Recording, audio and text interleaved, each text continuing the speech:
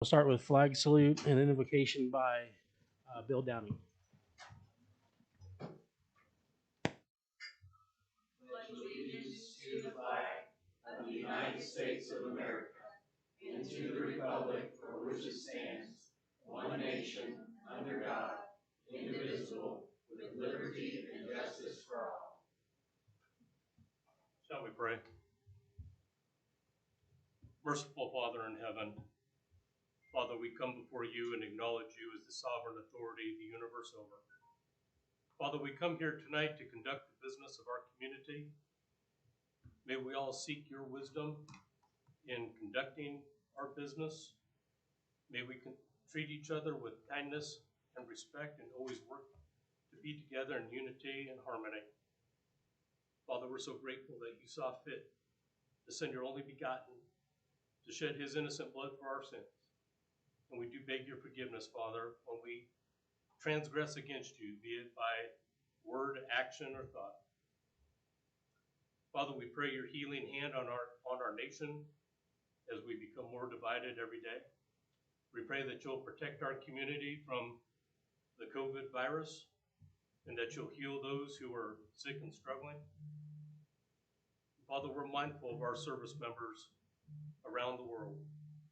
For those of us with children serving, Father, we ask that you place your protective hand on them, bring them home safely, not just physically, but also emotionally. We pray for those deployed. We pray for those who were merely stationed away from their families. We know how hard that can be, especially with the holiday season coming. We ask that you would be with them and comfort the loved ones who are left behind. Father, we pray all these things in the name of your Son, Jesus the Christ. Amen. Amen.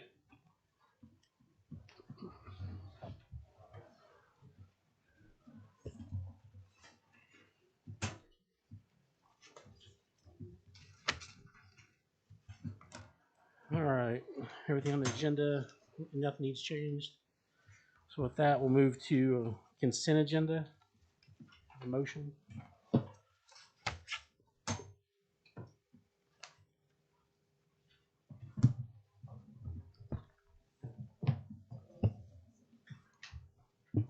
Make a motion that we approve the consent agenda.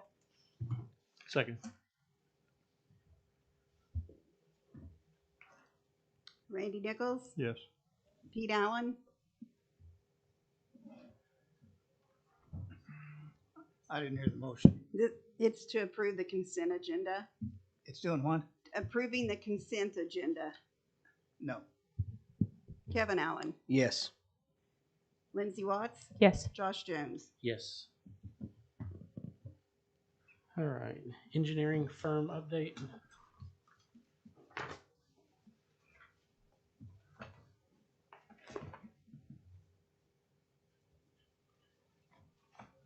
Good evening, Mr. Mayor, Commissioners. Just a brief update, really. The main project we're wrapping up is the Manhole 148 reroute project. So that's kind of tied to this ordinance repeal coming up later. And then we should be able to finish that. I recently sent for the grant, the PER update. We added a couple items to that. Based on our kayak meeting back in July. We were able to gather some more information on the stormwater sewer projects. But you know, we were talking about before verifying some sizes of pipes and locations. We've got some more information. We met with the owner at the house at Wall in Washington. He's still got some concerns about the alley in the back and it goes around his house. So we met with him and Mr. McCoy last week, I think it was. So we've got to adjust a little bit on that to make sure we're covering him. And I stopped by the CDL Hammond's building site before I came in here. He's got the below grade set up on Sharky's wall. He's filling in a couple little holes here and there. He's finishing the tuck pointing on Hammond's building at the bottom. And he'll be ready to start coating that this week as well. The intent, schedule-wise, is to have that waterproofed and covered with styrofoam barrier this week and have it ready. And I've already talked to Carl and the wrecking company that he can be ready to come mobilize on the 13th for the backfill. So are we doing any type of protective gravel with a sump pump system or anything like that against Sharkies? I talked to Mark to just see if that could be approved as part of the below grade work, which would basically cover. So I guess the story is the CDL building has had a sump pump in the back corner. I don't know if it was working before the collapse or not. Who knows? But so that was essentially providing protection to the Sharkies building when it was operational. So now that that's out of service, we said, well, you need a sump pump in Sharky's basement. So I talked to the city and said we could probably include that. And the owner's first response was, let me get a second opinion. So I don't know who he talked to, but he's concerned that that's not enough, I think. Having a sump pump in his place? Right. So I don't know if he wants an entire perimeter tile drain, which ultimately that would be the ultimate fix. But that's an expensive fix because you'd have to go and cut the whole perimeter of that basement floor and drop the drain tile in there and get it all the way around to the back of that building. Right. So, we originally, when we hired the contractor to demo the building, we said that we was going to knock holes in the concrete floor.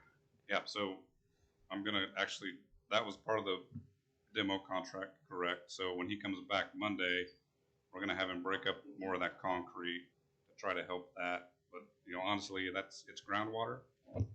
So, we can break that up. That's fine. It'll just be able to come up in that open area. But once that gets filled in, it's still going to want to go down the hill. But here's what I'm saying, though. I've dealt with a lot of this kind of varmint. And when you break that concrete out and you take it down, say a foot, 2 foot, and fill it full of clean gravel, that water's going to find that clean gravel. And if you have that clean gravel all the way up against the Sharkies building, water's going to go to the path of least resistance. So that water's going to come off that concrete, per se, down into that gravel. It's going to find it, and then it's going to find its way through a perimeter pipe. I mean, the pipe's not going to be a big expense, but you'd want to at least put a 4-inch sewer and drain down through there to it, and then that would find the least resistance down to the pump and pump it out before it even got into the Sharkies building. So ideally, it would be great if you had a pump in Sharkies and outside of it for kind of a backup. Yeah, the issue with outside is it's a separate owner, separate property. Oh, yeah. So is the CDL Good point. building owner going to want a sump pump in an open lot? Well, figured no. Well, he probably didn't. I mean, we tore his building down. Right. So the benefit of having a sump pump in the CDL space, it would help Sharkies because it would capture that groundwater, but it's not on the property that is benefiting. So yeah. There's issues with that, and I don't know if Bob had a chance to think about that. And I get that, but again, the guy's building's gone. I can't imagine that he's going to worry about a sump pump and some gravel and a. But who's paying for the electricity to keep it running? I'm not sure he knows exactly. Right. Several people. The only reason I bring that up is because now is the time, if you're going to do it, now is the time to do it because you don't have to dig it back up. It's already dug up. We're sitting there looking at the wall. And, I tell new homeowners all the time, right now, coat your walls with something good. Yeah, fix it now. Or we're going to come back and tear all your concrete out, your landscaping, and then have to dig it out. It's going to be very expensive. So I'd really like to make sure that we're doing this right before we shove a bunch of clay in there because they're going to bring, clay or what have you for compactable material. Yes, they've already got some borrow area. Wasn't me, that's my understanding of the last conversation. Was he indicated that he did not want compaction. He wanted to let his basement. That's what I was advised. Oh, CDL does. Well, the gentleman that owns the building. Right. Well, now that'll get Bob, interesting. Excuse me. Could Bob, could you speak into the mic, please? Well, I can't hear you, and the people out there can't hear you either. I apologize. It's just a matter of courtesy. My understanding was that staff had spoken to him and that he indicated he did not want that basement filled. He wanted it left as a basement. Isn't that right, Mark? He indicated he wasn't sure what he wanted to do, but he didn't have any desire to want to fill it in. And his concern was that people are not including him in the decision-making process. Yeah, so how do we go about getting him? Can we invite him to a meeting to speak to us? Or But yes, we also have included him on the email distribution. I don't know how he wasn't on there. I met with him. Susan and I met with him. I apologized to him on behalf of the city. He said that no one had ever really spoken to him or even discussed with him the point of tearing down his building. So I took the opportunity to take some information from him. He does not wish to file a claim at this time because he feels he would be giving up his rights if he files an insurance claim with us. So this is pretty sticky. convoluted, if I'm using the right word. Well, at this point, then, I guess my next question is, how are you planning on backfilling the basement if you're going to leave that one open? I mean, there's no reason to backfill at this point until we get all our ducks in a row to make sure. I mean, I think we need to have the conversation, am I right, with this gentleman before we start backfilling? Well, I think, Mark, you're in contact with the gentleman, right? Yes, Mr. Young. Yeah. So I think Mark is. I don't think, like Mark said previous, there was no contact with him, but Mark has been in contact with him. Good. So I think we'll stay on that track. And do you have another meeting scheduled with him, Mark? I do not at this time, but I am Waiting on now. him. Yes. Yeah, I just can't. I can't see in my mind how you would backfill part of a hole and not the other part of the hole. I mean, because dirt don't just stand up on its. I'm not arguing with you. You know. Yeah, I think the thing is we have 3 different owners, 3 different buildings, 4 different buildings, 4 owners. So that's where it gets a little tricky. So. Yeah, so basically, it sounds like I need to call and hold on the backfill, because you're right, you can't go part of it and not the other parts unless there was another wall. So we'll check on that, but yeah, ultimately, decisions just have to be made. You know, if we do a sump pump and if Sharkey doesn't want it, there's still that question of he doesn't own that lot that's going to benefit him. If CDL building area, who's going to build another foundation for a basement and how long is that going to take? So there's a lot of things that are going to hold us up, and we don't need that thing open any longer. Right. That was my question. Is what part of this I understand. I know that there was contact in the beginning whenever we were having issues with the building, whenever the roof had collapsed, and we declared it an emergency state. So I guess that's my question to you, Bob, is at what point do these decisions fall back on the city versus the property owner, or that conversation to make sure that this is a safe. I mean, we tore it down, but we can't just leave an open basement. Something has to be done in a timely manner so that the businesses around it are able to function. And You very accurately point out the problems. Well, I'm just saying, at what point does the state of emergency for that property and the issues, what does that give the city, the obligation to go in and do? And I'm not saying that. I think she's talking about eminent domain or something of that nature. Well, I'm just saying, You can't use eminent domain unless you're going to use it you're going to build a city hall there. Or, right. I'm not necessarily saying that. I'm just saying the fact that it's an emergency situation. We tore the building down because it was an unsafe residence that which was we have causing. We have remedied. We've remedied that, but would the fact that it's an open hole not create some sort of an issue with underneath that cloud? You can put barriers up, Right. permanent fencing. I mean, there's all kinds of ways to address that. I'm not sure that's what we want to do. And my guess is that Mr. Young will come around. I think we just need to have that dialogue, but that was my main question, was to help us move forward with this. And I think Mark is going to absolutely push that a little forward and see if he can He's got it written down. Yeah, I know. And he will do a good job in that regard. That doesn't mean we'll get a decision. No, absolutely. I would like to ask, at least in my experience in the past, in construction, a lot of people these days do not want a basement. There's issues in owning and operating a business with a basement. There are safety concerns. There's water issues. There's ADA.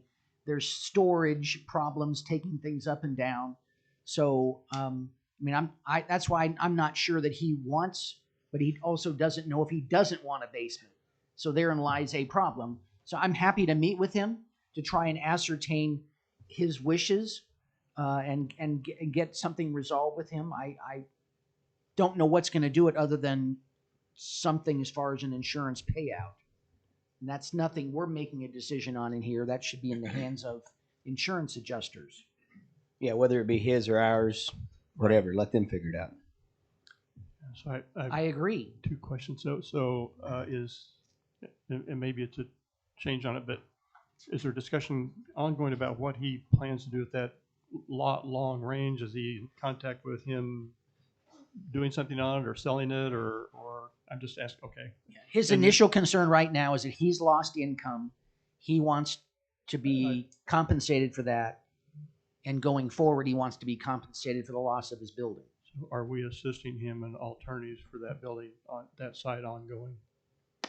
We've asked him to fill out an insurance claim. Not just the insurance claim, but any intent, again, to sell it or to sell it to No. Sharkies or to build a Ferris wheel on it? I don't, okay. That's just my question. I didn't address that with him because I didn't feel he was in a mood to want to have those kind of discussions. If he has a plan that we could help him expedite it, might be beneficial. Well, you might also realize we're just going to backfill with dirt. So in reality, if somebody comes along and decides to buy that property, they're going to put a foundation in and put in their own, and they simply dig it back out. It doesn't lock him into anything. It just locks him out of possible liability. It's a great way of putting that. I agree with you, but we're trying to get some cooperation from this guy. And so right now, he's not willing to make a decision to help. Because ultimately, we'd like to have the lot. That'd be the ultimate goal for us. Have the lot. We could market it or whatever it is we wanted to do. Jason, my second question, and maybe I'm moving us on too far, but so despite this decision whether to have a hole in the ground or not, are we at the next step? Are we planning the next step ahead?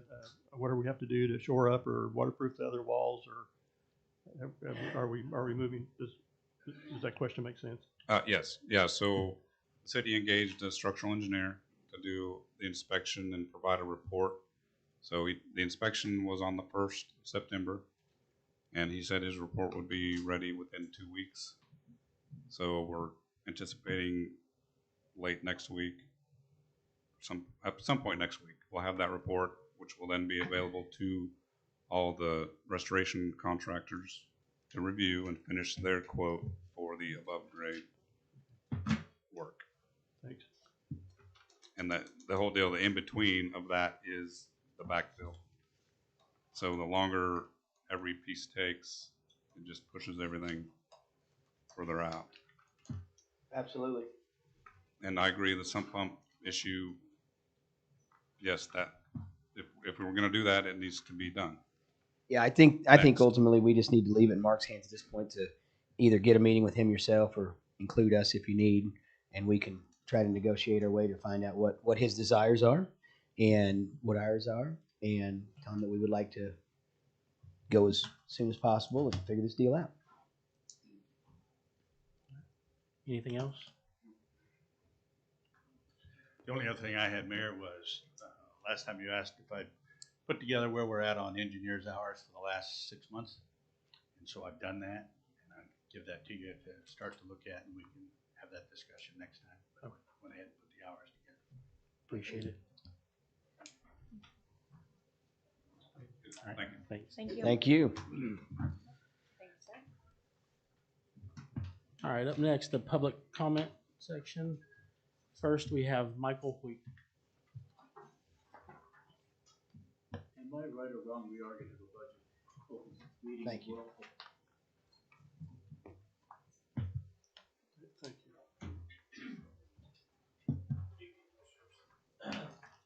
I don't think your mic's on. How's that? Happy to report the trees on the bypass have been removed. 2 of them. We ran into a slight problem with the 3rd tree. It was a cottonwood tree. It's a state tree of the state of Kansas. So I don't think they're going to cut that one down. But they might trim it for us a little bit. And in my I'm sorry? The issue was water and mud. Yeah, the bucket truck got stuck. They backed the bucket truck down in there and ended up having to pull it out, or they was going to trim it up that day. They was originally going to cut it down, but after we met down there, I met down there with Jesse, and we looked at it, and I think several limbs off the go to the east side of the tree can be brought up because I've come around the bypass several times. But the visibility's improved a lot. It has, but we're also going to trim some trees on our side of the fence as we have the bucket truck down in there once it's dried up enough. But it's pretty soppy down in that hole still. Well, I will add to that, the KDOT gentleman, whatever the field office out here, he identified some trees in the northbound, south of 12th Street, that need to be taken down, that are in the right of way as well. Good. I don't know if we have to go through the same process. If they've identified them, why don't they cut them down? Exactly. They had a program for a lot of years that they would do that. So Now, Mr. McCoy and I took a field trip here last week? A week ago. Up and down, and we identified several lights that are out that need replaced, several signs that need to be uprighted and repaired. And I also received an email back from Troy Howard, who's the engineer for the area. Kevin. Huh? Kevin Howard? No, I think his name's Troy. Troy? Oh, okay. He indicated to me that they're going to upgrade the lights. They're going to put in some more red light ahead, slow down kind of signs, and some improvements in the turning lanes at 12th Street. Now, when? Don't hold me to a date, but on September 8th at 1:30, which is tomorrow, KDOT is having a Zoom meeting for Southeast Kansas, and they're going to go over their complete Ike program. And hopefully we'll have somebody in the room. But she has them busy right now. Oh. We were talking about turning lanes. I was just Okay. bringing up another one. Okay. There's a webinar tomorrow at 1:30 with KDOT, and they're going to talk about Southeast Kansas and how the program will interface with us, and hopefully you'll be in the room. And Is that on the website or somewhere? How do we? I couldn't tell you. I believe you have to just dial in or participate via Zoom. I couldn't tell you, but I can look it up. Hey, I can forward the email. Okay, I got the email as well, but I don't. That's all. Thank you. Thank you.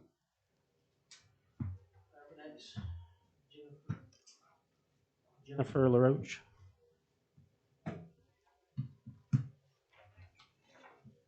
My questions might be a little soon, considering we haven't got to the new business section. I was inquiring about the You bids. move that your mic down.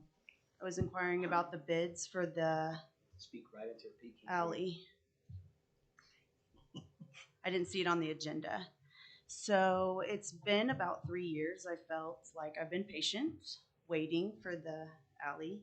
When I looked at the property to purchase 3 years ago or so, I just had said to the city, and I know it was different people then, but I was just like, I'm interested in buying these buildings and fixing them back up. But if the alley is not going to get fixed and not look like kind of a war zone, then I wasn't interested in buying the property. The city assured me that they would do the alley, and I felt like that was a good business move on the city's behalf, considering the amount of money that's been put into the 3 buildings on that block. So I was just inquiring about the alley and just wondering, I heard that it wasn't out for bid again. I do understand that the bid the first time was ridiculous, like that was for sure gonna be a no, but I don't see it on the docket to be Approved. a bid again, out for bid again. I think last meeting we said we were going back out for bid, right? Right. We made that motion to go back out for bid, but we were gonna put it out for a longer period of time. Yep.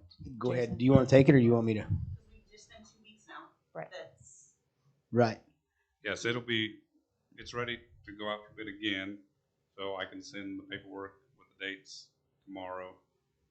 And then if it's 3 weeks, we can do it that way. I think that was the last thing I needed, because I think last time we did 2 weeks, And that was too short. so we'll try 3. And the guys that need to bid it are aware now, so they're just kind of waiting for it, and we'll make sure we call them directly so that they have that information. So you're saying we'd send it out to tomorrow, send out the bid packet and Well, notify? as advertised, so we'll send out the notification, and Diane typically gets that published in the newspaper, and we'll post it to the plan rooms, and we'll have the same process available to everybody. So then in 3 weeks we would come back and we would be opening those bids to approve or. so in the meeting, a month from now? Yeah, so last meeting we made, So a month? so the reason it's not on this one, because last meeting we made the motion to go out for bid again. Right. And so now we're just waiting on them to have it It go was- back out. Yeah, and it was over double the engineer's estimate, which was, the engineer's estimate was about 5 times what we were originally going to do it for, because we were told that with the city we could do it in 2 pours, and here's how it was all going to work.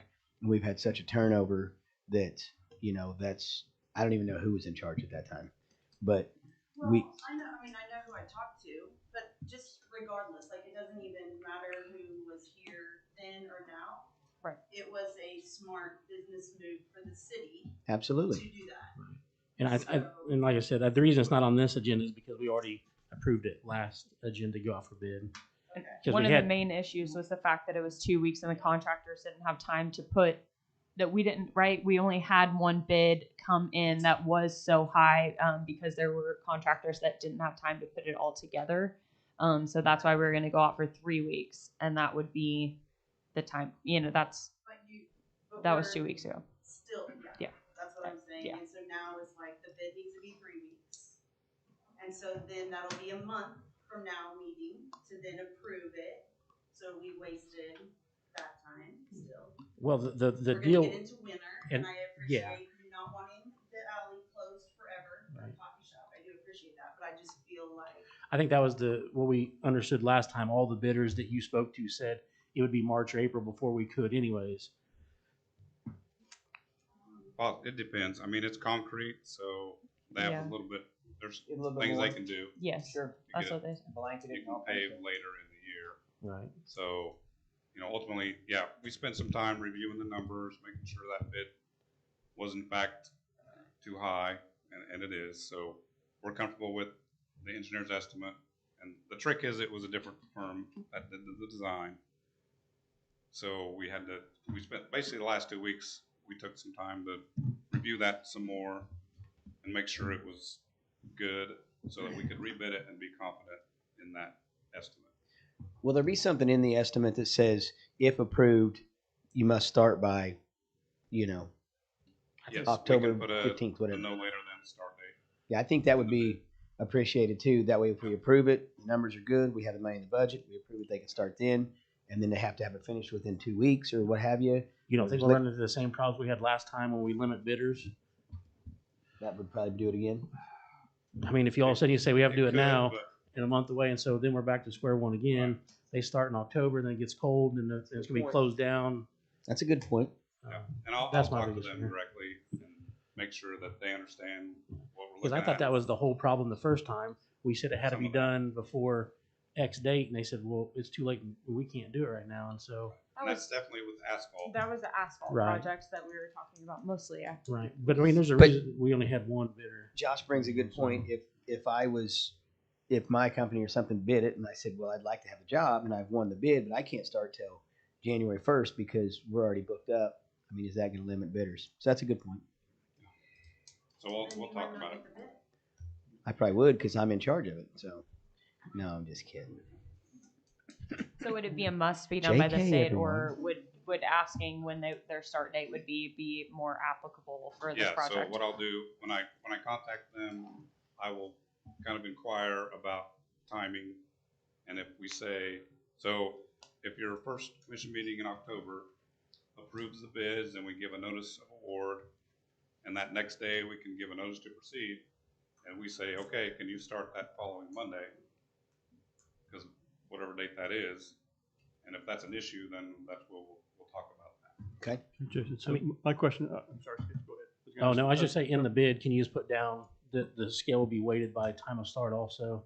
It's more like an RFP instead of a bid, and that way we can decide if someone can start in 2 weeks and it's just a little bit more, we can go with it. And my question is 1 week going to make a difference if we need to have a Right. urgent meeting to approve it On the to last to week get of it started?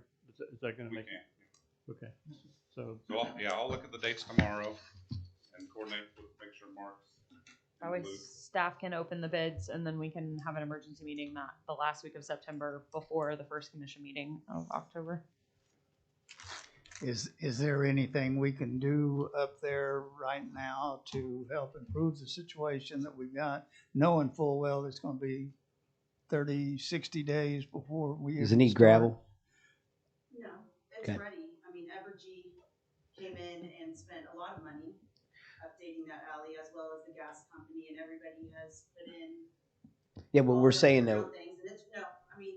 it's gravel. decent. Yeah, it's gravel right Yeah, now. I don't Okay. think there needs to be any more gravel or time spent just pushing around gravel, like the time. Just needs to be done. Yeah, your crews have been out off and on, making sure that it, you know how, like, you know, when it rains, you get washouts. So they try to do a good job keeping that. It's fine. Yeah, it's fine. So then, with that being said, is there like allotted budgeting, like preparing to plan on paying for this? Like it's gonna be, considering that it's what has been projected, like that it all comes through. I mean, if it's triple the amount again, it's not gonna be approved. But Right. We actually have money in the budget to approve it if it falls within the range of what they say.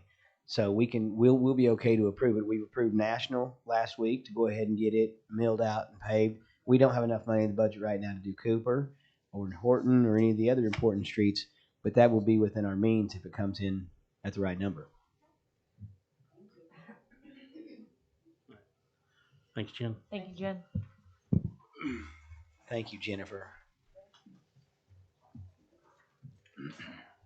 All right, up next, need a motion to open public hearing for the neutral rate and proposed tax rate. Move that we approve the public hearing for the revenue neutral and proposed tax rate. second. Kevin Allen, Yes. Pete Allen, Yes. Randy Nichols. Yes. Lindsay Watts, Yes. Josh Jones. Yes. I guess I should have been open the public Open hearing. the I public apologize. This is part of this, although our budget is not showing that we are going to be exceeding the revenue neutral rate, because we had notified the county clerk when we were supposed to back in June, I think it was June, I contacted the state to ask them if we still needed to go ahead and go through with the revenue neutral rate hearing, and they said yes, because our original intent was that. And so this is merely just, we're opening it up. We can take comments, but the budget, as stated, is not exceeding that rate at this point. Anyone from the audience? Michael?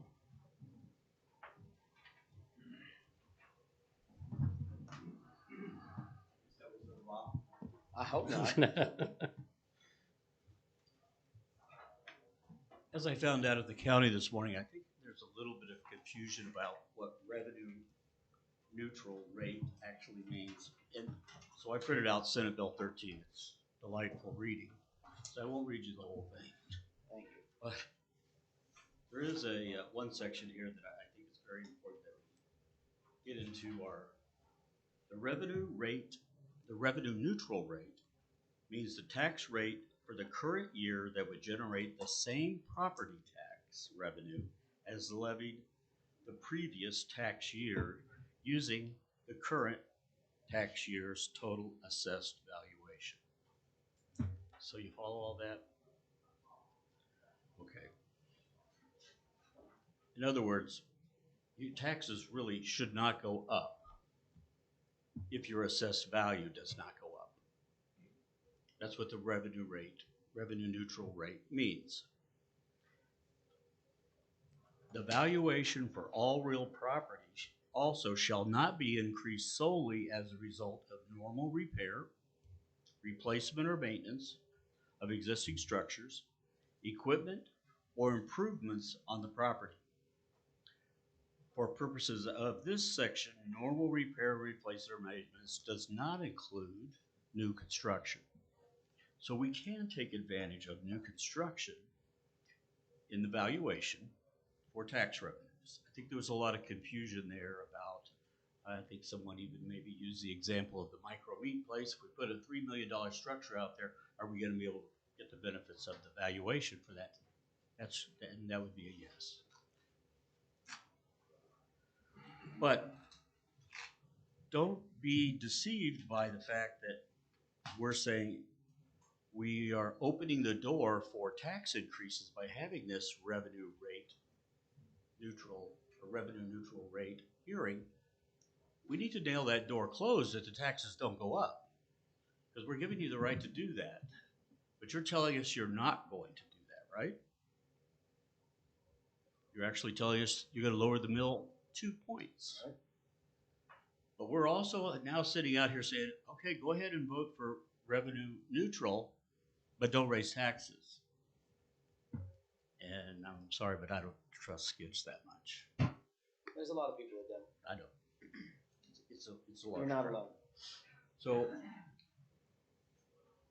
what's her name?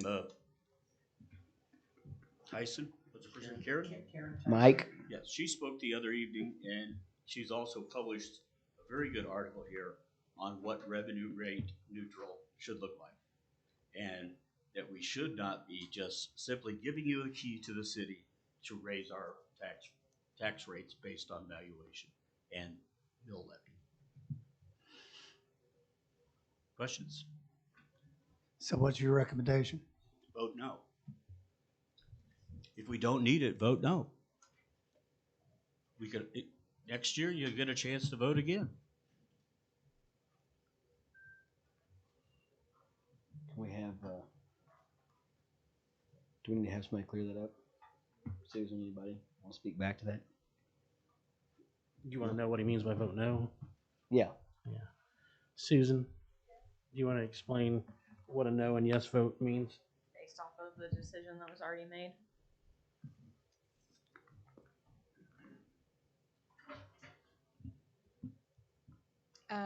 If you vote no on this, which you've already notified, so you've already notified the county clerk, so you've already actually voted yes.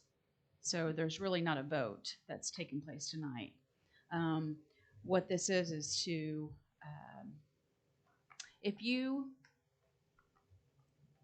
the difference between the revenue neutral rate, if you were to not adopt the budget as it's provided, if your assessed valuation drops, you have identified how much money you need in property tax to do a budget for next year. Right. So if you were to not adopt this and your assessed valuation drops, then your dollars coming to you is going to drop. Sure. And so therefore you would have to cut your budget in order to operate next year. As of right now, based off her projections, are we revenue neutral? Your levy, the mill levy that she gives us, the county clerk gives us, it is right there. So we're Yeah. we're revenue neutral. So it's now. pretty much a projection Yes. at this point. Because this is the first year, it was kind of a throw at the dartboard. Yeah. But we're gonna hold her to it next year. But our budget. I don't She didn't set the decide budget. anything. I don't set the budget. She obtains the revenue neutral rate Right. from the state. No, I get it from the county clerk. Yeah. Right And now, she our, actually calculates it for us. our mill levy is at the revenue neutral rate right now, correct? Yes, Yeah. it is. Cool. Thank you for explaining that. It's confusing. And there's one line here, if they do not vote to go above the revenue neutral rate, they cannot collect 1 penny more than the previous year in property tax. But you have already given your notice to the county clerk that you could exceed that. So that's what this hearing is about. Can you name what instances we would have? The only instance we would exceed that if valuation lowers. Yes. When was the last time valuations lowered in Bourbon County? It's been a very long time. I can't remember the last if time. it lowered. adjusts at all, if it lowers just a little bit, our mill levy doesn't adjust Right. much. If our valuations come in higher, we don't reap the benefit of that. We don't take new taxes in. No. We're set at this. This is the amount of property tax we need to operate for next year. So if valuation come in higher, we don't. We don't get that. Yeah. That's what I mean. I see it as we're working really hard, trying to do the right thing with our money that possibly hasn't been done in years past. We're trying our hardest. This is completely a projection, like you may say, throwing a dart at a board, but and that's fine. But I'm telling you, we're going to do the right thing no matter what at the end of the day. And we've got trust in the people that are helping us run it. So when are the projections? Not a dart on the board. November 1st, Yes. around there. And when do our budgets have to be finalized by? We're at the end. We have to do it By state now. law. Yeah. So we can't. We have to October finalize the budget. 1st, you have to have it certified to the county. You have to have 10 days on your publications, and so there's a lot of things that go into this. So we have to use basically off her projections. Yes. October 10th. October 1st. First. We have to have it to the county clerk. All right. Any other comments from the public? Comments from the commission? No. Move to close the public hearing.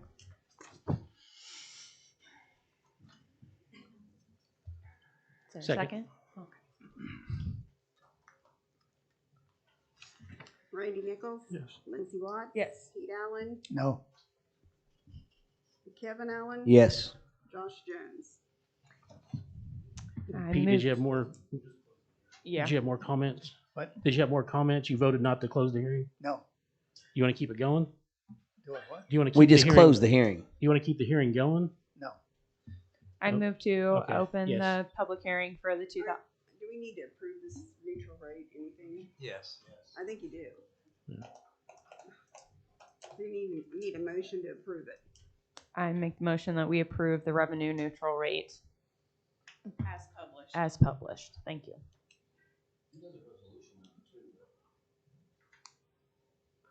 Ours doesn't. Second. Thank you. Oh, I'm sorry. Kevin Allen? Yes. Randy Nichols? Yes. Pete Allen? No. Lindsay Watts? Yes. Josh Jones? Yes. All right, we need a motion to open the 2022 budget public hearing. Move that we open the public hearing for the 2022 budget. Second. Lindsay Watts? Yes. Randy Nichols? Yes. Pete Allen? Yes. Kevin Allen? Yes. Josh Jones? Yes. If I could have you all turn to page 29 in your budget book, that's really the summary of all the different funds. And essentially what I'm just going to point out is we have done a lot of changes this year as far as reductions. But your mill levy last year was 47.701, and your mill levy this year is 46.963, which is actually your revenue neutral rate. So over the period of time that we've taken this extra month, essentially, as a body, you guys have worked hard to reduce expenditures so that we could meet that number. Yeah, hey, it's tab 29. No, it's in your budget book that I handed out. That one, right? It's in a budget book. Yeah. Kevin, that one. Thanks, Bob.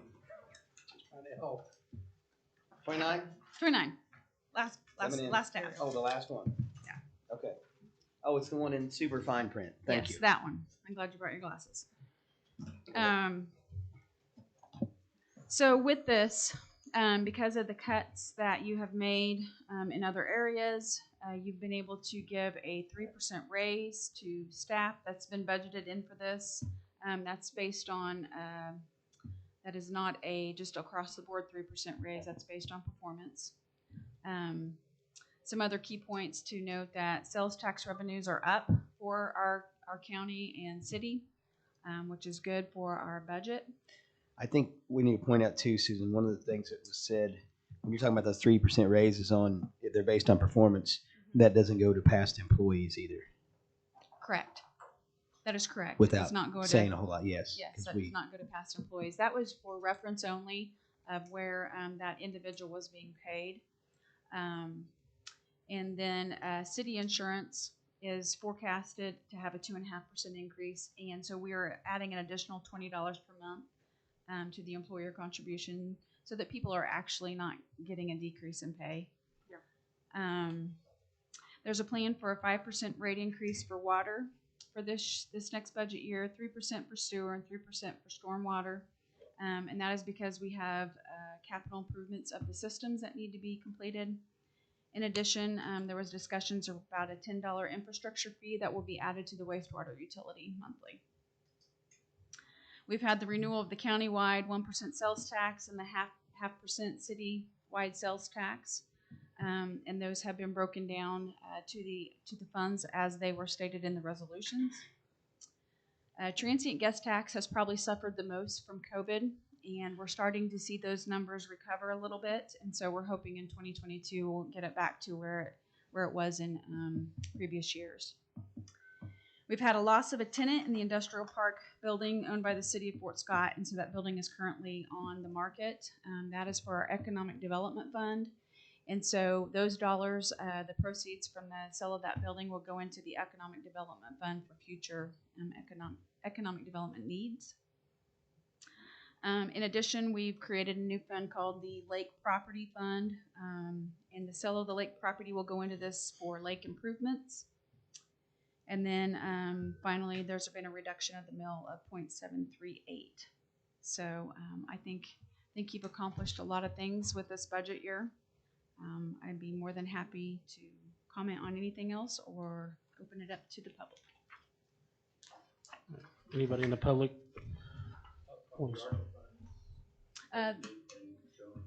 Yeah, it's a yes, line they item are. on there. Yeah, Right. it's on there. A line item for 967. All right. Once the budget's adopted, it'll be on the city's website, That'll or you can be- get a copy then. Yeah. Yeah, I feel like it's pretty good. So, All right. No one from the public. No one from the commission. Meeting to close public hearing. Motion to close public hearing. Move that we close the 2022 budget hearing. second. Kevin Allen, Yes. Randy Nichols. Yes. Pete Allen, Yes. Lindsey Watts, Yes. Josh Jones. Yes. All right. We And need to approve that budget. We need to approve the 2022 budget. I move that we approve the 2022 budget as written. Second. Kevin Allen, Yes. Pete Allen, No. Randy Nichols. Yes. Lindsey Watts, Yes. Josh Jones. yes. All right. 1, 2, 3, 4, 5, 6, 7, 8. The next 8 items was open up one public hearing for all of the repair and removal of the unsafe and dangerous structures. If someone wants to make a motion. So moved. Second. Kevin Allen, Abstain? Pete Allen. You're opening a public hearing. Yes. Randy Nichols, Yes. Lindsey Watts. Yes. Josh Jones. Yes. Good evening, Mr. Mayor, Commissioners. Tonight, the Codes Department comes before you with a presentation of 8 residences within our city that are due for condemnation. You should each have a white binder with information. There you go. That's the one right there. First of all, if you open the front flap on the left side, you'll see our monthly stat report for both our animal control department and for the codes department. And then moving forward, you'll see information for each of the 8 homes in question. These homes were put on this list before I assumed my position. And so I'm going to let Inspector Britton present this to you and reap the reward of his efforts. He's the one that put this together. And so I'm going to ask Inspector Britton to present this to you. Good evening, Mr. Mayor and Commissioners. These are houses that have needed to be on our list for a long time. I mean, we all know we have a lot. So these are some major ones to start out with. Our first one is going to be 1517 South Main. Are you showing a video on this? It's going to be a slideshow. You can look at it here, or you can look at it in your binder, whichever is preferable for you. Is there music with it? No. Nothing? I like having a snack when I watch TV. So our first one's 1517 South Main Street. Problems that it has is the roof is collapsed and the front porch and is in very poor condition.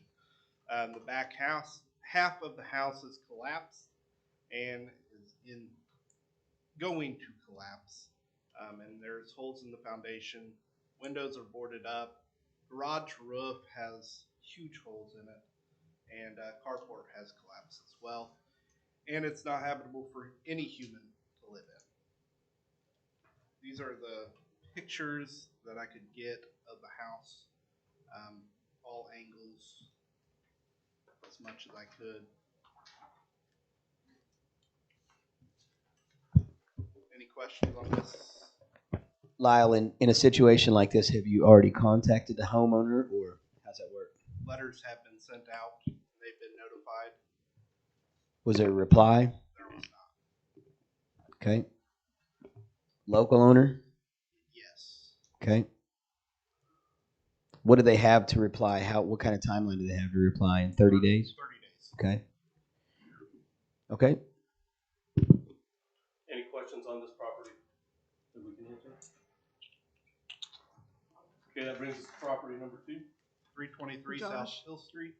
Were you going to make a motion on each one at each time, or are you gonna wait till the end and go back through each one again? I think we'll make the motion at the end to do Okay. each one. That way, if anyone from the public, that way. Okay, we don't go back yeah. and forth with public file. Okay, And these, Lyle, you're saying all these you've given the 30-day notice and there's been no response to any of them? Yes, sir. We've had one actually reach out, and that is 510 South Highland. Okay. That's the only one. Okay. House number 2, 323 South Hill. It's a fire property caught on fire early this year. Windows are broken out. Roof has literally collapsed. There's no utilities and it's not habitable for any occupancy. Is that up by the castle? Yes. Okay. And this is a safety hazard for anyone. Mm-hmm.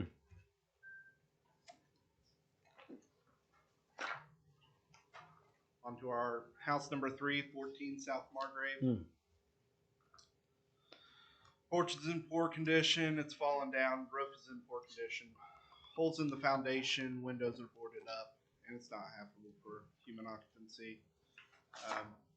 The front, that roof has been coming down. This has been on the list before, and it's needed something to get done on it. It's pulling away in the back, so the roof is pulling away from this back of the house. House number 4, 114 South Barbie Street. Porch roof is in poor condition. There's no roof on it. There's no utilities. Back door, front door are open. Missing siding. Not habitable for human occupancy. This house, when I first started, I had an individual that came to the city and wanted to give it to the city, but at that time we had no land bank. Right. So there was no capabilities of that. It's not that long ago somebody was staying in that house, wasn't it? A year. Right. I mean, there's probably been some squatters that have lived there. Yeah, I think there may be still people staying in it. Well, Mr. Allen, you're right. Almost every one of these properties, we have an issue of squatters, and that's something I've been talking to Mr. Farmer about, where we have open dialogue about that, how to address that. But that, like the one that's the firehouse where the roof is coming in, pray tell something happens and we have somebody inside. Right, right. Move on to house number 5, 611 South Ransom. This is a 2-story home. Its windows have all been taken out, almost 95% of them. Holes in the roof, siding's in bad condition, garage is in poor condition as well, and it's not habitable for human occupancy. We do have the property owner here tonight. I don't know if you would like her to speak, Mr. Mayor, or if you want to wait till the end. We'll wait till the end, go through Lyle's presentation, then we'll have. Okay. So next, these are the pictures of this house. This is 611 South Ransom. There are huge holes in the front of the roof and the back porch. There's no doors. There's no windows. It's a safety hazard for anyone walking by. Kids. I mean, it's a safety hazard. Sure. It needs attention. Any comments on that? House number 6, 619 South Ransom. I know in the pictures it doesn't look like it needs a whole lot. There is no kitchen or bathroom on the 619, is that on the east side or the west side there on Ransom? east side. Okay. It's to And the blue house is on the east It's to side the also. south of 611. Right. Okay. Fascia boards, some of them are missing, windows are boarded up. There's no utilities, holes in foundation, and it's not habitable for human occupancy. According to our codes, to be occupancy, you have to have a bathroom and you have to have a kitchen. Right. That is considered a shed, and you can't have a shed on a piece of property without a dwelling. Really? Not supposed to unless you own the adjacent property. That's an odd one there. Because I know a lot of people with sheds on properties that don't have a home there. So that's kind of that's one I'd have to get a little deeper into to discuss it, whether that was a bad thing or not. But was this the same owner as the last house right beside it? No. Okay, 2 different owners. And that owner is also here. Okay, good. Good. Just to clarify what Skid said, though, this is not only a shed, but it's in total disrepair. That's the problem also. Yeah, I mean, it's not habitable for any human occupancy.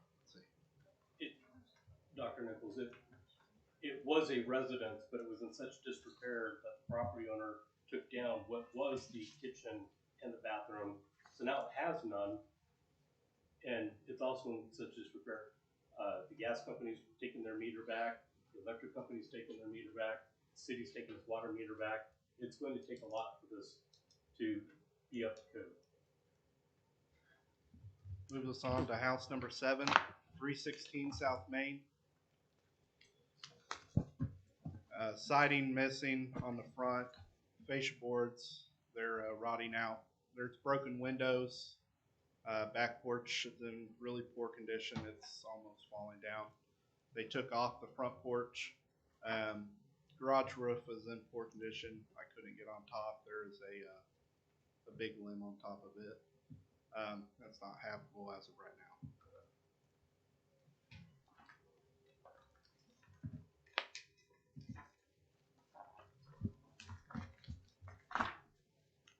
We've tried to make contact with her, have not had any success. Yes. We worked with her on the group that I was, she's out of town now in Heartland, but the neighbor tried to and they pay back taxes, so she didn't mind that.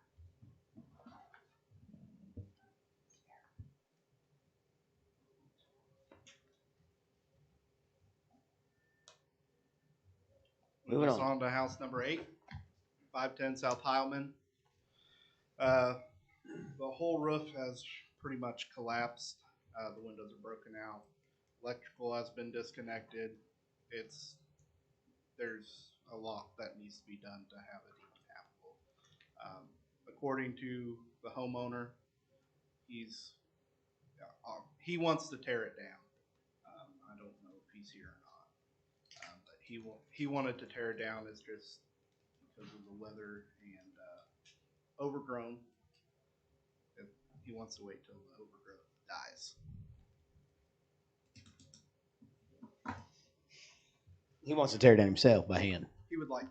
Okay. Well, I guess we'll move to. Yeah. Does anyone from the audience want to speak on any of the houses?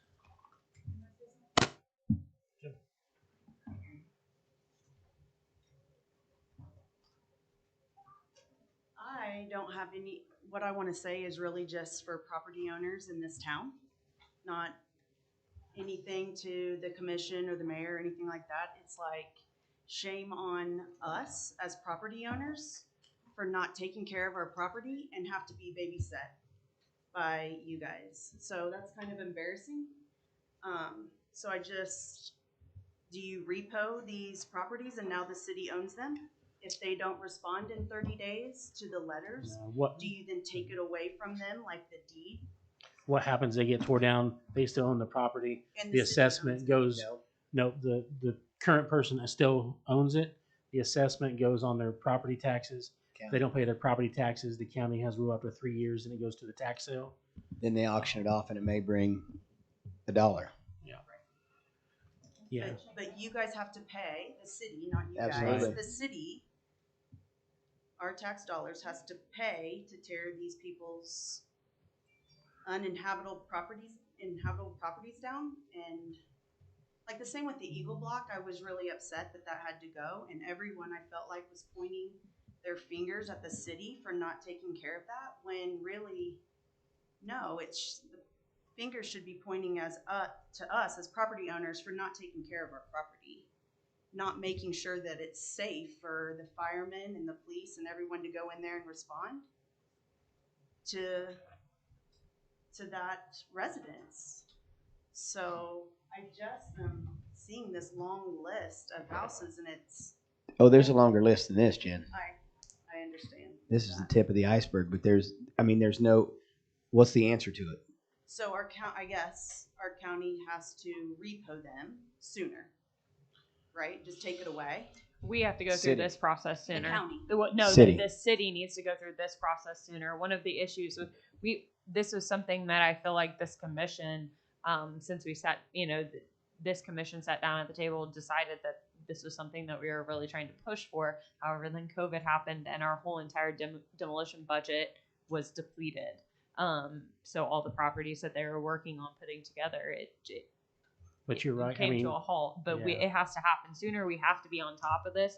It's unfortunate that the taxpayers have to go towards. This is how we clean up the city to where we have more.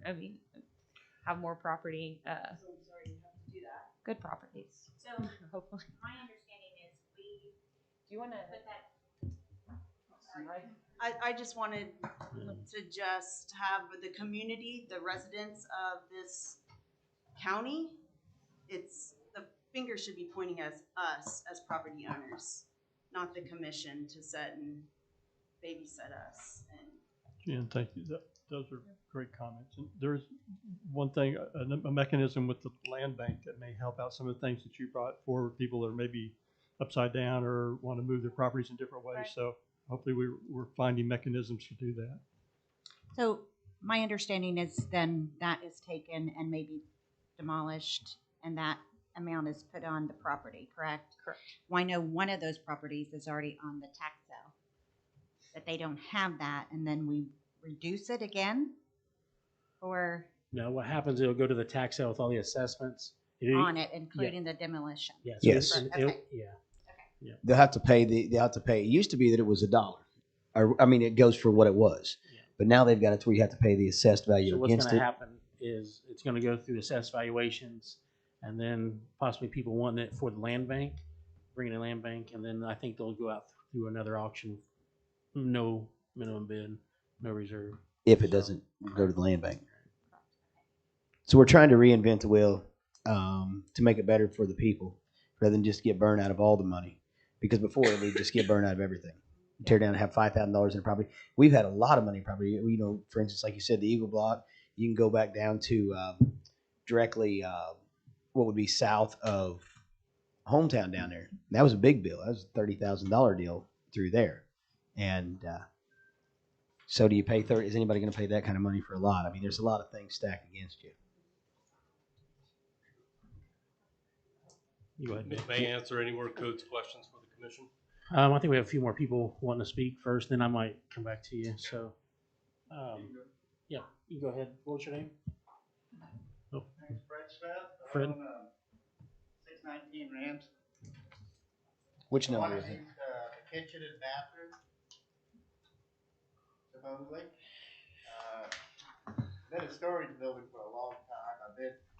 Is it the gray one? Decided it. Is it the little gray one, sir? Okay. So I'm just here to talk to the code guy. He said he wanted it up to code, and I thought use it as a storage building. Tore down the part that was bad. And now they want me to put a kitchen and a bathroom in a house that's 16 by 22 or so. It's a one-room house. Well, and that's the That's the reason I asked that question earlier, because there's properties that people have buildings on that the building may still be good and could be used for storage, just because you don't have a house on it. My taxes got dropped way back when I tore the house down. And when I talked to the code person at that time, she was okay with it.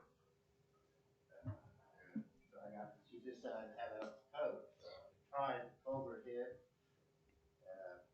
I haven't had any extra money that cut down to do it. I tried to keep it clean. So I don't want it tearing down. So I'm just asking, what do you want me to actually do? Yeah, so I'm seeing in this picture also, there's a house beside it. Is that the neighbor's house that's in the corner of this picture? Because it looks like it goes with the house in the picture. It's deceiving. Okay, so Lyle, do you ever have any? Oh, sorry, Lyle. Do you have any complaints with new or weeds at this property or anything like that? It's had weeds, letters. Yeah, I've had, but like I said, I had my son take care of it. He passed away just recently. Yeah. Is the outside? I mean, is it decent? Yeah, it is decent. Roof, good. Roof is good. Brand new roof, well, got new. There was a new roof put on it. Hail hit it, broke all the windows out. Kids went around, broke the windows out. So when I got decided, everything got sided. And then there's one window and two doors. what's the measurement on it again? 16 by. I'm pretty sure it's 16 wide. I think 24 or 26 long. It's So, barely a two-car garage. do you live near the area? No, I don't. You're just using it for storage for. And I mean, okay. So we're gonna hear against this property, or was that what we're?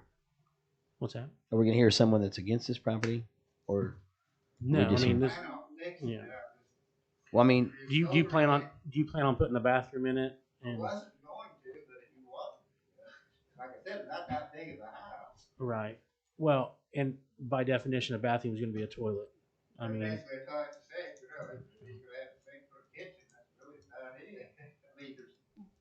I mean, you could have a little studio apartment. do you still have your plumbing there and everything, your drain lines? It's outside. All the utilities are on the property. he already tore that off. They took the meter, they took the water pit, and they took the power to the house. So I tore it down.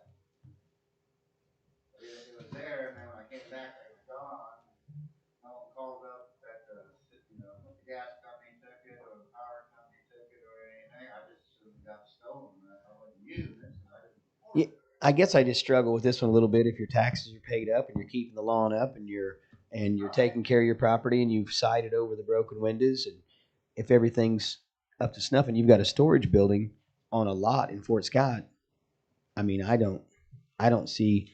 a Yeah. major problem with that. Well, we got one of two things. We have people building, and so if we need to change the law, we need to change the thing. We can't just allow one person, because I know at least you probably get calls every day wanting to build garages on properties, and we don't allow it unless they have a toilet and so if it's something we need to look at as a commission to change that, I mean, I don't know, but I think I don't think we can just allow one person when people over the last 5 years have tried to do it and we've turned them down.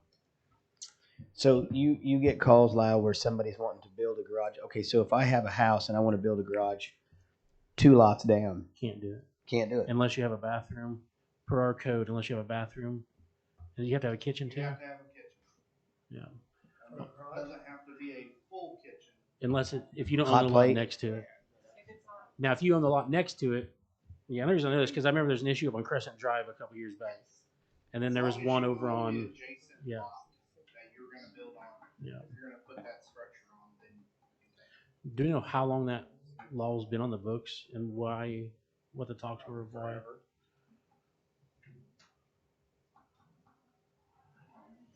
Yeah, I think we need to revisit that. But we're gonna have to be careful. We don't want to open up every empty lot in town for non-functioning housing buildings. So, Mr. Smith, I'm sorry. So tell me again your time frame to get this repaired and your long-term plans for using this, or what? Well, it's an idea. So when is that happening? I do it on evenings and weekends, but now if I'm back at work, I got money to do some stuff. And since COVID hit, it's been rough. Like I said, and my son passed away. That was living down here. And where do you live? I'm in Kansas City. Trip down tonight, huh? Trip down tonight, huh? So Lyle, how long has this been on this list?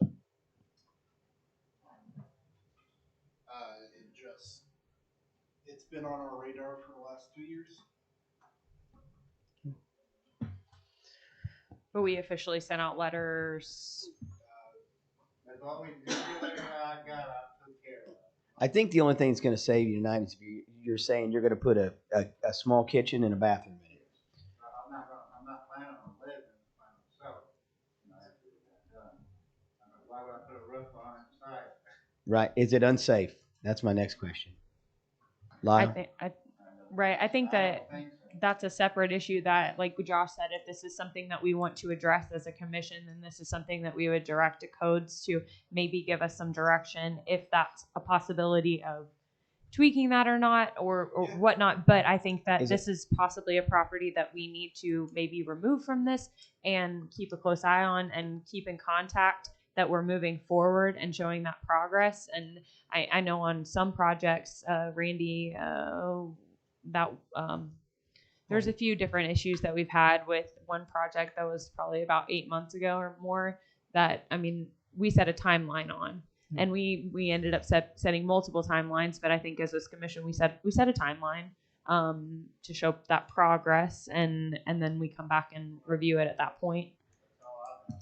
Yeah, I mean, what kind of time are you thinking before you're?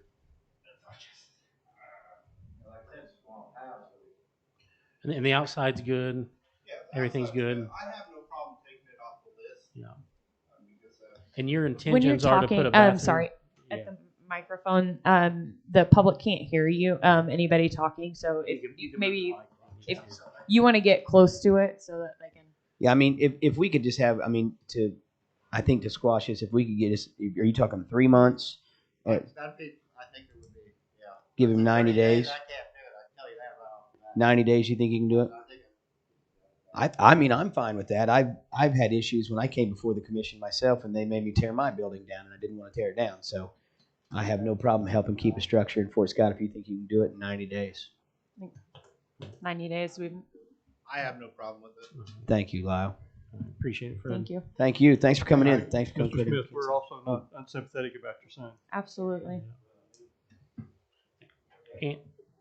Angie? Jim? No, Jim?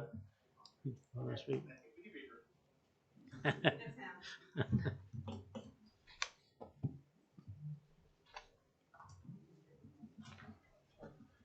Is it okay to ask questions of the codes department?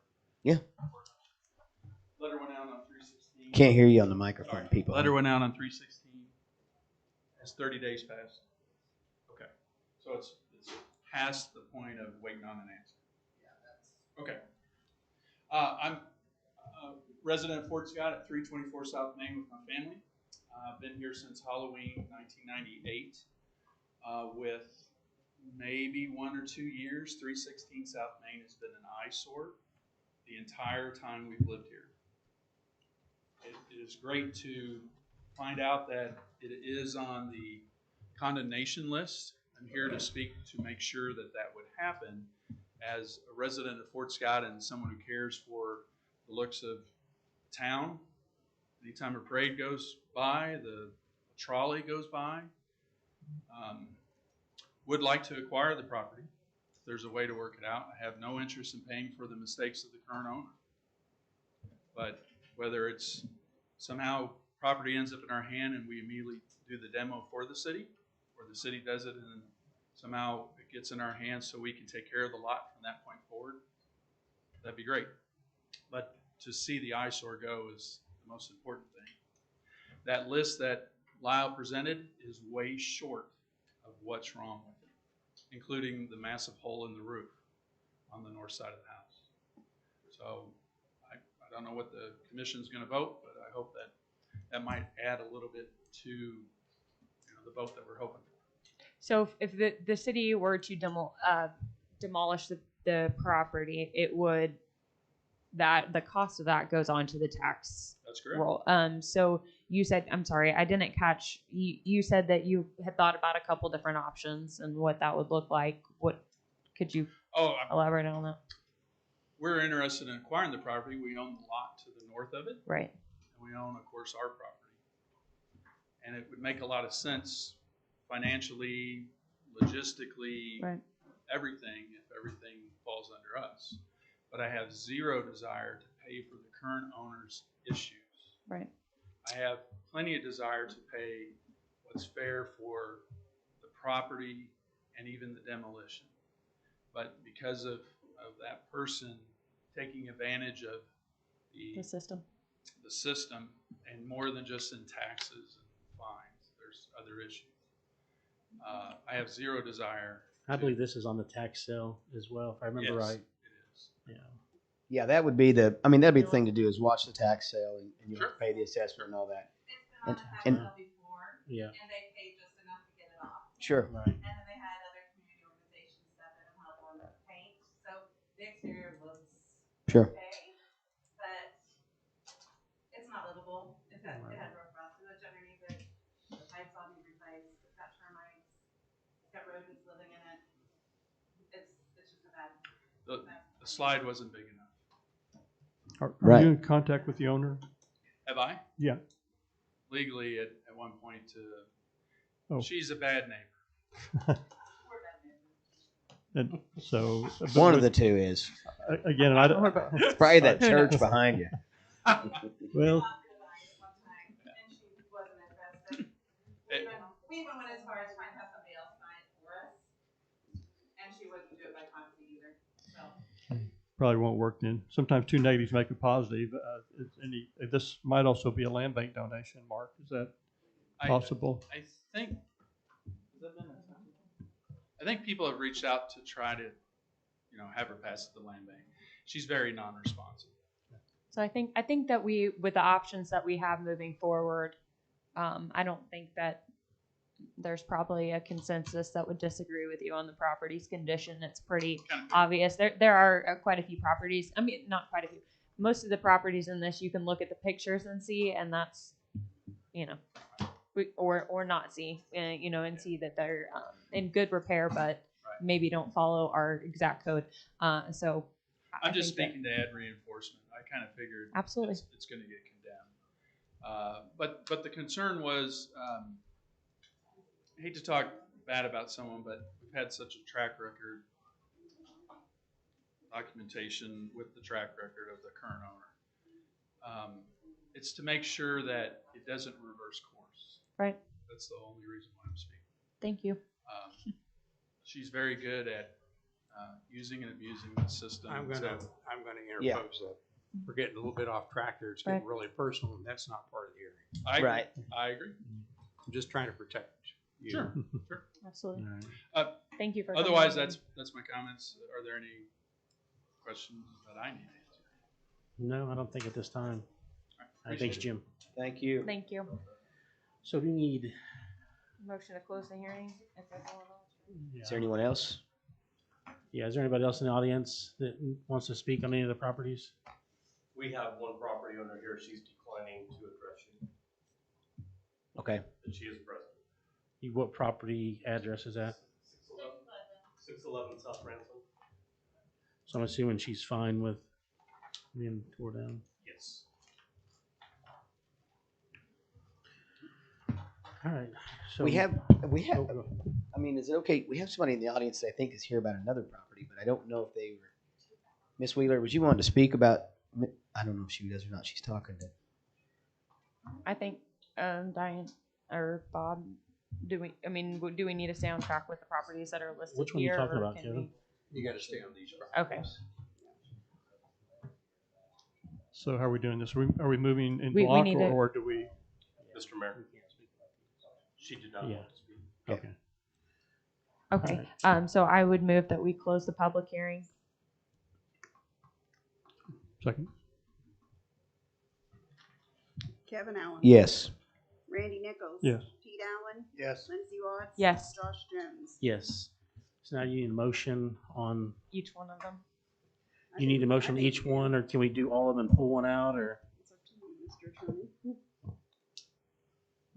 Are you asking me a question? I am. Okay. Now, when we do these motions are going to be, we're just condemning them, and then they got the 30 days after that to Yeah. respond. Yeah, So- it's not our job to tell them what to do.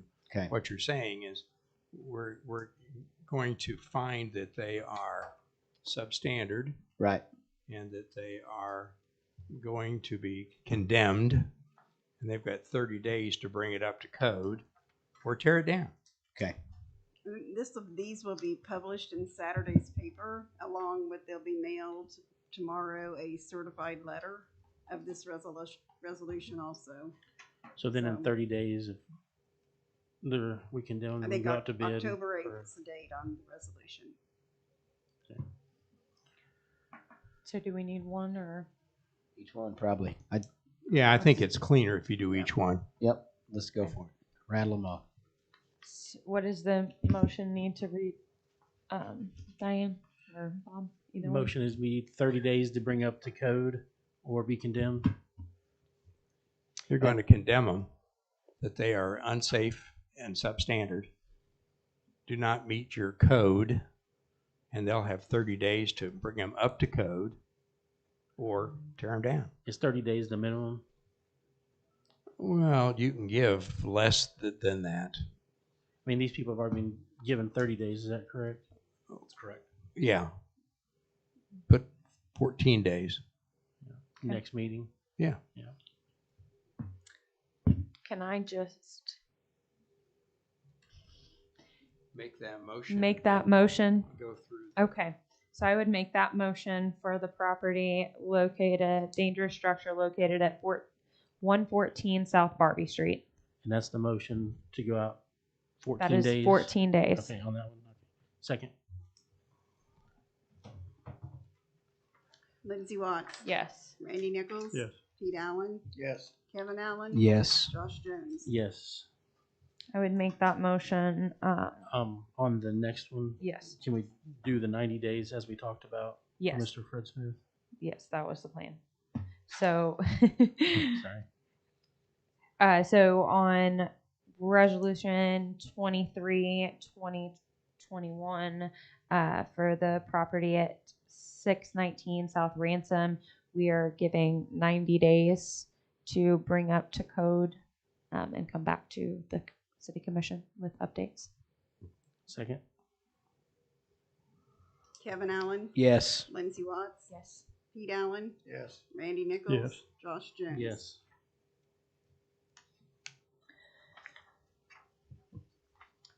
Do I just say that motion? Yep, I don't want to that's sound fine. completely She unprofessional. understands what it is. Okay. Yep. So, that motion for the dangerous and unsafe structure located at 323 South Hill, Second. 14 days. Randy Nichols? Yes. Pete Allen? Yes. Kevin Allen? Yes. Lindsey Watts? Yes. Josh Jones? Yes. I'd make that motion for the unsafe and dangerous structure located at 14 South Margrave. Second. Kevin Allen? Yes. Lindsey Watts? Yes. Randy Nichols? Yes. Pete Allen? Yes. Josh Jones? Yes. I'm gonna make that motion for the unsafe and dangerous structure located at 510 South Heilman. Second. Kevin Allen? Oops. Yes. I don't know how to go back and change this. I want to abstain from all these. Bob? Would I want to abstain from all these if they go into Auction, and you Yeah. wanted to purchase them? Yeah. not try to purchase them? Oh, okay. If I was going to be a bidder on the Yeah. okay, can I change all my votes to abstain then? You can. Just Please do that. Okay. Abstain. Pete Allen? Nope. This is for 510 Heilman, Pete. I abstain. Randy Nichols? Yes. Josh Jones? Yes. I would make the motion for the dangerous and unsafe structure at 611 South Ransom Street. Second.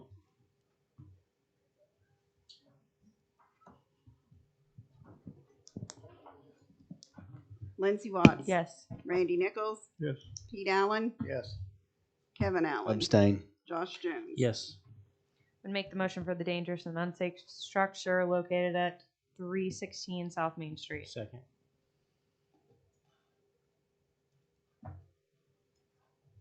Randy Nichols? Yes. Lindsey Watts? Yes. Kevin Allen? Abstain. Pete Allen? Yes.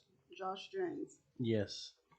Last but not least, the structure located at 15 and 17 South Main Street. That's it. Or Second. I just, no, that's right. Second. Lindsey Got Watts? lost. Thank you. Yes. Randy Nichols? Yes. Pete Allen? Yes. Kevin Allen? Abstain. Josh Jones? Yes. All right. I need a motion. Oh, thank you. Sorry. Do you have anything else? I just want to know if you all had questions you wanted us to answer before we leave. Abstain. I appreciate the report that we have in thank front you, of us Lyle. tonight and the presentation, Lyle. Thank you, Yeah, that was gentlemen. very well put together with the slideshow so the public at home can see what we're talking about. You know with how to keep Kevin entertained with pictures.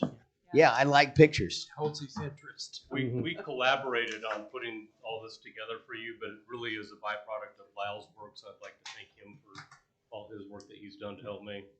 Right. Appreciate it. Thank you. All right. Thank you, sir. Yes, Thank thank you, you. Mr. Mayor. The only thing I would like to say before we move on with that is, should I say something about the working with the dump fees and all that?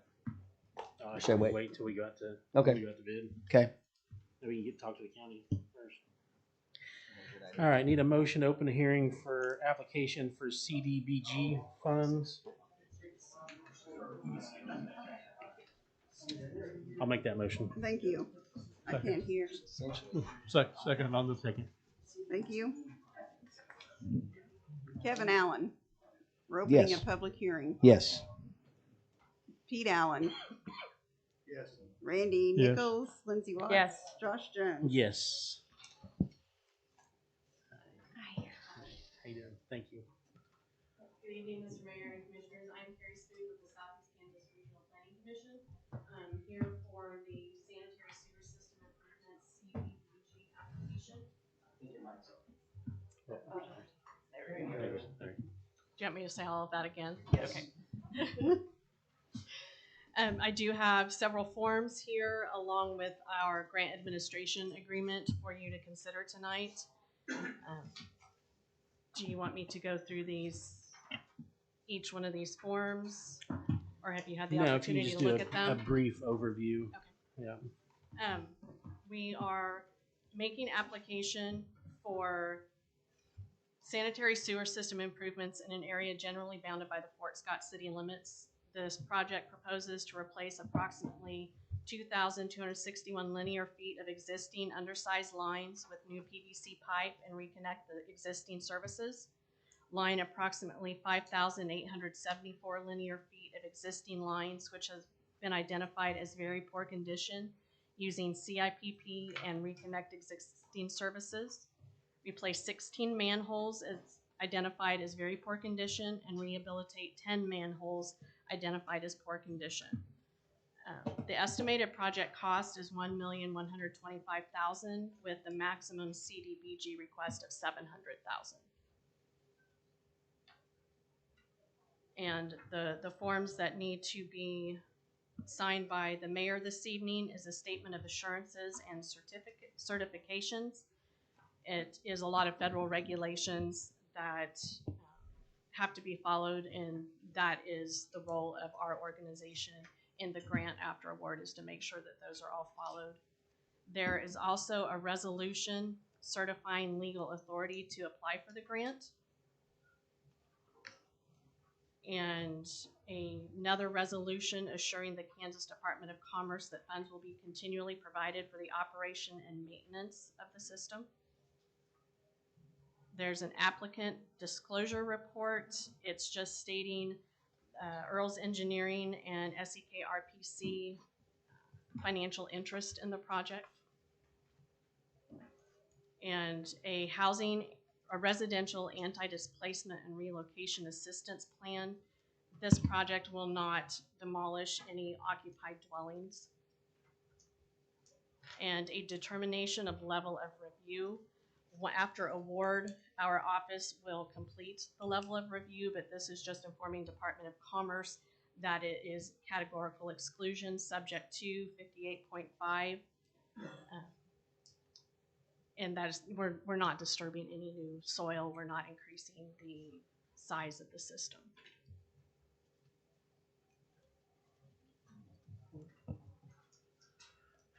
All right. Anybody in the audience have any questions on this public hearing? Nope. Any? Something about the alley. I think it's coming down the alley. It's fine.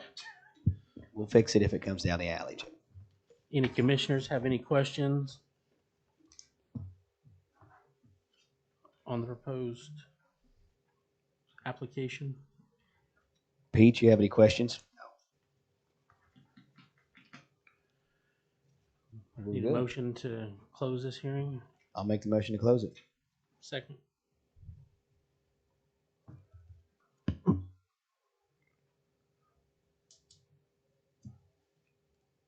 Kevin Allen. Yes. Randy Nichols. Yes. Pete Allen. Yes. Lindsey Watts. Josh Jones. Yes. So now you need a motion to approve this to go out. Submit the grant. Submit the grant. I'll make the motion to submit the grant. Second. Any discussion on the grant? Nope. Randy Nichols. Yes. Kevin Allen. Yes. Pete Allen. Yes. Lindsey Watts. Yes. Josh Jones. Yes. All right, we need a motion to open performance public hearing notice. Move that we open the perform public hearing notice. Second. Need to read it all out. Kevin Allen. Yes. Pete Allen. Yes. Randy Nichols. Yes. Lindsey Watts. Yes. Josh Jones. Yes. And this is to close out the CDBG CV grant, which was awarded last year. It was for economic development. Sorry, I had so many of these. This was for economic development and micro grants within the city limits of Fort Scott. The project assisted 4 businesses and retained 4 jobs, of which 100% were LMI. And again, there's just several forms that the mayor will need to sign in order to close out the grant. Any motion? comments? Comments? Motion to close hearing? Second.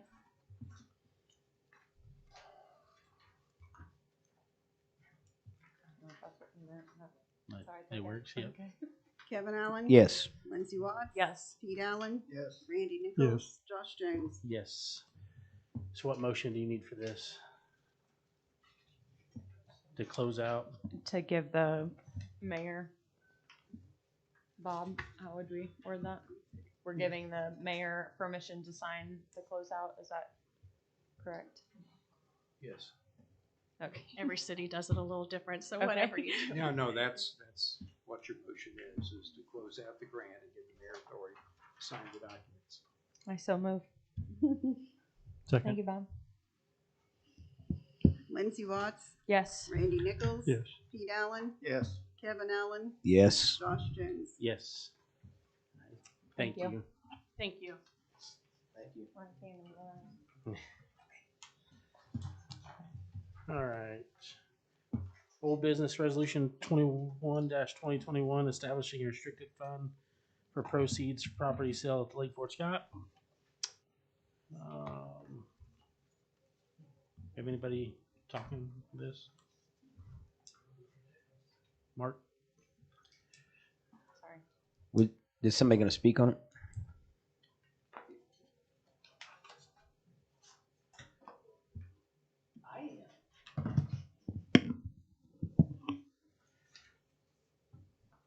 I had the opportunity to go out to the lake to observe the location of the 4 properties. The going from south to north, 4 properties. 2 are at the south by the. Are we? I'm sorry. I think you're cart before the horse. Okay. Oh yeah, you're fine. We're just talking about this might be a Susan thing. Yeah. Is this anything different what we Talking talked about about where last time? No, I think Bob just revised the Yeah, resolution. the only thing that's different is it only covers Bob, those. I don't think your mic's on. Bob. Yep. The only thing that's different was it's restricted to the 4 lots only. Okay. That's it. So you need a motion to approve Once those lots are gone, then you're back to square one.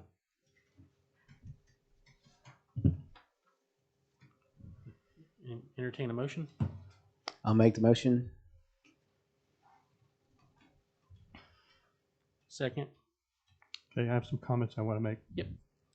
And I don't surprise you, but here's my issue, and it's not with this. Again, I will state I am all for supporting the lake, for restoring what's there, and if it's warranted to develop further.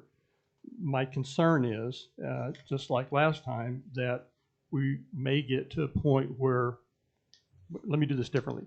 Right now, one of our big problems is we can't even afford to maintain what we've got. And moving forward, as we develop this and do it, we're going to have to be sure that we can maintain what we do in a long-term fashion. Here's the problem. First off, our purchase policies don't allow one-time sales to be used for long-term recurrent spending. So I think that can be modified, but if we do that, it sets a precedent to start using funds that should be used for single purchase purposes like granting or a street project or something that can be paid for. So the language in here talks about maintenance. The other part of it is if we use these funds for maintenance of it, fairly rapidly they're going to go away for use for other projects. And once they're gone, we're still going to have to resort to maintaining them, maintain the projects there or whatever else that we're used for. So the bottom line is, it bothers me that this talks about continued maintenance as opposed to just improvements or rehabilitation. So I would move that we amend the approval to take out the language about continued maintenance in this resolution. I think there's already been a motion made, though. That's what I'm amending. Right, he's it. just stating his opinion. You can amend it. If it gets a second, we vote on that. If it doesn't, we drop it. And then you move back to the original motion depending on how the vote goes. Thank you for explaining that to me. You're welcome. Appreciate it. Well, and I will say that this doesn't limit us from, this doesn't only spinning at the lake. So other things arises, there's a clause in there that gives us authority.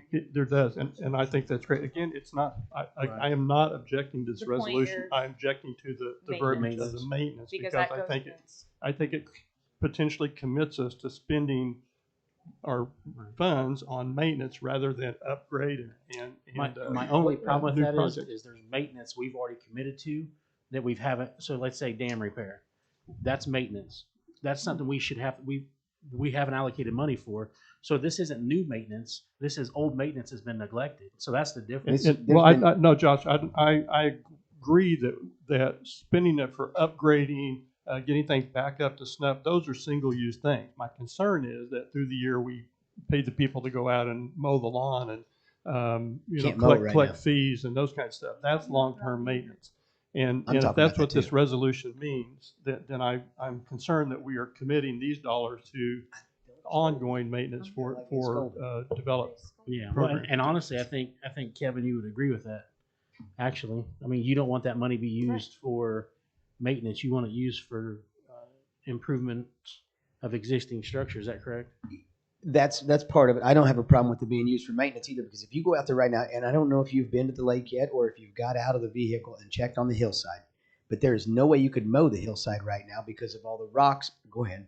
Would you like to speak about the condition of the beach? We're saying the same thing, Skitch. I think using it to get things back upgraded is a single-use fund for it.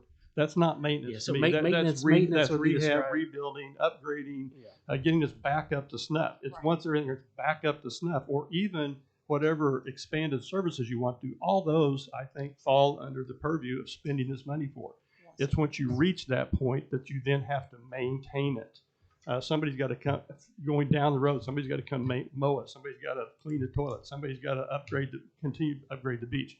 Those are recurrent expenses that should be accounted for in your budget. In our budget, and not for this money that we're spending. I will say this: it's kind of a small issue because I think what Kevin and I consider maintenance are improvements. You're considered maintenance. So painting a shelter, not maintenance. Not maintenance. Mowing would be maintenance.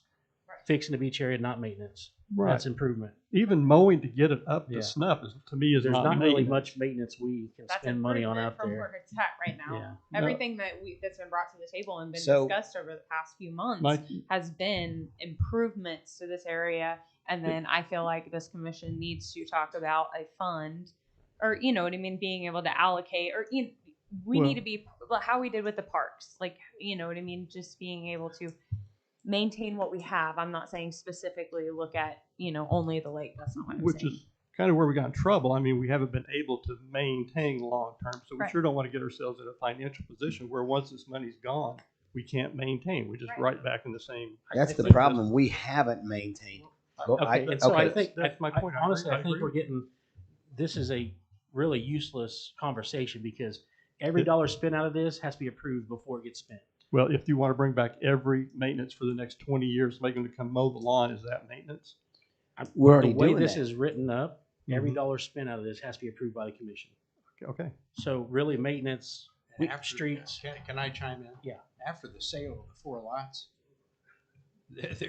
there's nothing else to I mean, discuss. this is really preliminary. Once this lots sell, we need to set. It's the reason that we did a resolution rather than an ordinance. Yeah. An ordinance would the tie main purpose, you down. The main purpose of this resolution, you change next meeting. The main purpose of this was not to go to the general fund. Right. To make sure the commission had authority to spend every dollar without being spent by city staff. But let me clarify this. This isn't going to make everything that happens at the lake maintenance-wise come out of that sales of the funds that we retrieve off the sales. Everything that is spent pursuant to this ordinance, this board has to approve. What I'm saying though, Bob, you can redefine it at every meeting, Skip. That's my point. I understand it, but what I'm talking about maintenance, we threw out some words here tonight like lawn maintenance. That's not going to come. Let's say the fictitious number is $500,000 East Lot Spring. We're not taking and start paying for mowing out of the $500,000, right? We could. You could. That's my point. You don't get yourself tied up in a knot. You have absolute control of every dollar.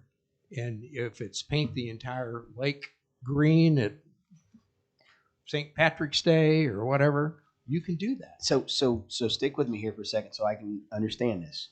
Right now, the city of Fort Scott is responsible for mowing and maintaining the facilities we have out there currently. Right? Maybe. So maybe somebody's paying the bill. We don't always mow. We mow every day. Well, we don't have to. We haven't in the past. I mean, those are decisions. It's fluid. Life is fluid. That's the way this is. I know, but I'm trying to understand. Okay, because I'm out there a lot servicing the porta potties, and I see the guys mowing. Our employees are Well, I mowing. know they do. I'm not arguing with you. But it's not something that has to be done. Should it be done? Absolutely. But if they let it grow a foot, that's bad management. But we've done bad management in the past.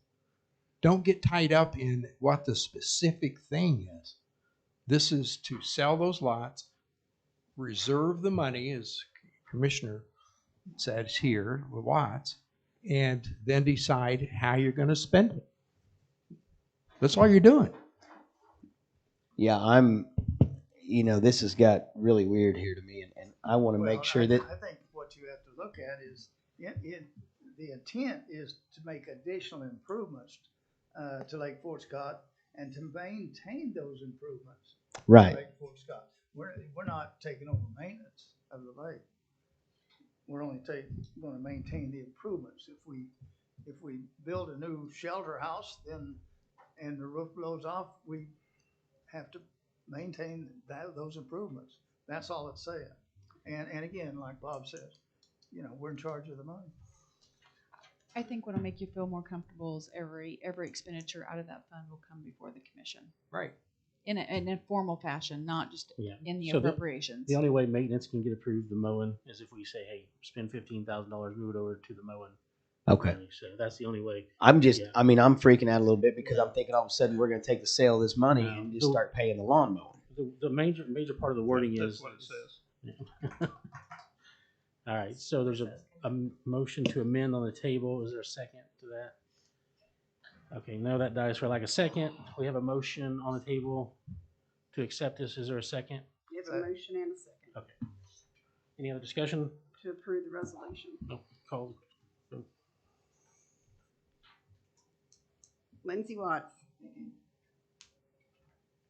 Yes. Randy Nichols, Nope. Pete Allen, Yes. Kevin Allen, Yes. Josh Jones, Yes. All right. Appearances. Rob Harrington.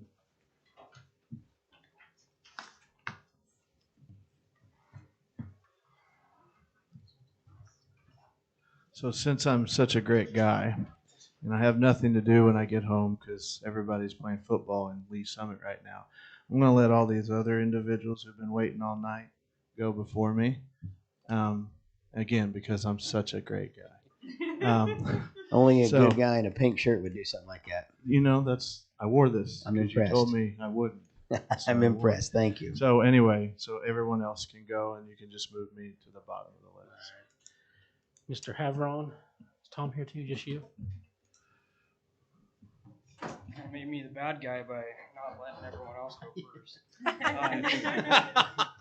My name is Tom Havron. I'm the Vice President of Student Affairs out at the college, and today I come to you with kind of an idea that I'm bringing forward, but I need some adjustment with something that the city and college currently have in place. We have projects that have been approved by our board to improve our baseball field on campus and also provide a full softball turf field on our campus as well.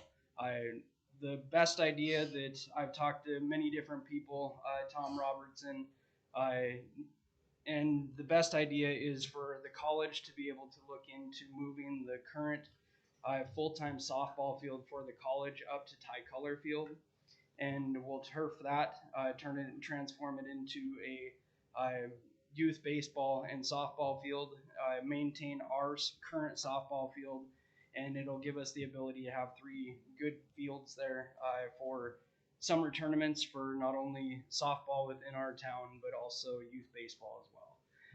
So I brought 6 of the agreements as far as what the city currently has for the leases. If you want to pass those out.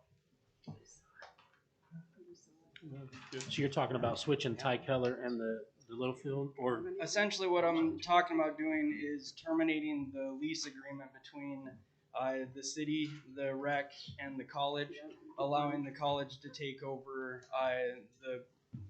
the property, and so that way the city and rec is not responsible for the upkeep of that and of Tricolor, and then we will transform that field into a vision that I have. Okay, will that field be able to hold what the rec center uses it for now? The rec center doesn't use Tricolor very much. The only now putting a full turf softball field up there, I will provide a lot more for the rec to be able to use for youth baseball and whatnot. Tricolor with the creation of the LaRoche complex, really does not get used that much. It's kind of a shame to me, honestly. Some of the summer tournaments use it.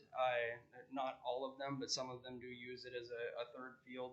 And part of our project that we've approved on campus is to turf our baseball field, which will only enhance what these baseball tournaments are going to be.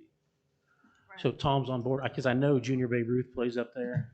Tom is on board. Do you know where they will play? He was excited about it because a large part of his field budget, the majority of his field budget goes to Tricolor.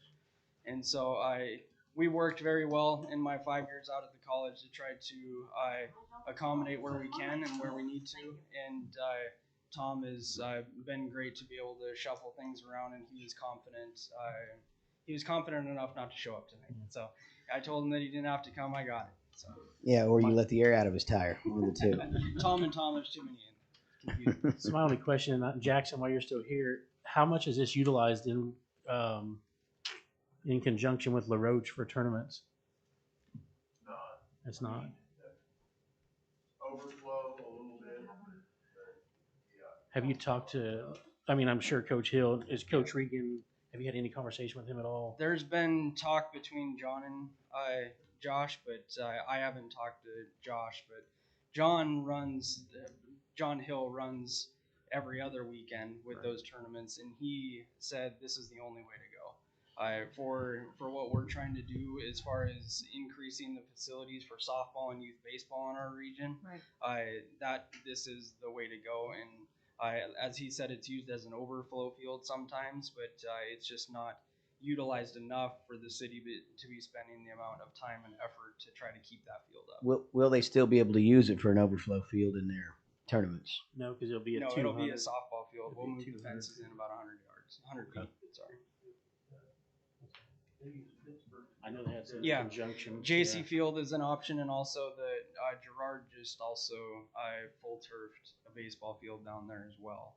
I've got 4 kids, and youth baseball is very active in this community, and there isn't a reason that we have to travel to Miller, Missouri 6 times during the summer when we can have those tournaments here and be able to give us an opportunity to bring more people into this community, house softball and little league tournaments. And, it seemed like the best option for us to be able to do it. Jackson, the national group that's bringing in the baseball tournaments, is there anything in the contract with them or the agreement with them that would require us to have access to another field? I don't believe so. Don't believe, or we don't know? Yeah, that's what I was going to say. Would this be smart to table for till the next meeting before? That way we have some opportunities. What is it we're being asked to do? Terminate the lease agreement, and they're gonna take over. Since I haven't seen it, yeah, it's probably a good idea to. Yeah, I'd say table. I just want to talk to. Coach that's Regan. that's why I came. Yeah, it wasn't an action item. Is I wanted to get that in front of you guys and be able to tell you where we were coming from. I also want you to get with Rob Harrington because there's been some other talks about some other things recently. Yep. And so we've talked. Rob and I have talked, and there's been quite a few. Oh, and the other thing, it didn't come up in this, but the Color family themselves. That's something that was important to us because of the legacy of Ty. It's not going to change the name of that field. We'll actually change it to the complex, like the Tricolor softball and little league complex, and so it won't get rid of that at all. I know I've asked this, but did Tom give any indication where Junior Babe Ruth would play? No, I'm not sure on that, but so you're talking age group like 12 up? Yeah, I think, 13 to 16, 17. Yeah. No, but I mean, if we're going, to be honest with you, if we're going full turf with baseball, I'm not saying that, I'm not speaking with John and saying that we're going to have 6 teams playing on it every week, but you know, it would provide. We're going to go full turf on our field, which will provide a very steady stream of availability, and that's one of the main reasons why we decided that we were going to go with that direction. Will that change your use of the LaRoche field? Yes.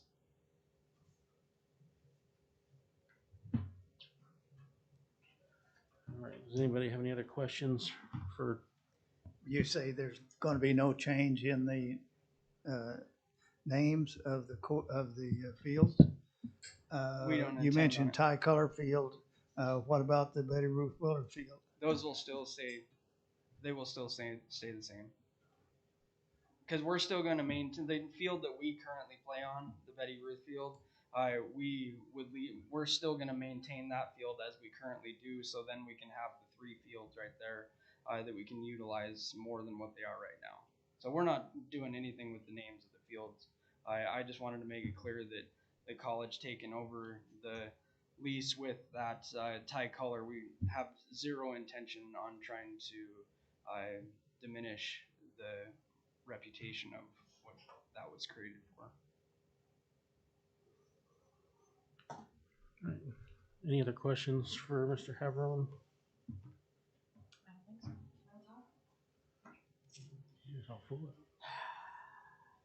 Sorry, who are you? Could you introduce yourself? Hey, Jen. People didn't hear you before when you spoke, so pull that mic in close, please. Okay. They need to hear you when you talk. Okay, so we're big fans of turf, and sorry I didn't get to talk to you before.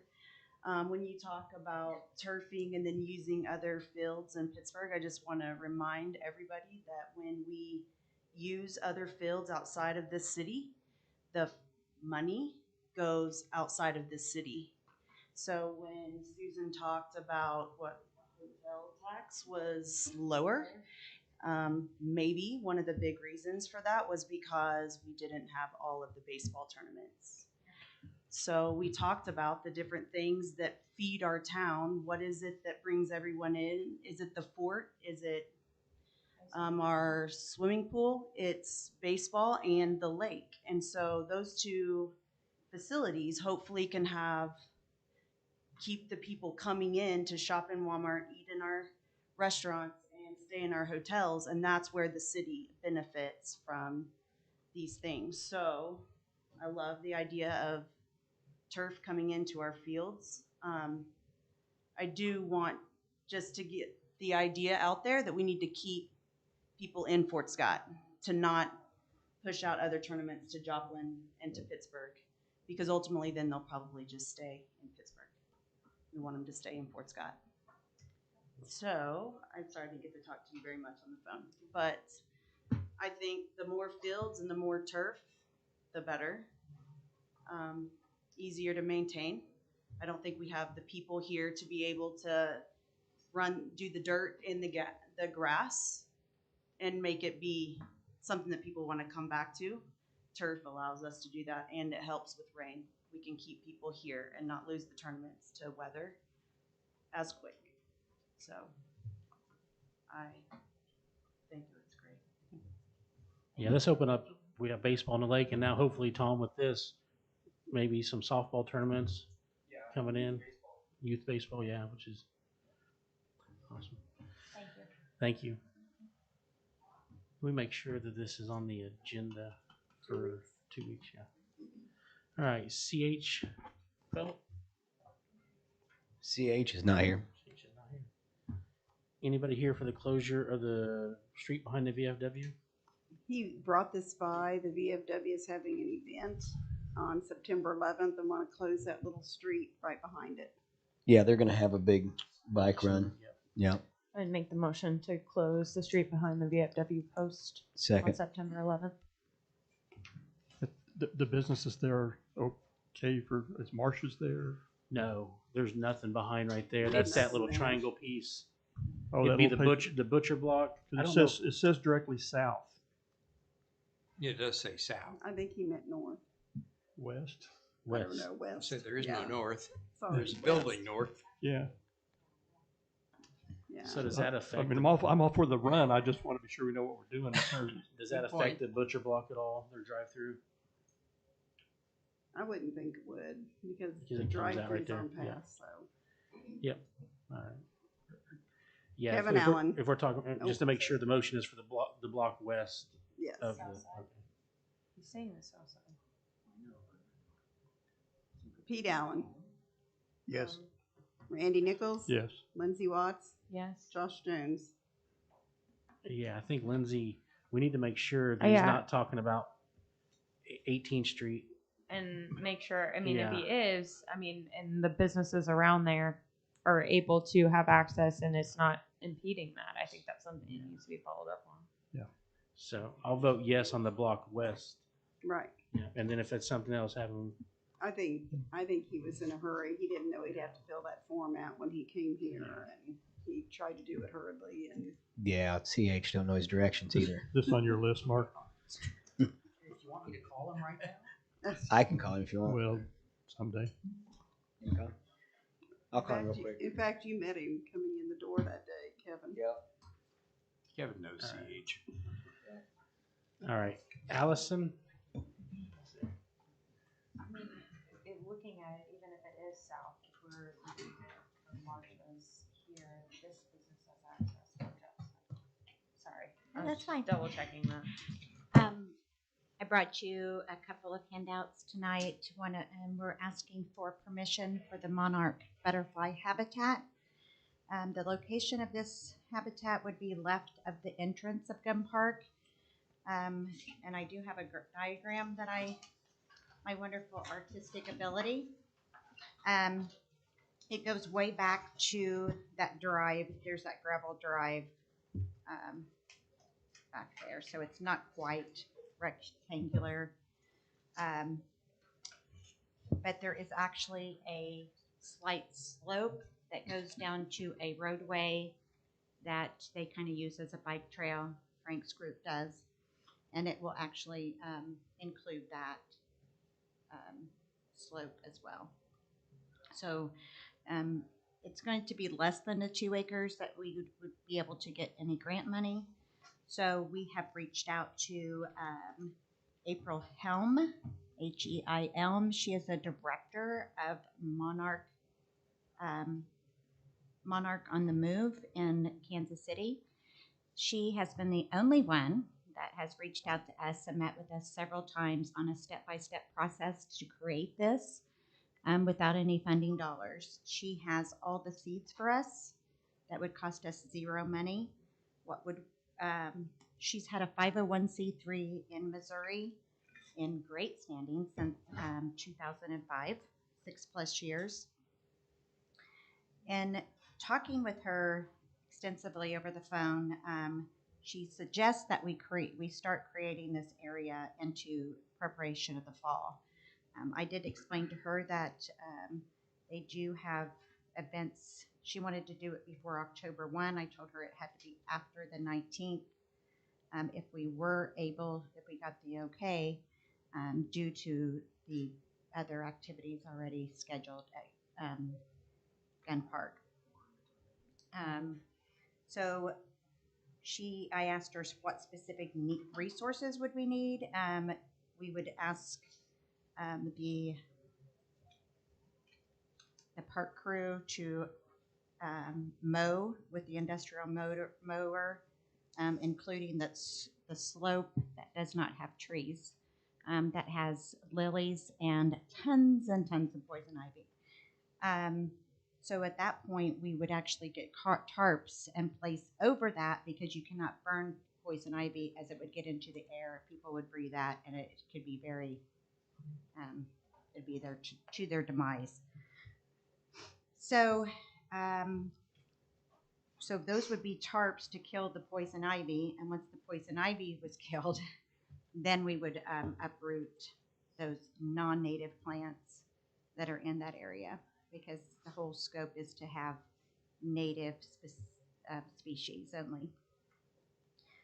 So she has completed several burn-offs, so she would be willing to come down that day with a team of at least 3, and then we could get our volunteers, whether it be the park advisory board or other community, that would be able to be trained and that could help with the burn off. I mean, we couldn't have just somebody that wasn't savvy to that. Once that is done, the process of that is that they stand around. There's probably about 6 people that have metal shovels. And to control that burn, it's constantly kept at bay by shoveling the grass or the dirt or the ashes back to smother that fire. It's a very long process. It takes a whole day to do that area from the morning till we want it done before sundown. And so they're very careful on doing that per section. There is no gasoline or any type of fire starters on that, because the whole thing is we want it without any poison in that. So it's great. Basically, you grab just dead grass, light it, and just control it in a pattern about, I don't know, probably 3 to 4 feet wide at a time. The process after that is they actually create bombs with either sand and seed, which we have all the seed of different plants. But to bring the nitrogen in the soil, they usually either do soybeans or clover. So that area would be pretty good for the clover area because you wouldn't have to harvest that. You can actually kind of just rake that and it kind of comes up and it would impede on the soil again.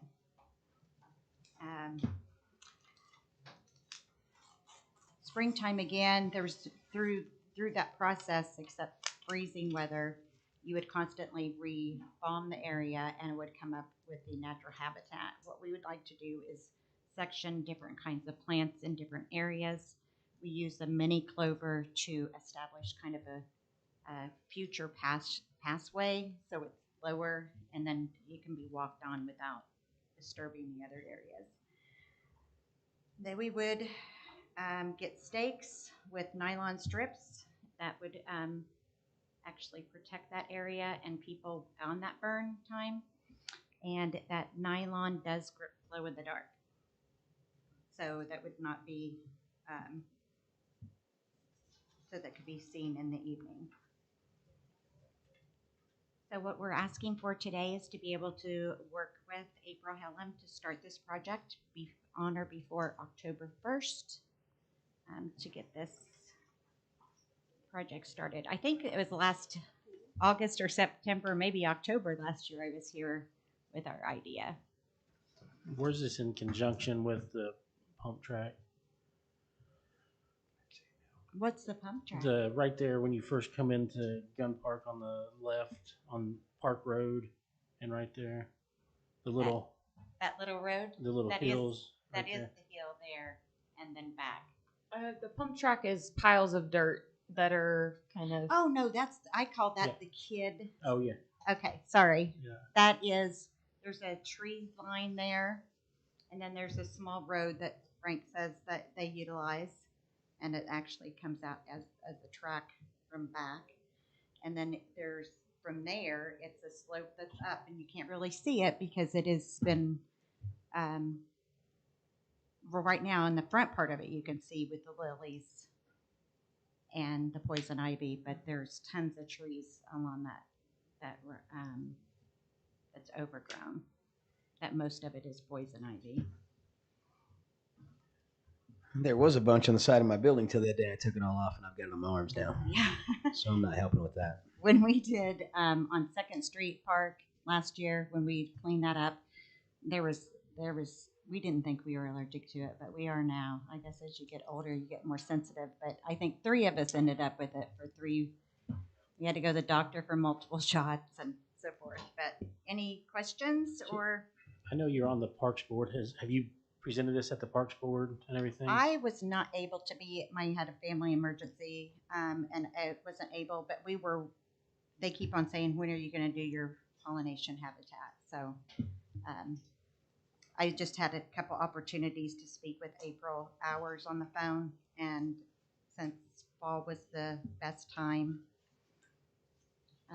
So this is really back in an area that currently is isolated and not used much and not trafficked very much. Is that? That area is right by the parking lot, the gravel parking lot. Okay, so is it in like closer to the park side of the parking lot? Is that what you're saying? No, or the back side of that's what I'm trying to. Backside, where the dumpster used to be, and they moved the dumpster for me. Okay, that helps me a little more.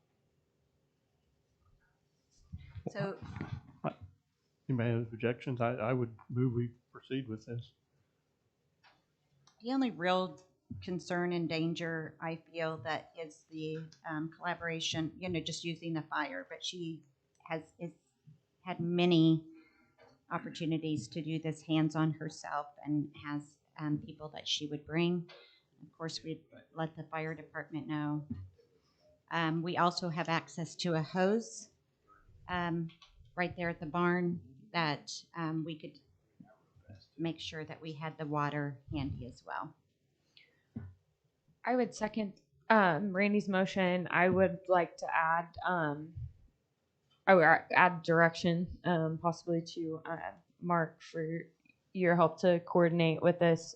I think that we should probably as a city have there's probably some steps that we need to go through with this process happening on city property, along with I would say that the fire department should probably be involved, and or some city workers. I'm not sure exactly, but I'm sure there's going to be a process for even the volunteers. Yep, there's a little bit more of a process to that. I don't think that it should be a problem, but I just Want to give me your number and I'll call you tomorrow? Sure. Yeah, my only question is wasn't there some other areas discussed? I'll give you my number. What is it? I'm sorry, Mr. Mayor. Wasn't there some other areas discussed to put this? That's the my other only one concern. was the 2nd Street Park, which is Bridal Veil Park. Yeah. And the situation we ran into there was the large invasive plants and the large area, and we didn't have the equipment. I thought there was talks down by the other across from Shelter House 1 where the swing and merry-go-round was. The last meeting, that's what they talked about. They talked about that? Who said that? So they didn't talk to me about it. Yeah. So maybe that needs to be part of the discussion with Parks and Mark, and maybe they need to have another meeting. Shelter House 1. Oh. All right. It used to be the playground. Yes. But it's shady. It covers with shade and it has to have sun. No, that makes sense. So that's why we chose that. And the future of the 2nd Street Park, we're moving closer on, and we would like to make a sunflower field, an annual sunflower field, working with Ralph Carlson on collaborating with someone to see if we could get a agreement within approval from you guys to use their equipment, and we would plant soybeans for the first year, then would harvest those, and then we would have a tourism opportunity. The closest one here is, I believe, in Lawrence, and then there's one, I can't even say for sure, but it's more southwest, a couple hours.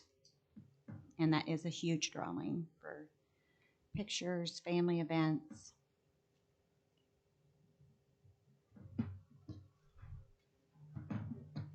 I guess there's a motion in a second. Yep. Lindsay Watts. Yes. Kevin Allen. Yes. Randy Nichols. Yes. Pete Allen. Yes. Josh Jones. Yes. Thank you. Thank you. Let me write that down. You wanted to go to like the end of the meeting, right? No, you better go now, Rob.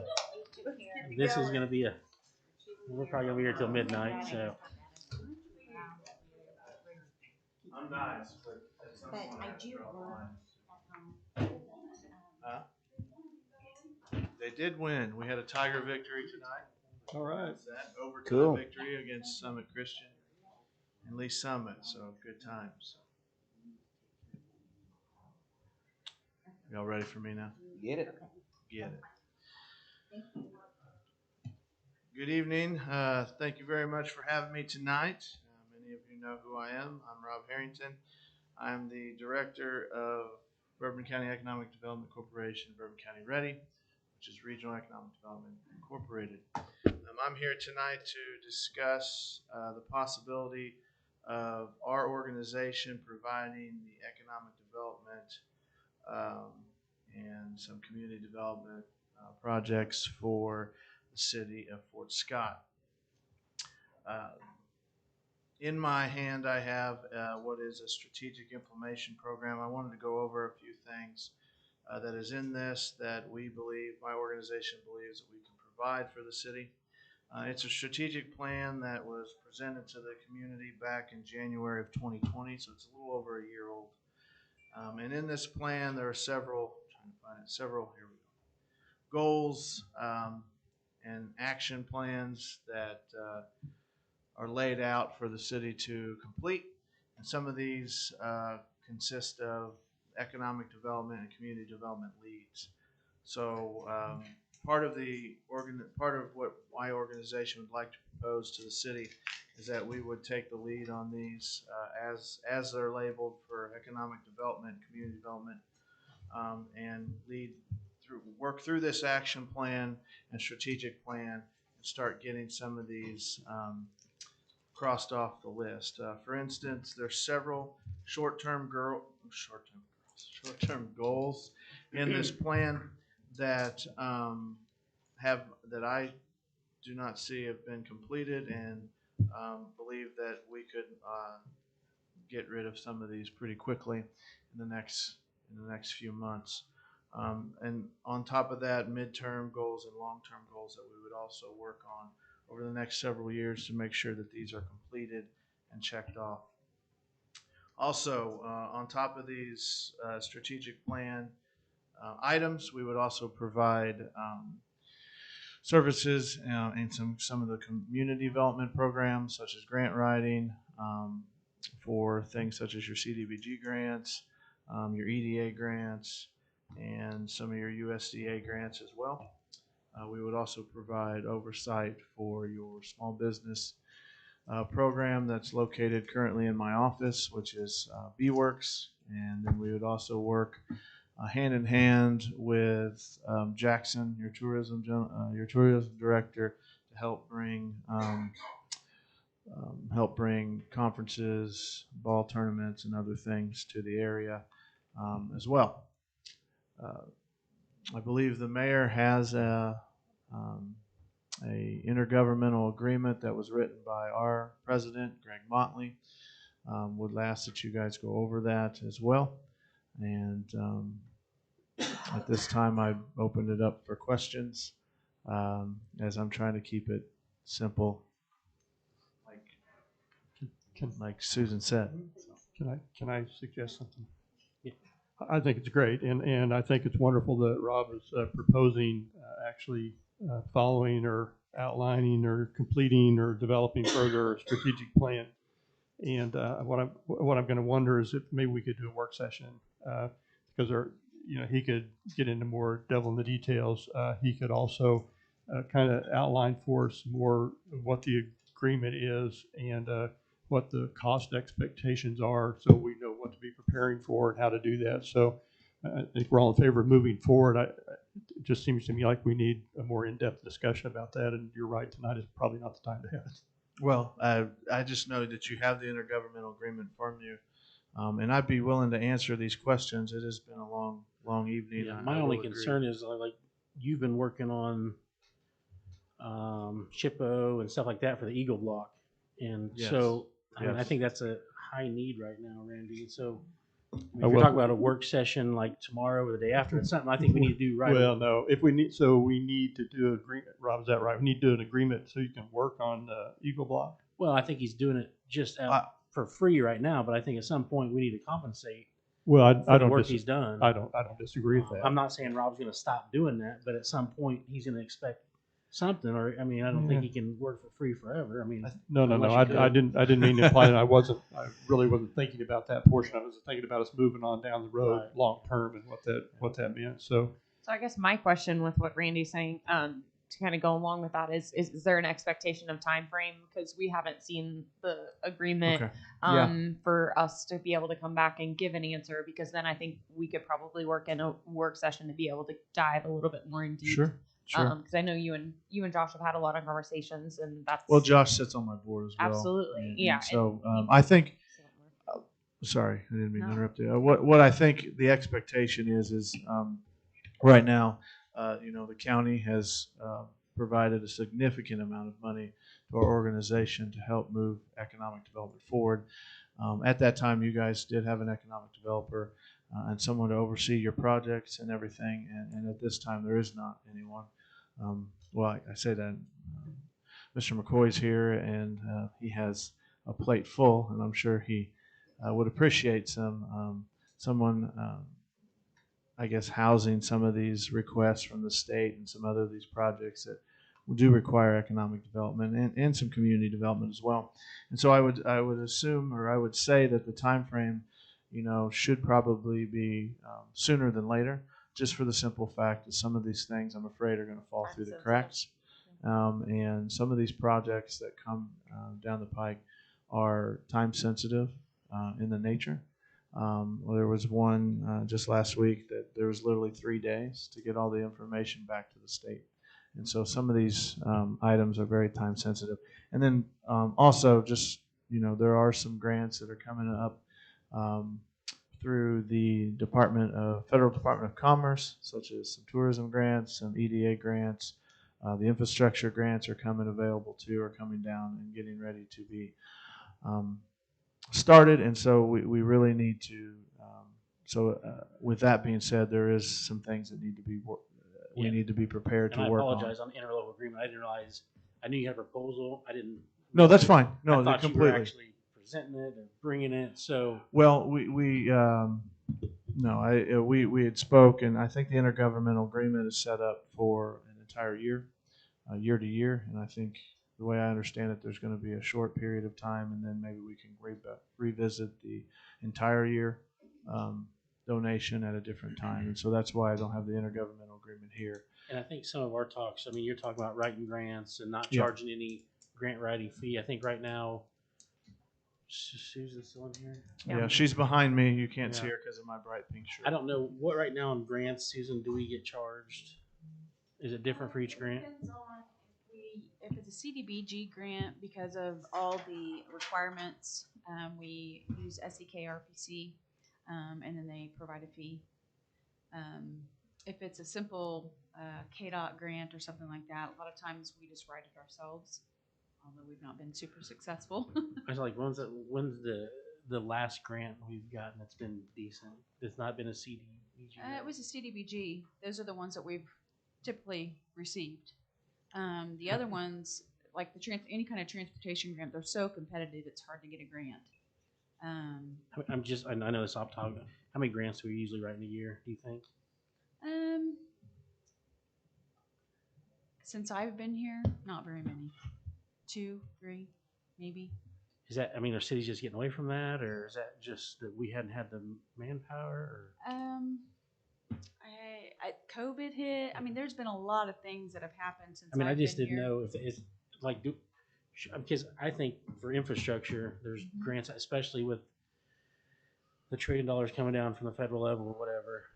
There's opportunities there. Yeah, to absolutely. I think what's going to be hard is getting him up to speed on some of our, our planning. Yeah, and I realize that's not Rob's expertise. I mean, you write grants, but that's not your main focus is building from within. If I remember right. Yeah. So in my 14 years of doing economic development and community development, I've written. I can't talk. Yeah, written several grants and administered several grants from fire truck, USDA community facility grants to TAP grants, which is your traffic alternative program grants through in my case it was MoDOT, in your case it'd be KDOT, same program though it's federal dollars. Those are programs like safe routes to school and those things. So I've done several of those. So I am not my title is not grant writer. However, those are just regular grants that, like Susan said, there's got to be a plan, there's got to be a system. I'm sure you guys have that in place, and those are things that I would have to learn. But those are also things that I've done in the past and are able to. I think the other thing we talked about, possibly we can talk, is land bank. Yes. So, I mean, it was brought up several times this evening as well. And Susan and myself have spoken, and I speak out of turn, please, but I believe we both have spoken. I've met with members of my board as well. We believe that's one of the, I guess, duties that I could perform and help with would be managing the land bank for the city. That is something that's very much needed. And do you want to go into the other details? Yeah, I think it really kind of depends on how involved the commission wants to be in the land bank. Typically, those are everything that I've read. The commission doesn't generally sit on those boards. It's usually made of stakeholders like real estate agents or bankers or developers in your community, so that they can help you come up with a plan on how to do infill projects. And so, we might want to rethink how our bylaws are written. There's a lot of things that I think that can be improved on the land bank. I haven't looked at bylaws, but I thought the original intent was just because of expediency to start the board, but then transition certainly I saw that. Yeah, for sure. Yeah. So this is a opportunity that we can do that, and I think we've got some pretty good ideas of some potential board members. And so I know Mark and I have talked about it as well. I went down to Neodesha a couple weeks ago, met with the mayor down there and some land bank. So I think they would be a good asset to use for any help we might need as well. And so that's just a brief synopsis of what we could do. This project, this strategic plan is in Susan's office. I just took the copy of it, but it was something that was done by through your Smart Growth. Thank you. Through Smart Growth, there's a lot of great information in here, and I think just having us, I mean, some of the partners in these are also my organization anyway. Bedco was listed as a partner in some of these short-term and long-term goals, and anyway, I just think that this is a great foundation for us to work off of and work through. It gives us a great plan of action for us to work on over the next several months and hopefully years, and to knock some very important projects off the list of things to make and grow this community. And so these alone will be a lot of work to do, and we're willing to step up and do this. But I think with expediency and just the fact that it takes time and money to do economic development, especially when some of these things in this strategic plan. So that's why we're here tonight. Answer questions and just bring it to your attention that we believe there's things that we can offer for the city of Fort Scott that's currently not being offered at this time. I have a question, Rob. Yes, sir. How do you envision your role toward economic development? I've been in your office. Yes. And right now it's a one-man show. Well, I say there's three of us. There's me, myself, and I. But yes. Well, are you envisioning a staff? Are you envisioning, I know our engineers are very important toward getting grants and writing grants, and they're professionals at that as well. Yes. Are we looking at your involving such as our engineers? Yeah. So the idea or the concept, I guess a couple of questions there. We will always, you know, work with the engineers. I've done that in the past in other communities we've worked on, because in most of these grants you need actual plans that are signed off by an engineer. And we have to have those pre-engineering drawings and plans to submit. So we have to, there's always going to be times that we work with your engineers. And so that is going to be something that we constantly and continually do. But other than that, yes, there is a plan down the road. We would love to be able to have a staff that works on several things. Now, that could be 10 years down the road, Pete. It could be 20 years down the road. We don't know. We can't have any of that without the funding. And so, you know, honestly, I believe that at some point the funding needs to come from private and public. So there needs to be some private buy-in as well from some of the businesses and individuals in this community that believe and want Fort Scott to grow. And so we're going to work on that, and because as the private dollars come in, we can see those public dollars dwindling to where we're not using as many public funds and to do economic development. And I've worked in organizations like that where several entities that provided services, whether to downtown or tourism or other areas within the city and the county, all worked under the same umbrella, same plan, same direction. And so I think we can get there someday, but obviously not anytime in the near future. But yes, that would be the plan at some point down the road, that we all kind of work together and are kind of housed together, so we all have some type of common place and common direction. So, how do you see the comprehensive plan that now exists as being pertinent to our current conditions? That was made a few years ago under different circumstances. Are we going to continually update that comprehensive plan, or are you satisfied with the comprehensive plan as presented? So, so my personal opinion is these strategic plans and comprehensive plans, they're fluid, so they constantly change. So my opinion and what I've done in the past in other communities and seen done in the past in other communities is, obviously your short-term goals are continually updated. So as one checks off, you know, something else might occur or be brought up that you have to add on to it. So your comprehensive plan, your strategic plan will consistently grow and change. So every year you're constantly talking about, okay, here's what we've accomplished, here's what we need to accomplish, and you're adding things to it. Your long-term and mid-term goals as well.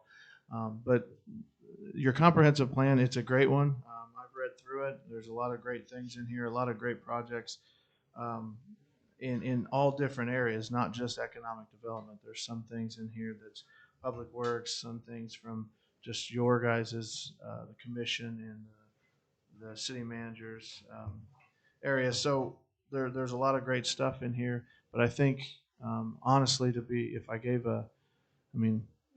my honest opinion is you're never going to officially complete your comprehensive plan. It's something that you continually have to work on and continually grow with. So as one project goes off, usually 2 or 3 come back. So it's something that consistently grows. And that would involve the whole community. Yes. The Chamber of Commerce, the downtown committee, the engineers. You know, I can see this process being a really time-consuming, all-encompassing program. It is, but that's fine. That you know, idle hands are the devil's playground is what my grandma always used to say. So I try to keep myself busy, keep myself out of trouble, right? But yeah, there's a lot to go on here, but it takes a team, and you know, it lists that team in here very right there, and it is the chamber, it is your tourism, it is the commission, it is members of the county commission. I mean, we all have to work together, and so that's what my organization is here to do. I think is to have one commonality, one common goal for everyone inside Bourbon County, and make sure that we make this place, whether it's Fort Scott, whether it's Bronson, whether it's Uniontown, a great place to live, work, and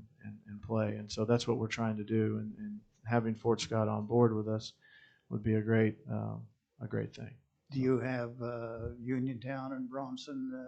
Are these communities on board? Well, are we? Yes, they have not given any financial backing yet, and honestly, we haven't made it to them to ask yet. But that is part of the intergovernmental agreement. When you see it's every community is listed on there, and how we fund that can change. Obviously, Josh. I mean, we have a board meeting next week as well, so we're going to talk about that. But how we fund the organization can change over time as well. But I think what we really need to concentrate on is making sure that our organization is able to perform the duties that we need to perform to make sure that these communities, our communities, grow. And so, that the county right now gives us $130,000 to do economic development. They also provided us with ample funds to do some grants across the county for quality of life.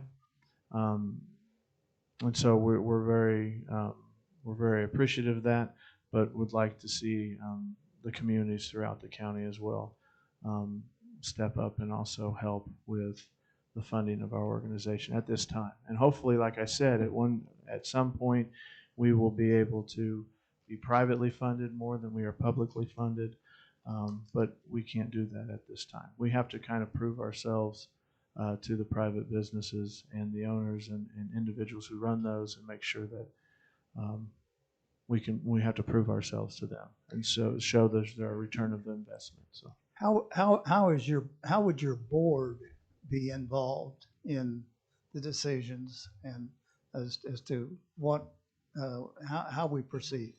How would my board be involved? How would your board be involved? Well, honestly, I would almost, I don't like speaking on behalf of my board. So I'm employed by Bedco, Bourbon County Ready. That's my employer. My supervisors are the board, the members of the board that sit on that. And so I would imagine that we meet quarterly right now.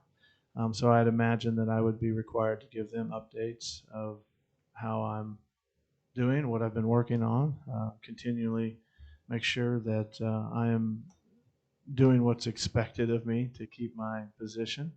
But part of that also, Pete, is going to be I'm going to come to you and update you as well, because you have a representative on the board. Currently, Josh is the city representative on the board. And so not only could he come back to the commission and talk about what we've been working on or what has been discussed, but myself as well I can come to commission meetings. I've been to several commission meetings already and spoke at several of them, whether it be on the Eagle Block or other matters at hand. And so I guess to answer your question, my board would be my direct oversight of whether I was doing my job or not, and that's who I would report to. So now, if you had a problem or whatever, you could talk to your member, which is Josh, or I don't think anybody that sits on our board would mind you calling any of them up and saying, "Hey, I would like to talk to you about Rob or about what we're doing." I think you'd be welcome to do that. And then also, I mean, my office is always open and my door's always open to come in. You guys have been up there a couple of times, and I'm always there to answer questions as well. So, all right, if you would get to Diane the interlocal agreement proposal so she can pass out to each commissioner. I'm going to give it to the city attorney. He has not reviewed it either, so. Haven't seen it. Nope. All right, and then we'll get a work session scheduled. That's fine.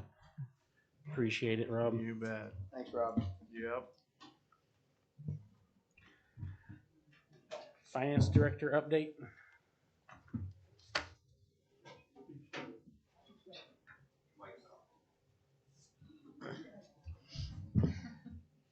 One of the things that we've been working on is a sewer agreement, and I talked to the Lake Advisory Board, and we would like to move, in the sewer agreement, it has their billings that are due the 15th of each month, and we'd like to move them to be the same time as the normal billings that we send out.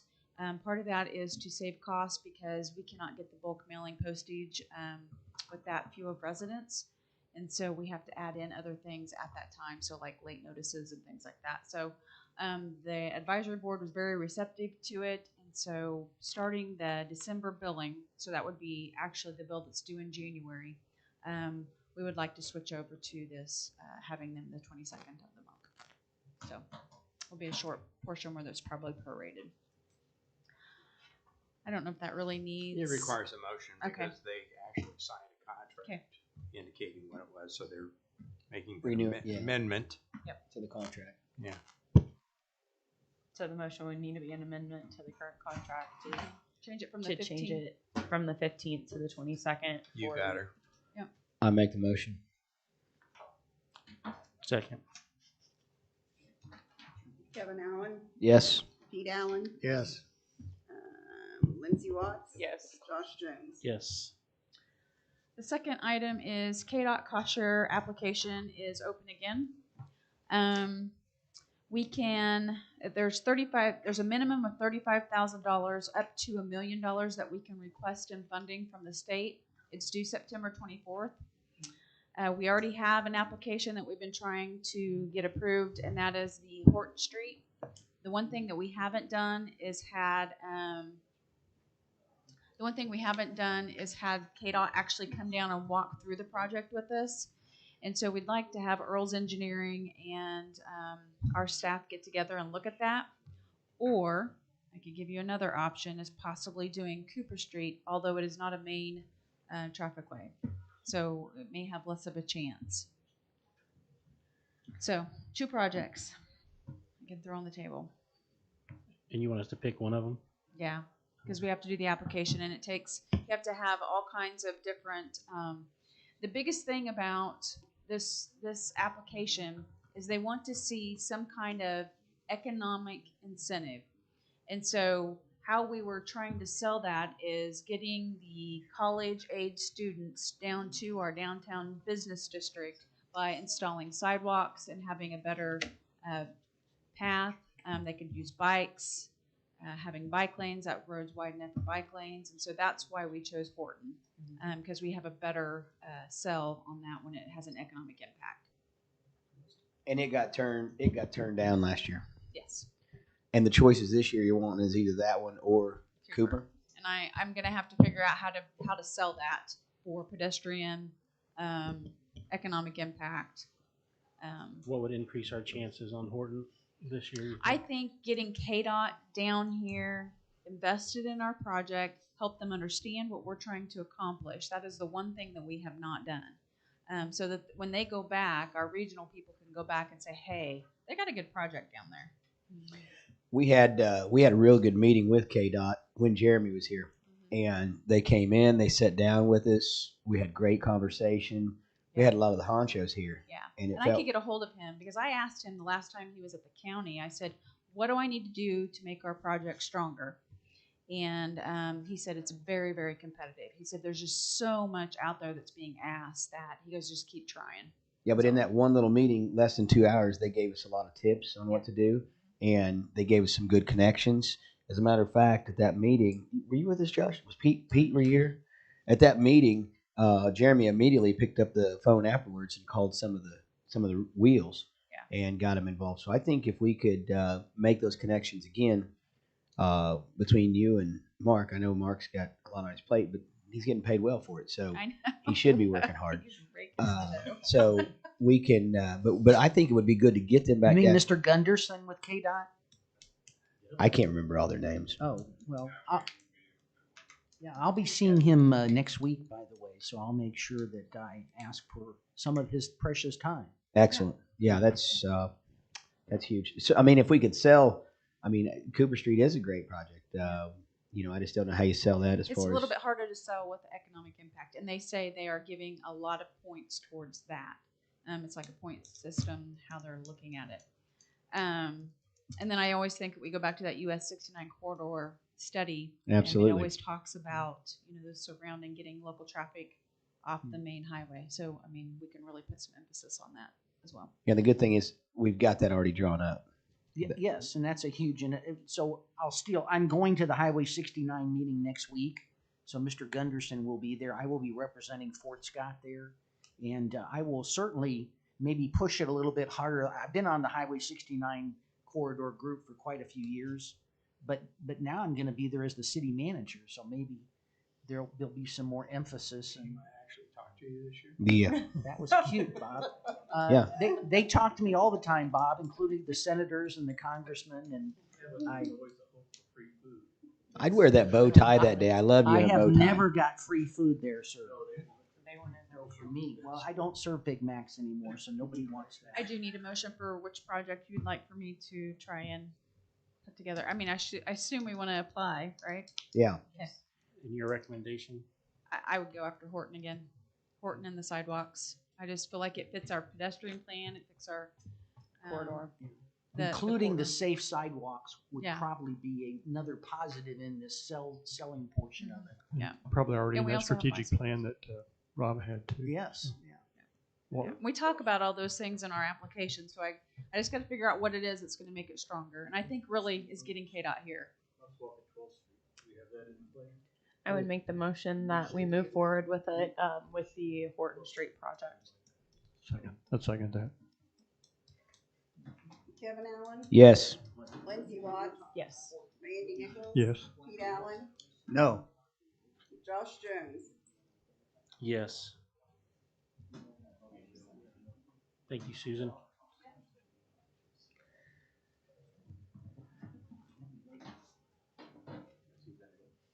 Interim city manager report. I'm going to defer till later because you have a lot of the public here that are waiting, Mr. Mayor. So you can put me down where the city manager search update comes in. Perfect. All right, new business. A certificate of appropriateness, 6 North Main. Is there a tab for that? We should Yeah, be it was under on new our business. desk. This one here? Yeah, that's it.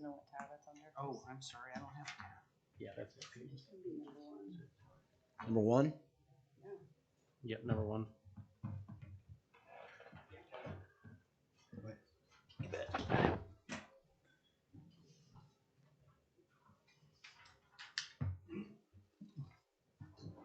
We ready? Yes. Good evening, Mayor and Commission. My name is Diane Stryler. This is my husband, Dean Stryler.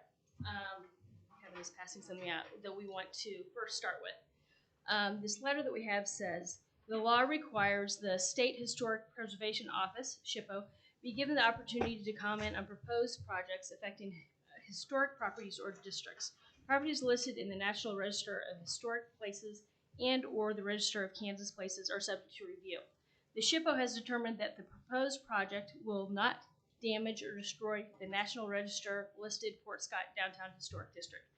As far as this office is concerned, the project may proceed. So that is a letter that we received. Just to give you a little history about my husband and I, we purchased a property at Lake Fort Scott about 7 years ago. When we moved here, we fell in love with the town, met the people, enjoyed everybody here, and talked about retiring here. When COVID hit, we decided to move those plans up and became permanent residents. Since then, we decided that we wanted to become part of the community, and what we decided to do is to buy the Renette Studio downtown. After we bought it, several people thanked us because they said, "Thank you for buying this building. It's been sitting there. Nobody's been in the main level," and so they were excited about us bringing this building back to life. Even when we bought the building, the people that we purchased it from were excited because when we talked about the apartment upstairs that we were going to redo for ourselves, we were going to keep the original woodwork, and we loved the look of the building. So we purchased the building from person to person. Then we decided to get started on the work of the building. So we had the front washed, and we're like, oh, it's actually red. It's not orange because it had not been cleaned in so long. We had the windows cleaned. We had some tuck work done. We ended up putting a new roof on the back, And then we found out that we wanted to paint it. And just from conversations with people in town, someone said, well, if you get it painted and change the colors, you're going to have to go through a advisory board that has to approve the colors. So we did that, doing what we thought we were supposed to do. So we got the colors approved. The wood was rotting on the outside of the windows, but we still went ahead to preserve them, or just to make it look better, did that part. Then we started working. I mean, we've spent close to $40,000 of our own money just to get this building in shape. And then we had to get it ready also for the Tribune to move into the bottom part of it. Then we started talking about the windows, because when they clean the windows, there's mud on the inside. And there's actually windows and windows in front of windows. So we cannot get out of those windows. I know safety is a big thing around here, which we think so also. Those windows, if there was a fire, we could not get out that window. So we started talking to some companies locally about windows. And what we have done all along is spent our money here. We have people down. First thing we always do is take them downtown and get them to spend money in this town, because we want to help out with the town. So then we went to one company, got a proposal, a little more than we wanted to spend. So we went to another company, and the windows were $12,000. We heard from somebody else that How many windows? Four windows. Found out that there are you may be able to get a grant to get some help, because getting new windows would help make it economically better, because they're drafty, they're not safe, that kind of thing. So we reached out to that board.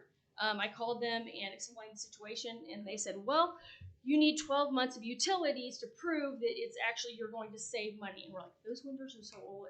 Definitely would. But one, we couldn't wait that long. Two, okay, in a year, is that grant going to be available? And also, how much prices of things are going up. We're like, we're going to spend money then, more than now. So we ordered the windows. But when we ordered them through this company, they told us, these windows have been done in other areas downtown. I'm like, okay, great. But we're like, we need to keep the outside of them burgundy, because that's the color that was approved, so we need to keep that. Because that was the color that goes along with everything that was approved by the advisory board. So we ordered the windows.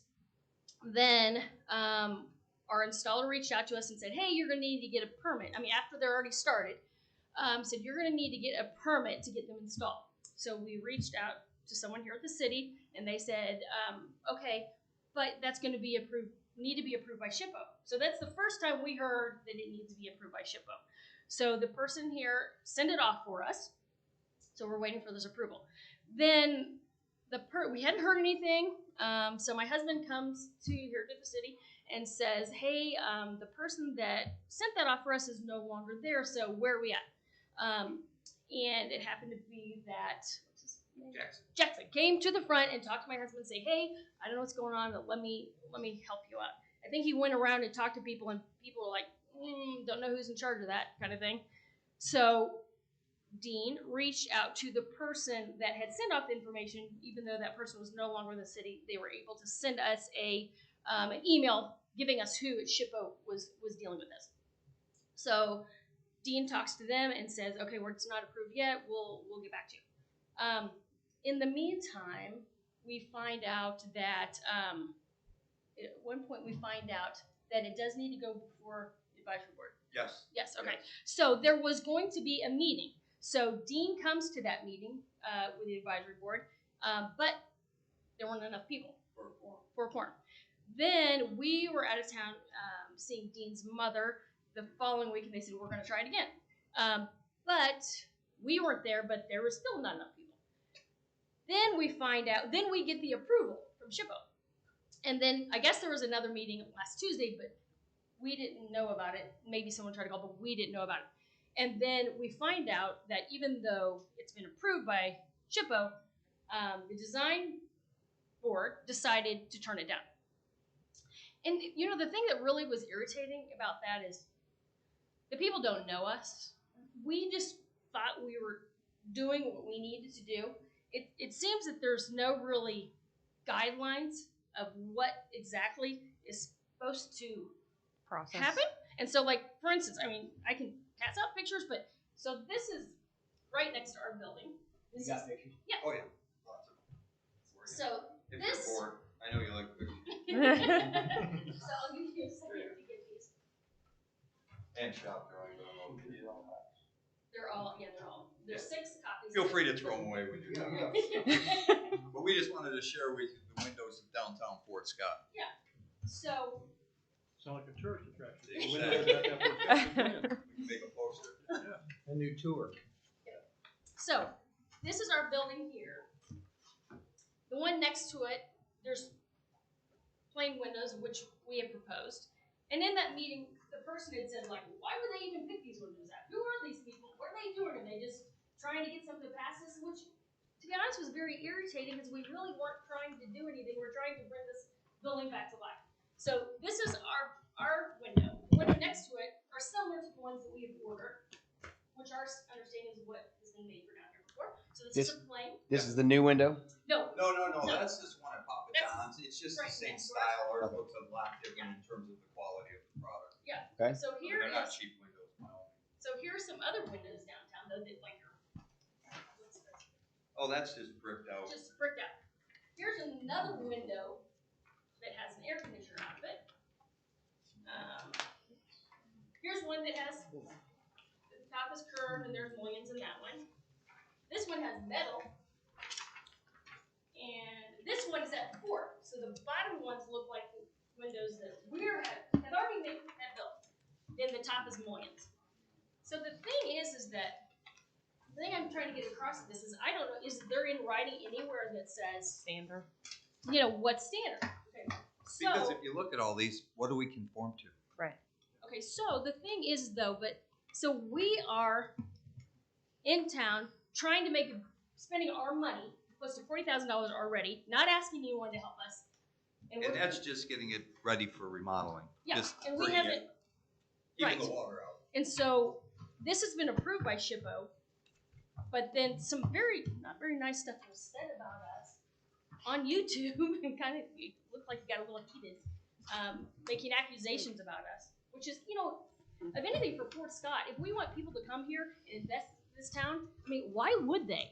If someone is like, we're getting bashed, we're just trying to fix up the building and become part of the community, and we're meeting people and we're like loving it here, but then it is very discouraging. So what we're asking is that you approve these windows, which we already have. We did not plan to do anything that we're not supposed to do. We're just trying to make this building beautiful. We're spending our own money. And so, I mean, it's already been approved by SHPO, but the advisory board turned it down. Well, I wonder, on one of the pictures you have is where we've put metal up over windows. And I recall that was a couple of years ago, and the city of Fort Scott paid for that to box this building in because there was pigeons flying in and out of it. Yeah. And I don't know how much. I'm sure they were assuming this was a temporary deal, but it's liable to stay like that for years up on end. And I don't know whether the advisory board became involved in that, but I'd say your windows are probably nicer than that one, first of all. Well, and as for the design, because it was asked. Sorry, you can go ahead, and then I'll finish. No, I was just looking through the pictures, and if they're resembling the old fort, that's pretty much talks about history right there. I mean, I'm not a big history buff on windows, but if we got air conditioners in the top of windows also, and nothing's being said about them, I don't understand why we would. Yeah, first of all, I watched that meeting, and I just want to apologize. Even as us as commission, we're not perfect, Absolutely. but very rarely will you ever hear us cuss and throw profanity out there, especially on a 30-second tirade. So I just want to apologize on behalf of the person that did that. The person used profanity? Yeah. Thank you for coming into our community and investing in our downtown, which is what we've been asking for a long time. We have a few very influential, you included in that, but just the LaRoches, with how much money Jen had and heart and soul, and Jerry Witt, there's a lot of heart and soul that is being poured into our downtown, and we need to continue to have that thrive. I pulled all the vines off my building the other day. So proud of you. And the wall fell down. And the wall fell down. I fixed the wall. It's in the process of being fixed, Bob. Thanks for bringing it up on my own. And the second thing, I watched the meeting, and even if the meeting rails are up, one of the guys said, well, I don't even know if I would approve it then. So I'm also disheartened by the the board not giving us direction on, hey, this needs to be done before we'd approve it, you know, watch that meeting, you guys didn't have a chance. Well, and another thing, one of the questions that came in the meeting is like, why would they even pick those? Well, we had heard these are the type of windows that have been made. And for us, we have grandbabies. And so the windows, they crop out, they only go a certain amount. So, but if there was a fire and we need to get out, there is a safety latch so they open up and we could get out. Right. That's what we're thinking. We're not thinking, I mean, we weren't tearing down the awning. We weren't like putting a hole and adding a new window. We weren't, in our minds, we were just replacing, you know, the window and keep making sure that we keep the same color. But we weren't doing anything, we weren't trying to be deceptive. We were just trying to fix. Well, absolutely. And like you said, in the theme of trying to get people to move to our community and stay in our community and things like that, when you hear somebody use profanity at a meeting that's on the camera against outsiders coming in, it kind of bothers you. Is that so? I mean, that's maybe I'm more concerned with that than I am about the windows, because I mean, this is the first I'm hearing about profanity. Who puts these people on these boards? Is that Us. That's us. So is it okay if we ask somebody to step down from the board for using profanity against? I don't know. I will say that's a little off. I tried to read it. I don't know I don't even know what a I know what you're saying. meeting rail is. Is this some kind of escape hatch, or what the heck is it? I mean, they declined it and said you suggested that a meeting rail be placed across the center of each window. No, they just want a piece of black. It meets one side to the other. Is all it is. I get some But, electrician. and I think that my question would be that if we've not approved that in other areas, is that the standard that we're setting, or is No, it the just a standard new- is, this is an advisory board, which means that you all have the ability to make things right, and you can actually disagree with your advisory board. Yeah, I mean, these are nice windows locally. Sourced. $3,000 a window. I mean, they're not nothing. They're They're not not cheap windows. They're They're not not. They don't look. Do we want to spend And the that main much? thing is, Shippo approved these. Yeah, so the state has approved it. Yeah, so. And they're usually the tough proposition. Well, that's just say I don't understand what's happened here, but let's approve it. Yeah, I mean, we've got outside folks that are trying to do great stuff. I'd move that we approve this, the windows they've already bought, and well, I would move that. I would ask that we start making it more accessible for people to get standards to put in. I mean, gosh, you guys tried hard and couldn't access, and maybe it's there. I wouldn't know where to do it either, but we need to put together some kind of format so when people come to town, try this, they know what the standards are. Was that the same board that approved the paint? Yeah. Yeah, I mean, Assuming. Yeah. I mean, design for it, yeah. but I mean, we did that right, so why would we not? You know what I mean? We didn't Right. think we were doing anything wrong. Yes. I have a question. Yes. Were these same documents sent to Chippo, and these same documents were approved Yes. by Chippo? Yes. Yeah. They were sent We by the shipped city. Those are the work, A what do peerless. they call the? Peerless. Yeah, I mean, whatever The they working drawings. work order drawings. Yeah. Oh. And so you've done what should have been done. Yes. And the only difference is that our design review board said put a strip across it. Yeah. Is that something that you can do? No, it's gonna be retrofitted and it's. Not even with just tape. I mean, I can like, put this electrical tape across it. Is that cool? No, They're $12,000 windows. Well, you don't want to do that. Okay, but They're Chippo was approved everything that you sent Everything, in, yes, it's- including these drawings. including Yes. those drawings. Well, that says enough for me. Yeah, and I will say, you know, to what the advisory board was saying, I mean, we had some turnover there, and I think it was none of your, I mean, if anything, it was on us.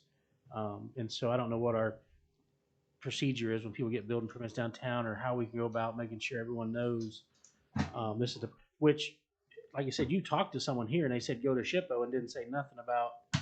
Right, so we got to do better in-house communicating to people like Pretty you. much Mark's fault the way I look at it. You told me we agreed, Mark. I got some stuff that I've talked And to you other guys are people about. troublemakers. Second. Something that say, here's what you need to do. We need to put that together. And I guess we're asking for you to, you know, the commission to approve our windows. Yep. It's already made a motion in a second. No, not yet. We're getting ready to. Watch this. You should have ate before I came. Amen. Kevin Allen. Yes. My husband had to Pete bring me Allen. to. You'll learn. Pete Pete. Allen. This is to approve. Yes. Randy Nichols. Yes. Lindsey Watts. Yes. Josh Jones. Yes. Thank you. Thank you. for all Thank that you you're guys doing. for thanks for coming in. All right. Thanks, B, hey, yeah, thanks for your effort.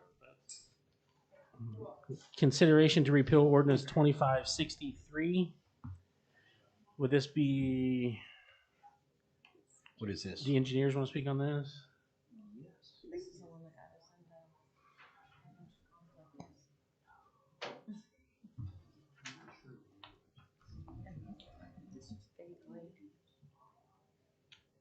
Okay, so I guess summary, there's 3 particular ordinances that are listed on your sheet that are trying to, well, they're actually titled procedure. So whenever you try to dictate a legal path to do certain things a certain way, it causes issues. One very good example, which is later, I think next, it caused a great expense to the 3rd Street manhole project.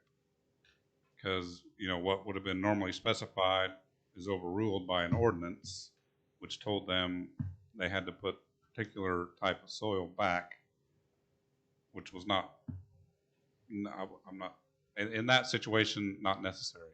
So, but the ordinance caused that to happen. So, what we're trying to do is kind of clean that up. Anytime you say what materials to use, how to do something in construction, essentially, it just causes issues, and it shouldn't have to be an ordinance. And I think we've talked with Bob a little bit in past meetings, but the basis of it is you can't necessarily tell the contractor how to do it. It's called like means and methods. You might hear that sometimes. That's not what it's about. You give them a scope, tell them how to do it, and we'll specify. We're still working on updating the city spec book as a whole. So some of these things will coincide with plans and how things should be done. And as time goes by, things change. I mean, you know, so part of it is trying to mitigate that issue as well. So, and I guess specifically one of them talks about backfill, which is, it says clay and some other material, I think rock probably. So you don't have to specify that directly. You can find what we did for the backfill at the CDL building was find the borrow pile, test it, and determine that it was suitable for backfill. So that's a process you can use, but it doesn't have to be by ordinance, because you could have soil that, like in, again, the case of the manhole, the stuff that was there could have been used to backfill instead of being hauled off and bringing in new dirt. The other one is about what I call utility cut. So when you go down the street and the city crews have to fix a sewer break or water break, the ordinance actually is telling them what material to put back, which is fine, except it doesn't match your current spec. So it's something that should be specified, and that's another piece that we're working on. So a good example is if it's an asphalt street, you know, one of them says to put back asphalt, another one says put back concrete. So, you know, our recommendation is generally going to be to do concrete, and then wherever a brick street is required to be a brick street, that's a whole nother can of worms. But we'll also say if you want it to be brick, then yes, it can be brick. But we'll have that spelled out, you know, how that needs to happen, and just make that one place to find it. One place tells you what the city needs, instead of multiple places and then them not agreeing with each other. So When you say typically you have an asphalt patches made in concrete, is that like how they would do in other cities, say, for example, in Pittsburgh? typically, one of the main drivers of that is, you know, normally it's a small area, and the cost to pour asphalt in such a small amount is just not worth. Concrete's cheaper at that point. Absolutely. That's one of the problems we always had is, as far as contractors, when it comes to repairing asphalt street, you know, sometimes, especially through the winter months, they're not making asphalt. And if you put cold mix in it, it's going to come back out. So we always wanted to go back in concrete, but it was told us, no, asphalt, asphalt, concrete, concrete, brick, brick. Right. And it Unless doesn't have to be that way. right, unless it was a municipality. If it was the city, it was okay for them to put back. We got several places in the city streets that are concrete and brick streets. Yes. But it would be nice to be on a level playing field as far as a contractor to put back concrete because it just makes sense. Yeah, that was our intent for that piece of it. I'm not saying I'm against this changing of these ordinances, but those ordinances were written specifically for Fort Scott. And I think that we have pretty much found that Fort Scott is built on clay soil. And we have found that typically when we excavate a cut, that in the past, whatever's come out of the hole has gone back in the hole. Even though ordinance says we'll use AB3 base rock, it hasn't been done. So what we're trying to do here is change an ordinance that's never been recognized in the past anyhow. But I agree totally that there should be a select fill that should be used in that excavation or in that, like the Eagle Block basement. That should be approved by the engineer and tested by the engineer. And I think you'll find that that's going to be clay. It's going to be the same material that we're specifying because we don't have anything else. Right. I mean, that's what we've got in Bourbon County, particularly this part of Bourbon County is clay. And so we're going to be bringing back the same thing, even though, that's what's going to have to be approved. So I'm a little bit hesitant here to get rid of an ordinance that I think it's a good ordinance if we would enforce it. But again, I'm not against putting it all on one page either. And but I think that we're in a can of worms here that we don't need to be, and we should have this all on one page. And I agree with what you're doing. In fact, I recommended not too long ago that we get rid of the ordinance about replacing brick with brick, because replacing bricks in our old unrepairable brick streets didn't make sense. And so I agree with that, but we need to protect the historical district brick streets. So how do we do that? Right, that's another, I guess, separate issue. There needs to be an ordinance that puts those boundaries. And I think our last Public Works meeting, yeah, you have a boundary of your historical district already, Yes. but you have nothing that requires a certain area to be back in brick. Well, and then there's always yeah. issues. Some people outside the district on a brick street, maybe they want to pay for that and participate, and that's maybe a separate issue. But you need a region that just says this has to always be brick. Well, and that's what's missing, I think. Yeah, in the past, we've had this vision of us having impeccable brick streets throughout the city of Fort Scott, and it hasn't happened, and it's not going to happen.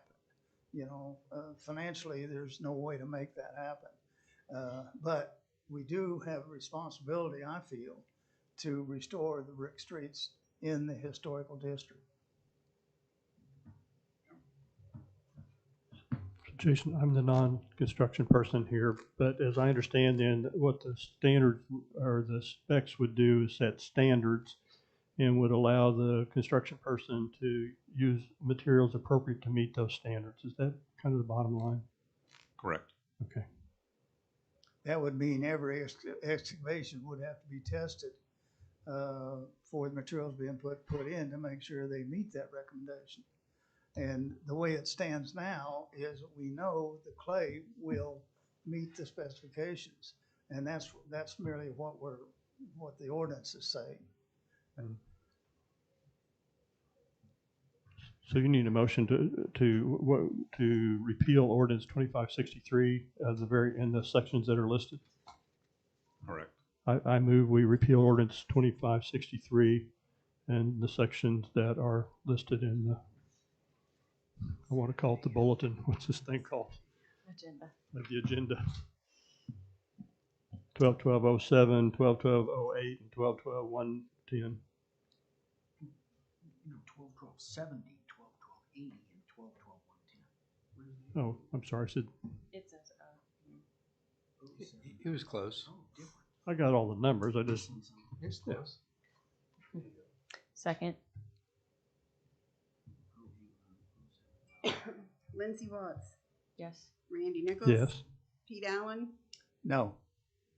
Kevin Allen, Abstain? Josh Jones. Yes. I apologize, Randy. It's written in 3 different spots. You're correct. It's the first time all day I have been. Thank you very much.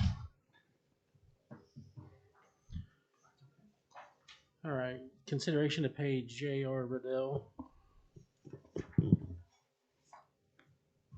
I'm just here if there's any questions. Have you guys looked at that invoice?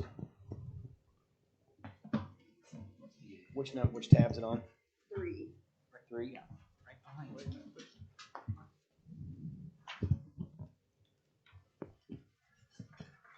it. Yes, I have questions on this. Is that the J. Riddell? I'm sorry. Is that the Riddell? Yes. Yeah, I've got it here. I see the Tab 3. the invoice is for $57,049, and we have a purchase order number. I would like to see the purchase order. The original purchase order, as I understand, was around $23,000. I believe that's correct. And we have an invoice for $57,000. Where'd you get it? What? It's not in our package. You want to see this? It's number 6. 6? We have, Yeah, it's in there. There's a PO. Yes, the original purchase order was the initial estimate. So the work that was required to backfill with different material caused a change order and an additional days, which is what he tried to capture in that final invoice. So he shows his initial PO number, 23,000 something, and then he breaks down each day. And Michael Mix and Earl's Engineering met with Riddell a couple, 3 weeks back to discuss this is his second revision to that invoice. So we sat down and talked to him about some of that cost and basically trying to get a more reasonable number, because I think the original invoice was probably 67,000. So we were able to talk through him and basically negotiate down to where we're at today. well, I think the requirement for the clay backfill was there from the start. It wasn't something new. And, when you have a proposal to do work, it should be to do work according to city standards, city ordinance. Right, so that's where, as you said moments ago, that ordinance and such like those are not enforced. So that's what got us in issue. A spec said one thing, but the ordinance said another, and nobody looked at the ordinance. Well, I didn't see any original spec. Did you? Is there? No, and that was the issue. That was an emergency repair. So it was to follow city specifications, and I can't speak to whether Riddell looked at those or not. So yeah, that's part of the issue. So because things didn't match, somewhere along the way, they stopped work, and they had to figure out where to get the clay and where to take the spoils from the excavation that they did. All that takes time and effort. So we're trying to be fair. It's not like they didn't do the work. So how it normally ends up, like I said, they started at X dollars. We talked to them and negotiated them 2 different times to where we're at. So we don't feel like they're trying to get more money than they deserve. They've left money on the table from what they wanted originally. So it comes down to they're not trying to charge you more than they should, is kind of where we're at on that. It's a lot of money. It's way more than we wanted it to be, but that's just where we have landed. We have a lack of communication between. Yeah, so we're trying to get, again, back to the specs, trying to get those updated so that there's no issue, and then contractors doing the work in the city need to be able to get those specs. So I'm not sure if they're available online. But it needs to be in a clear and concise. It needs to be in a place where they can get to it. Well, I know I don't think it is. The ordinance is online. The ordinances are available. But Is that something that's normal in most cities? Is that yeah, kind it's of typical. to have an ordinance versus the specs, I guess is my No. question. So would a contractor originally go to look at the ordinance, or No. would they would be looking for specs on the job? Well, I think first of all, there were no specs. Is that right? We bid the Correct. job without specifications. No specs specific to that project. Yeah. And that's So what they they're were working on now. deferred to the currently approved city specifications, which I can't remember now if they say clay or not. Apparently not. So, but because of that, conflict, you had to go by the ordinance. So it said clay, and that material at that ballpark was fill material already, Yeah. I believe. So Yeah. some It of it wasn't fit for. was not suitable, but they would have had to, get those rocks out of there and that debris. They could have tried to use some of it, but yeah, they had to take it all out, and that was an expensive endeavor, is really the bottom line. So we have a job that we thought was going to cost us 23. We end up spending 57 plus another 10, or we spent $70,000 for a job that was estimated to be 23,000. Yes. Well, that's not including materials.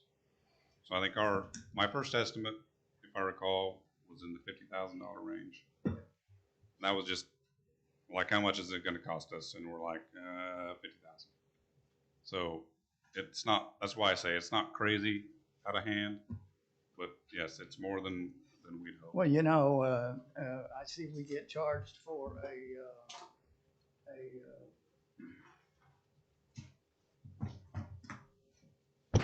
compactor, which it was in the original, should have been in the original bid in the first place. Yeah. So far, I think that's additional time for that. I just can't believe that we. Is $190 an hour an average wage for a backhoe and operator? Yeah, you're considering equipment cost on top of the operator, so it could be a range. Is it? So it's a within dump truck range. and an operator for $150 an hour. What, Jennifer? Do you have something? Just what? Oh, a dump truck and operator, $150 an hour. Yeah. So part of the deal probably includes, as we all have seen, mobilization costs. We try to bid those separately. So all the stuff that goes into a bid is part of these rates. So like I said, if it's a piece of equipment, that rate's going to be fairly high. Operators have their own rate individually, laborers. Sure. So those numbers are all. What is like? I'm not trying to decipher the whole bill, but what is 2 trucks? What is that? So that's the the company trucks that they use, that's what those were. How did we come up using Rodell? That's a good question. Yeah, availability was one of the big items. Was Earl's Engineering reached out to Rodell? You guys use them in Pittsburgh some? Yes. So we reached out to, we tried to get 3. So the one I called somebody, they weren't available. Dave called 2 others, and Rodell was there. And it made sense because they're in town doing the fiber.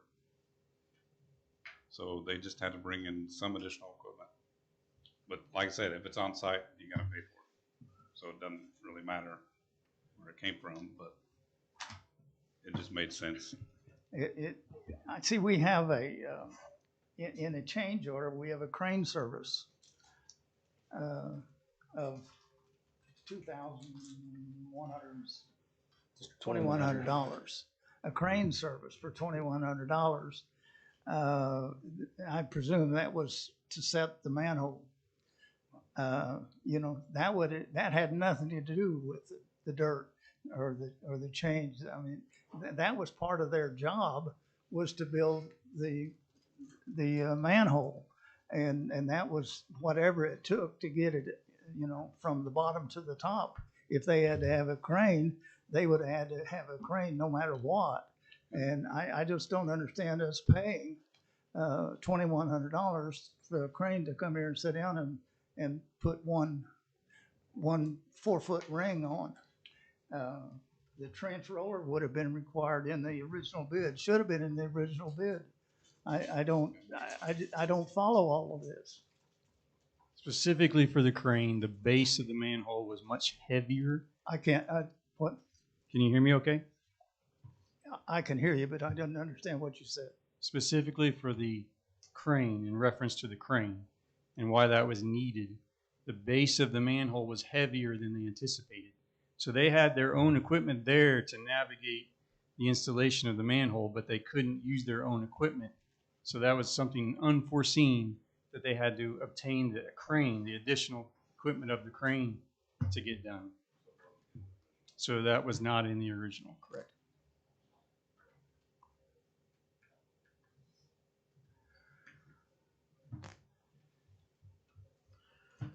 Yeah, if you don't agree with the numbers, that's fine. So what I would recommend is you pay the PO amount. Can you approve that tonight in good faith? And then, I'm happy to sit back down with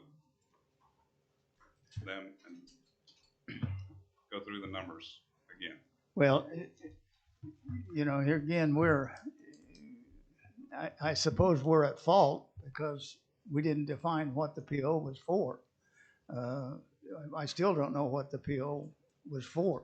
What did you think? What did you just suggest, to pay the original estimate and then go back to work with them? Yeah, because if you don't agree, that's fine. But at this point, it's been a decent amount of time. So I think, you already approved the PO number. I think it would be good faith between you and the contractor to pay that and explain. Here's what I think. This and sort it out. Yeah, and I think that's, I don't mind with the PO number. I don't mind that at all.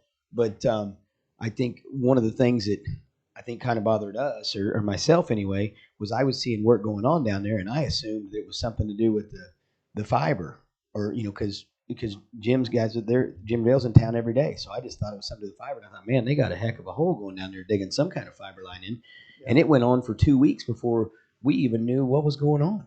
And not that we need to know everything that's going on in town, but if it was such an emergency, we understood that it would have been that way for quite some time, and now we're at a major expense. And when I heard the original number, I said, there's no way. Them guys have been there for way too long to be at that original number. So the commission was never advised of a problem. Never advised. The only way I found out about the project was because someone messaged me and said, hey, what's going on down on 3rd Street? They got a humongous hole down there. And I went down and looked. And that was the first I heard about it, and I don't know if you guys had Mm. any forewarning or any input on a project that's gonna cost us $70,000.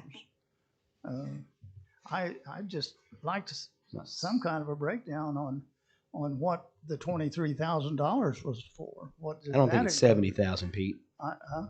I don't think it's 70,000. I Well, think we that, got 57,000 here, and then there's an 5,000. invoice for dirt. 5,000. Or Right. somebody for 5,000. Okay, 57 and 5, 62. 62. 62. Plus material. So he's right. Here's, pushing I mean, 70,000. you've seen this. You see this every day. These numbers look out of line. Were you guys down They're there? not I mean, horrible. so here's my concern is the lack of us being or whoever and nitpicking every bid we get is just starting to look bad on us because you're an expert. These are prices. The fact it was an emergency bid, we didn't know about it. I mean, it was done with Michael and previous city manager. To me, that's not a reason not to pay it because we didn't know about it. Right. If you're good with the numbers, it was issue. an emergency bid. Two things. I'm upset that it's 2.5 times higher, but then if we nitpick every bid we get, I mean, nobody's going to contract with us ever again.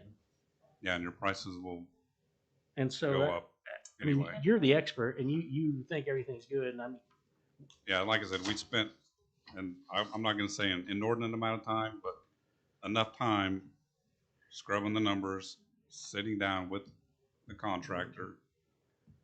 But my trying to be to speak like with speaking Kevin on and Pete, behalf of the city. I be do fair. know it's an emergency bid. Riddell says, "Well, I'm dealing with the city. They're basically got to pay whatever we within reason." Yeah, you can see that. Yeah. Yeah, so that's where I'm concerned at that point. But you've worked with Riddell, you've seen the numbers, and these numbers aren't out of line with anything you've worked with them for in the past. In this situation, no, they're not. Well, I think in all fairness, Earls wasn't even aware of the project going on until it was in the backfilling I stage. think Earls is the one that contacted Michael. Riddell to start Right. it. I'm sorry. Earls So we is the got one him that going. contacted Riddell to start it. Oh, is that right? Yeah. Yeah. Okay. So the issue we had was the manhole had collapsed. At whatever time it happened, didn't matter. So as soon as we knew about it, we knew it had to be fixed. That's the kind of issue it was. So going through being an emergency repair, that's probably why the commission didn't get involved. And I don't know what kind of discretionary emergency protocols there are, but Yeah, and that's the things I'm talking about. We need to change. and that's instead one of of- your I mean, that's deepest something we need manholes to- in town. It's just a big cost. I don't know for if that. we have a definition of what emergency is. I mean, I think Yeah. people can just call emergency, it looks like, or whatever, and then spend. Yeah, in this case, if the state was to have seen that, there'd have been a problem. So that's why it's an emergency in this case. And I will say that the hole has been down there for 7 years. So Right. So us coming in and being notified of it. Yeah. And I will Had say, to by the time you called Riddell, by the time it started was almost 3 to 4 weeks. So if it was a real emergency, it wouldn't have started 4 weeks later. Right. So yeah, and because it's underground, nobody's seeing it until that next downstream line plugs. It's not a problem. So what's your recommendation on this? So I ultimately recommend that it gets paid.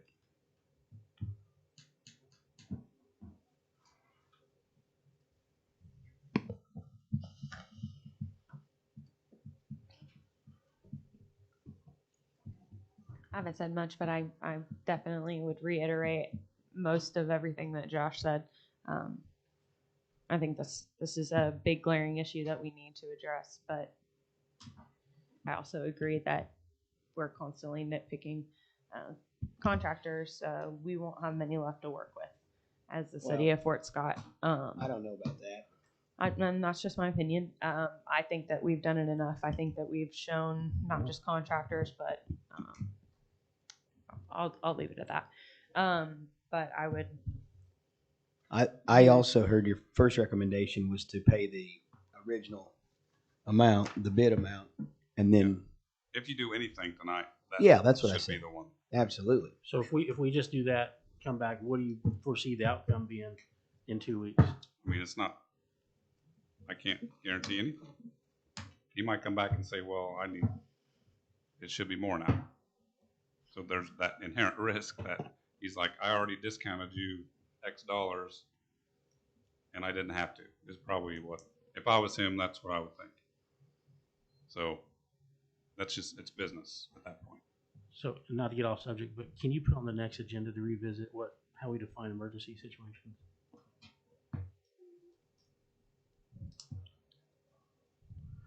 All right, so I'd entertain a motion. I think we have a motion, don't we? No. Not yet. I would make the motion that we approve the invoice for J.R. Riddell for the 3rd Street Ballpark project.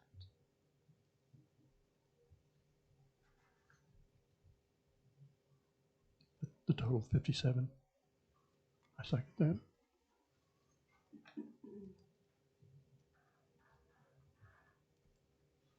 Randy Nichols, Yes. Lindsey Watts, Yes. Pete Allen, Abstain. Kevin Allen, Abstain. Josh Jones. Yes. All right, next consideration, pay Skitches Hauling.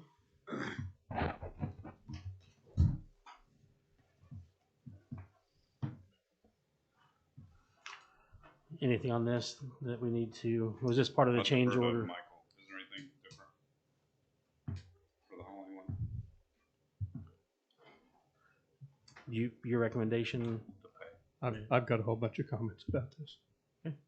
Okay, and I wrote them down in order to try to get it as accurate as I could. So let me. I've had multiple calls, and even people stopping me on the street to ask about this project, the bill.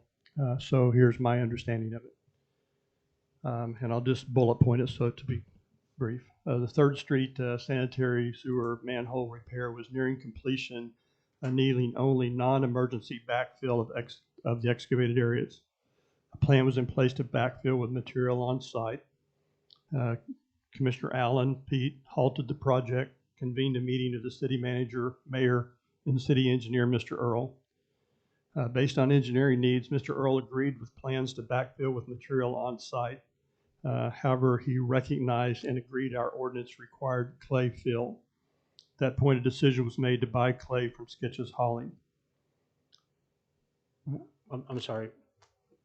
At what point did you say that was? After the meeting, I guess. I mean, as best I can put it all together. Yes. Right. I thought you said during the meeting. No, Okay. I don't know. I mean, there was a meeting, a decision was made to buy clay. That's what I'm able to come up with.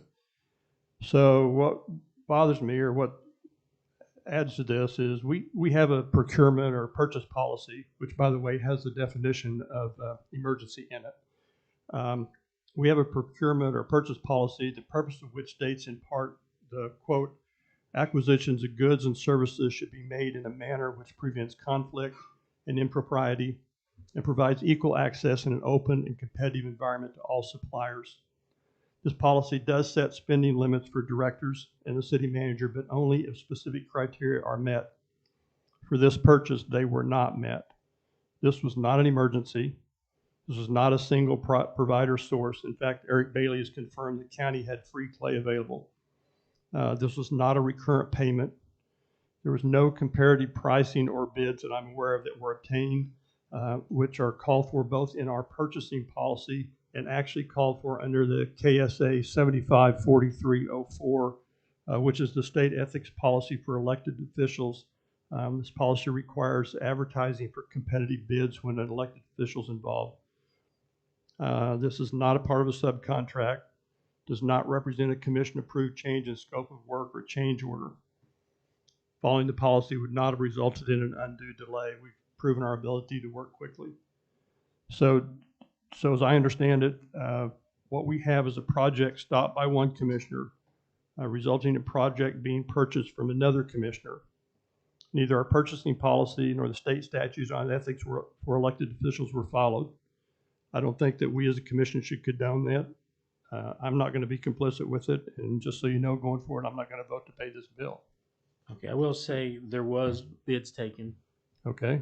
I was in that meeting. Jeremy labeled it emergency. The reason the bill, we just went through the reason the bill was higher with J.R. Riddell is because the time it took of the change order. And so Jeremy said with the emergency of that, he made 3 phone calls, got bids from 3 different people is what he told me. And then in order to speed things up, it was within his spending authority, and he took the lowest bid. So I guess my question would be, at what point was the majority of the commission, and I'm not saying all at once, but I'm saying at different times notified, because I wasn't. I was notified that this purchase had happened, similar to Randy, by multiple people in the community that are very outraged. I'm not understanding the question. This purchase of clay, Right.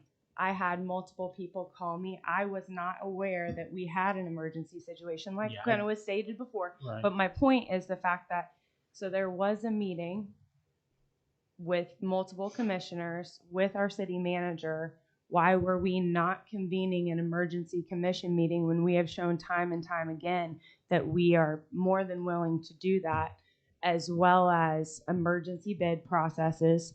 And then we went about it. We did not follow the rules. This is very, if not legally questionable. This was 4 weeks after the project started. Absolutely, but it was not brought. But my point is, it was 4 weeks after the project had started. It was not emergency that the backfill came in, and even if it was labeled an emergency, and we don't have those definitions in front of us, and that's fine. But I'm saying it, even if it was, why was Diane not asked or tasked to, or the city manager at that point? At any point, there were 3 commissioners that were aware that this was an issue, an emergency situation that was happening. At any point after that, once you were made aware, it could have been brought to this commission. So the only reason it was brought to the multiple commissioners is because, the only reason it brought to me is because I asked Jeremy about it. I thought it was fiber. And after a while, I was like, well, that can't still be fiber. So I took an effort to go speak to Jeremy saying, what's going on down here? Right. I don't know if Pete, were you ever told about it without asking Jeremy yourself? Absolutely. So, I don't just disagree. asking, did you or Randy approach Jeremy and ask him what was going on? I didn't know about the project until it was actually backfilled. That's what. Okay. Until it was backfilled by citizens. What I'm saying is Jeremy didn't notify any commissioner. No, I'm saying I understand that point, but Josh, what I'm trying to say is at the point that you were notified, that you did ask the question, that you were notified before the project was complete, before we accrued the bill that we just approved, and the bill for Skitch's hauling and excavation to bring clay in, when we could have got it from the county for free. Well, and I'm just saying, and I know what you're saying, but Eric Bailey did not present that to the city. And I'm saying right now that at the point you were made aware that we had this big about it at the next meeting. We talked about it at the next meeting. It was brought up in Commissioner's Minute. You can go back and look. As soon as I found out about it, and as soon as Kevin found out about it, it was brought up. Okay. We should have went through the bid process. It should have been open to the public. I don't disagree. Because this is, like I said, if this is not any way, shape, or form legally within the bounds, it is very, very much ethically outside of the bounds. In that meeting that I was in with Earls, the previous city manager said, this is labeled emergency. This is under my spending authority, under the amount, based off his projections. Right. And so at that point, what do I say? I mean, what do you say? Oh, it needs to be on the agenda multiple times if that's been brought up. Okay, if you knew at one point that we did not go through the official, I'm just saying if any commissioner was aware that we weren't going through the official bid process for something. We didn't go through the official bid process for J.R. Riddell. I understand, but this commission wasn't. You've asked for a definition of emergency. Right. In emergency, there has to be an imminent danger to property or public or private, either public or private, and or to person. Certainly, that may have been true at the beginning of this project, but by the time it came to backfilling excavation, there was zero emergency available. I'm not going to disagree with you, but I'm going to say, if I'm going to sit here and tell Pete and Kevin not to nitpick Riddell's because of the same thing, now you're just flipping. This is the exact reason why they were nitpicking Riddell, and now you're nitpicking Skitch's bill. No, I'm Because not. now I'm you're not saying it's not an emergency. No, you have no. to do What it. I'm So saying, be I'm not fair saying. to everyone. Okay, I'm not okay. Give me a nitpicking the bill, second because Josh. we're not going after the bill and saying the bill is overpriced. I'm saying the process in which the city handled this, and I'm not just pointing out any individual person. No, I'm talking about how the city handled the backfill process of this when it was not an emergency. At that point, we fixed the problem. J.R. Riddell, I understand that they came in, they did not know 100% what they were going to be facing. But at the point we knew we needed backfill, that it could have been brought up as a whole, it could have been asked to be brought up as a whole project. What are we looking at? And go through the official bid process or go through asking the county, like we have talked about multiple times, or even just randomly thrown out the county how many times to say, oh, they can do that before talking to them and not knowing if they can or not. I'm saying we, as a city, I'm not saying that, I'm not throwing any one specific person under the bus, but I am standing up right now and I am saying, as a city, this was, we are crossing a line here. Moving forward, they're very specific. They're very specific whenever we're going into. Absolutely, I mean, this is no different than asking for a tax break for certain businesses and of commissioners. Gosh. I mean, there's other things other commissioners have done. If you're referring, I'll go ahead. If you're referring to the process that I started prior to being on the commission, that will never go through because one, I will not specifically push it any further. Once it fell off the face of the earth and nobody kept pursuing it as a private business owner, I stopped pushing that because I know that it's what it's going to look like. But I started that process with our economic development prior to try to set something up for, there were 4 other businesses that were looking at trying to and are still needing this. So if I push it, it's going to be for those other businesses. I'm just saying, you guys are trying to portray something shady was going on here. Is it? This was handled. Three bids were taken. The engineer said, we need to move on this as quick as possible. Every day they're going to charge us for being here. Mm-hmm. Every day they're going to charge us. So 2 weeks later, we'd have another $10,000 or whatever, because we've seen what 10 days did. It went from 23 to 57,000. Absolutely. Based on the engineer's recommendation to go as quick as possible, Jeremy made a decision. Was it the right one? I don't know. Absolutely. But how many, Diane, how many meetings have we made within hours? A lot. Yeah. That's my point, and that's where I won't say. And I will just say it's funny you didn't say that about the J.R. Riddell contract, what you're saying about this. That was an emergency situation that we started and we got into because of that. I'm not saying that I agree with it or I'm happy about having to pay that bill, but I feel like for the overall, we started that process because it was a very emergent situation. By the time we got to the backfill situation, I think that for 100% open and honest and 100% transparent, which is what the majority of this commission ran on. I mean, 1, 2, 3, 4 out of the 4 that ran in the last election, that's what was ran on. And that did not happen. By the time it got to the backfill, it was not an emergency situation. And that's my opinion. You may not agree, and we can agree to disagree because I can do that respectfully. But I'm just saying the city needs to understand that we're not just going to sit here and go. The citizens need to understand that we're not just going to say, okay. So, and I would just say, based on the engineer saying it was an emergency situation, that's what Jeremy acted on. So we have the engineer that gets paid. Emergency day, I don't know what they charge per day, but I hadn't heard that this was an emergency backfill estimate by the engineer. Yeah, I can't say that. Hey, what that was me. Okay, you labeled it. Wasn't. You labeled it as a project. We need to do this as quick as possible because they're going to charge us for every day their equipment sits here. Yeah, so it may have been more of a matter of we need to move additional swiftly. cost. So the other part of that, had we not had the ordinance in place and we had used their backfill, they could have had this project in and out without all the additional costs of doing that as well. Absolutely, and I think that's why we changed the ordinance today. Yeah, absolutely. So your recommendation?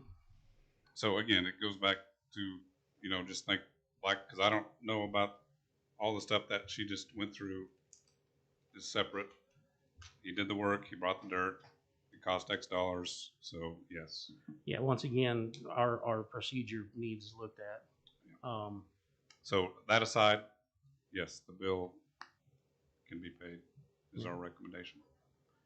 All right, so I'll entertain a motion. I'll make the motion to accept and pay this bill.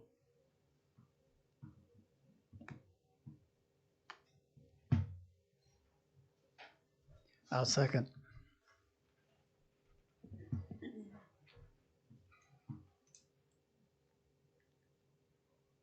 Ready? Oh, yeah, sorry. Lindsay Watts. I will say that I am making my vote based off of how I am trying to look at this whole entire project as a whole.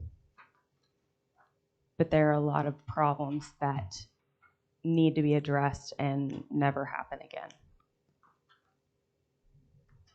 for the sake of our city and transparency. So, yes. Randy Nichols. No. Pete Allen. Yes. Josh Jones. And I will agree with Lindsay. As long as our emergency policy, we need to somehow look at this and get it on the agenda to look at. I would say yes. All right, next. Maybe you should stop doodling so much.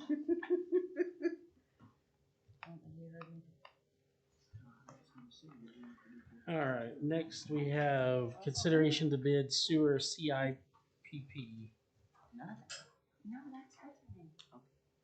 So this is your 2021 budgeted funds for sewer rehabilitation across the city. And I've got a document. And I'll leave, this is basically the bid book, I'll leave with Diane, so that, and I think I emailed you. I think you did. So she's got all the files. So the files are with the city, so we can get published, and there's a bid date. I can't remember what the date is, but so basically just authorizing that to go out to bids.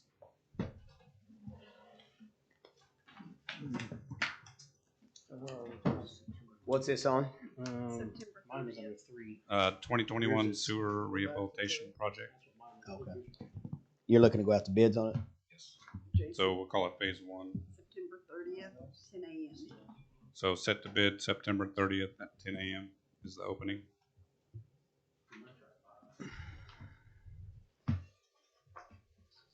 Just need a motion to go out for bids?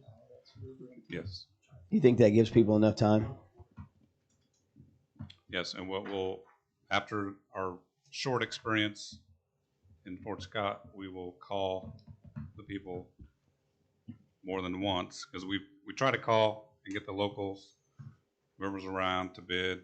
And you know, if like the deal with the concrete stuff, yeah, I still think that's enough time, because if it advertises, so if you publish, send it to the paper tomorrow, and your paper doesn't run every day, right? No, it's only twice a week. So it publishes Saturday. So that gives them, that's about 20 days. So it's almost 3 weeks. And that tracks, so it'll be a similar deal. If those get opened, we'll give a recommendation, then it can go to the next commission meeting, which will be the first meeting of October. And then however fast you want to get a contractor on board. Because again, this work, I think, is good winter work. So there's not going to be any stipulations on, you know, you need to wait X number of months to start. So once Absolutely. that bid is bid, they can mobilize as soon as they're available. And we Sure. can put, like anything, we can put a start date expected. And if they can meet that, then that's for the best. We'll move to go out for bids for the this is for the CIPP project, right? Yes. Okay. Second. Any questions, discussion? Kevin Allen. Nope. I think Pete had something. Did you have something? Sorry. As type of question, did Earl's review this Yes. and you approve of what we're doing? Yes, sir. Yeah, I think we started working with Michael almost day one. I'm going through, they've got a pretty good inspection program with his department. So pretty good records. So we were able to go from all the records and his condition ratings and start to pare that down to fit your budget and also try to have the most impact on the system as well. So yeah, we spent a decent amount of time vetting that and coming up with that's my question. Project. Kevin Allen. Yes. Pete Allen. Yes. Randy Nichols. Yes. Lindsey Watts. Yes. Josh Jones. Yes. Consideration of bid, river intake project phase 2.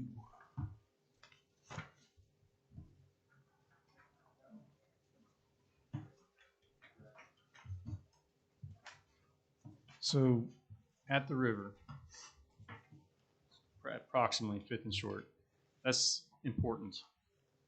If the dam fails, if the abutment to the dam fails, we lose our pool of water. We have no water to pump. We have no water. All of Bourbon County and some of the even into neighboring counties will not have water. So this is important. Rich history down there, which I'll be very brief, but we had a coal fire steam engine down there that operated from 1883 until 1950, pumping water out of the river to the top of the hill where we're at today.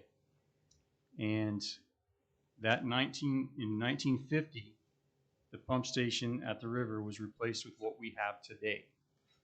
So we just got done rehabilitating that structure from 1950. That was phase 1 of this project. So we did a lot of great things. It got all new electrical. Some of the electrical in there was original 1950, and some of the other equipment as well. So this is phase 2 of this project, which is a repair to the abutment of the dam and also improving the actual dam itself that goes across the river. So do you have any questions about this? So what specifically we are asking you this evening simply for permission to go out to bid. We've been working on this all year long as far as the engineering. HDR is your engineer that we selected years ago. And this is just a continuation of a project we've already had going for quite a while now. This is paid out of the USDA. Yes, sir. That's correct. Move to approve to go out for bid for the river intake project phase 2. Is this the HDR engineering program? Yes, it is. And this is the engineer we've been paying monthly for the past year. Yes. And this is their result. They've got the plans and specifications, and we all know what we're doing. Correct. It's been reviewed and approved by the USDA, Kansas Wildlife and Parks, all kinds of organizations, state and federal. Could you give me an estimated cost on that? No, I don't have that with me. It's something that I'd have to go to the engineer and get back with you on that. But I will say that I can tell you that for the entire project, both phase 1 and phase 2, it's approximately $5 million total. So. And phase 1 was how much? 2.5. So this is approximately $2.5 million estimated. And what kind of a time frame would this carry? Do you know? Sure. Any idea? So, and this is actually in your packet. It's the schedule that we've been working on all year. I know that I put that in there, Michael. Okay, I apologize. It may not be. It's not in my packet. Anyone that would like a copy, I'm happy to give you a copy. But we are anticipating that this project will be complete, totally complete, by October of 2022. So next 20 year. Of when? Of 2022. 2020, next year. Yeah. And we need to, because of some deadlines that we have going on with the temporary bonds, we have to start construction no later than May of next year. Are we anticipating any change orders or major change orders? We never in the project? anticipate change orders. Well, we but always they have do change. happen. We always have change orders. Yes, almost always. I can make no guarantee concerning change orders. Did you make a motion? Yeah, here, I'll second it. Did you hear the questions, Pete? Yeah, that's all. Lindsay Watts. Yes. Randy Nichols. Yes. Pete Allen. Yes. Kevin Allen. Abstain. Josh Jones. Yes. G, thank you, Michael.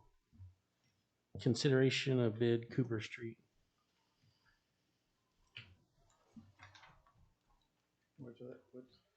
I don't think there's anything in there. I didn't see nothing in there. I saw something. Letter G.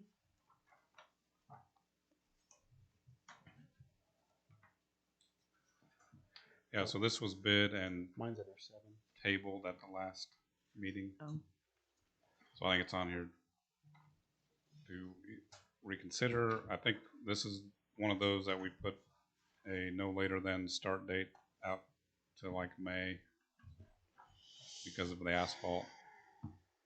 But ultimately it came down to funding and how that was going to be accomplished. I think we also bid out with Cooper Street. Wasn't there like a partial and something along those lines? And So you guys had given me direction to contact our bond counsel, and after visiting with them,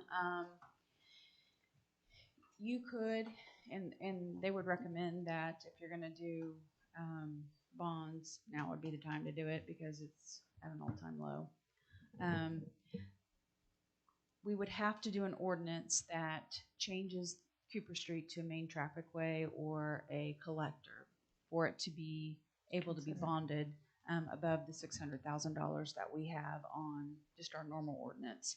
But you can do that. You can change. There can be lots that we could actually go in and just do a whole bunch of streets at one time. we were talking about doing that To at one identify, point. but we're going to have to identify the ones that are main traffic ways because the statute is very clear on what can and can't be done that way.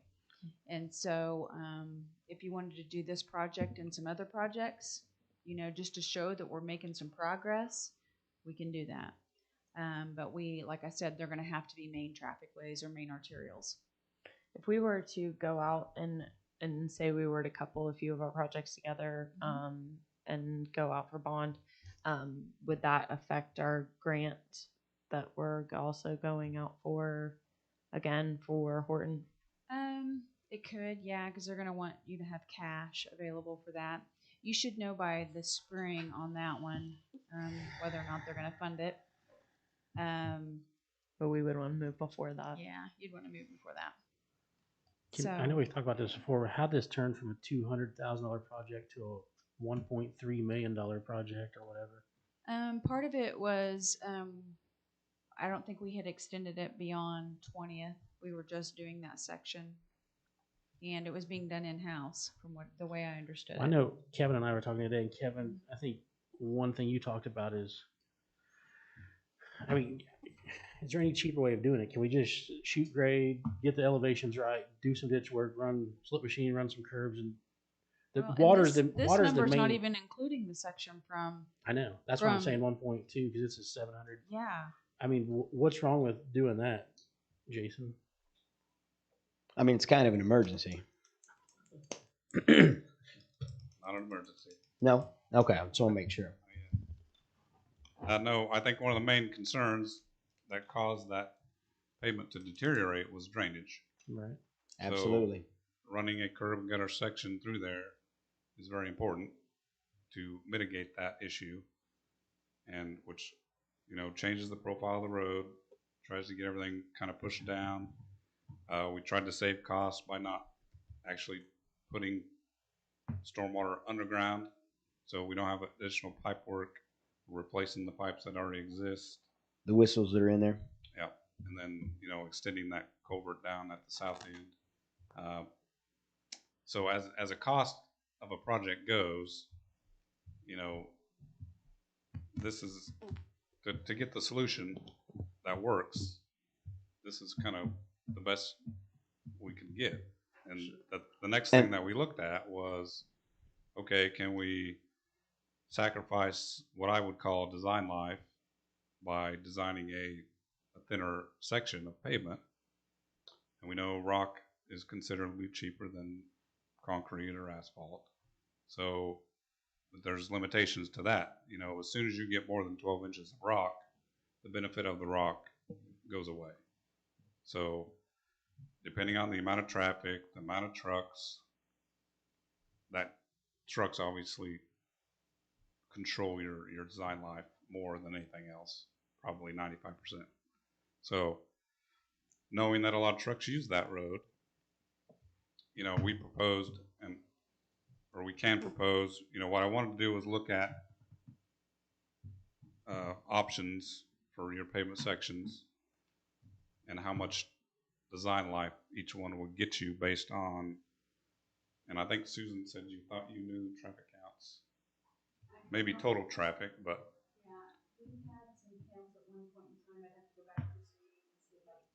It said right here 750 vehicles per day. yeah, so if that's the number, that still doesn't 20%. specifically say how many of those are trucks. 20% mixed truck usage. Yeah, and those are I think that's just what I said I would estimate. Those aren't true. No, I think without physically counting how many trucks, we're kind of guessing. Well, I mean, I'd say 80-90% of the traffic on there are vehicles and not trucks. Yeah, so well, yeah, just 5% swing in truck traffic can hurt you many years of design life based on, and these are just empirical formulas based on research and all that stuff, engineering stuff. So that's kind of where I wanted to start. If you want alternatives, we can look at those, but at the end of the day, just doing a quick check, say if I go, the thinnest asphalt section I'm comfortable with is 4 inches, and based on some assumptions like he listed there, that might get you 5 years. Right. Well, from East National to 20th Street has been how long? And Kevin, I think you agreed the base is still good over there. Yeah, well, and Pete and I have had conversations. Pete and I may disagree on this, maybe, but from East National to 20th was still pretty decent. I mean, it was not the best, and the curve was a little high coming around the curve. The curve was the worst spot. Right, and that's when you were getting close to the concrete plant where water's been settling for years, and it was just a loblolly down through there, and that was causing deterioration on the road. That obviously needs built up. There's no doubt about it. We need new pipes in there, and it needs built up. We've now traded out the property with the, I'm assuming we have the property traded with the owners. The 15 people. Not all the way. East. Yeah, just one left. And Anderson's, that's a storage place. So what I was, my thoughts on the whole thing, and this is where Pete and I will disagree, and possibly everyone else, but not worry so much about that intersection at 23rd and 23rd and Cooper, because I have big trucks. Everybody has big trucks, and there's never been any accidents down there. The semis and trailers get around. They use it right now. So rather than spend a bunch of time and effort in, like you said, acquiring the property with the storage units and everything, maybe we leave that narrow down through there where it bottlenecks. We have the road decent up through there. We take the base down to where we get to a good compactable material. We use what we take out down in the area we need to build up, down by O'Brien's and them, behind them. And then we pave it with, if we're going to go truck traffic, I don't know whether you do a 6-inch course of, or 6 inch with the rough coarse asphalt and then 6 inches of smooth over the top of it, or 4 and 4 or something like that. But that would not be, that's still not going to gain you forever, but it's not going to be millions of dollars. Right. And that's kind of, I mean, you have choices. Like, do you want to figure out if you can raise the money through bonds to do the project as it is, which is intended for a 20-year design life and has concrete and asphalt, or do you say, okay, I only want to spend X amount of dollars, how much road do I get?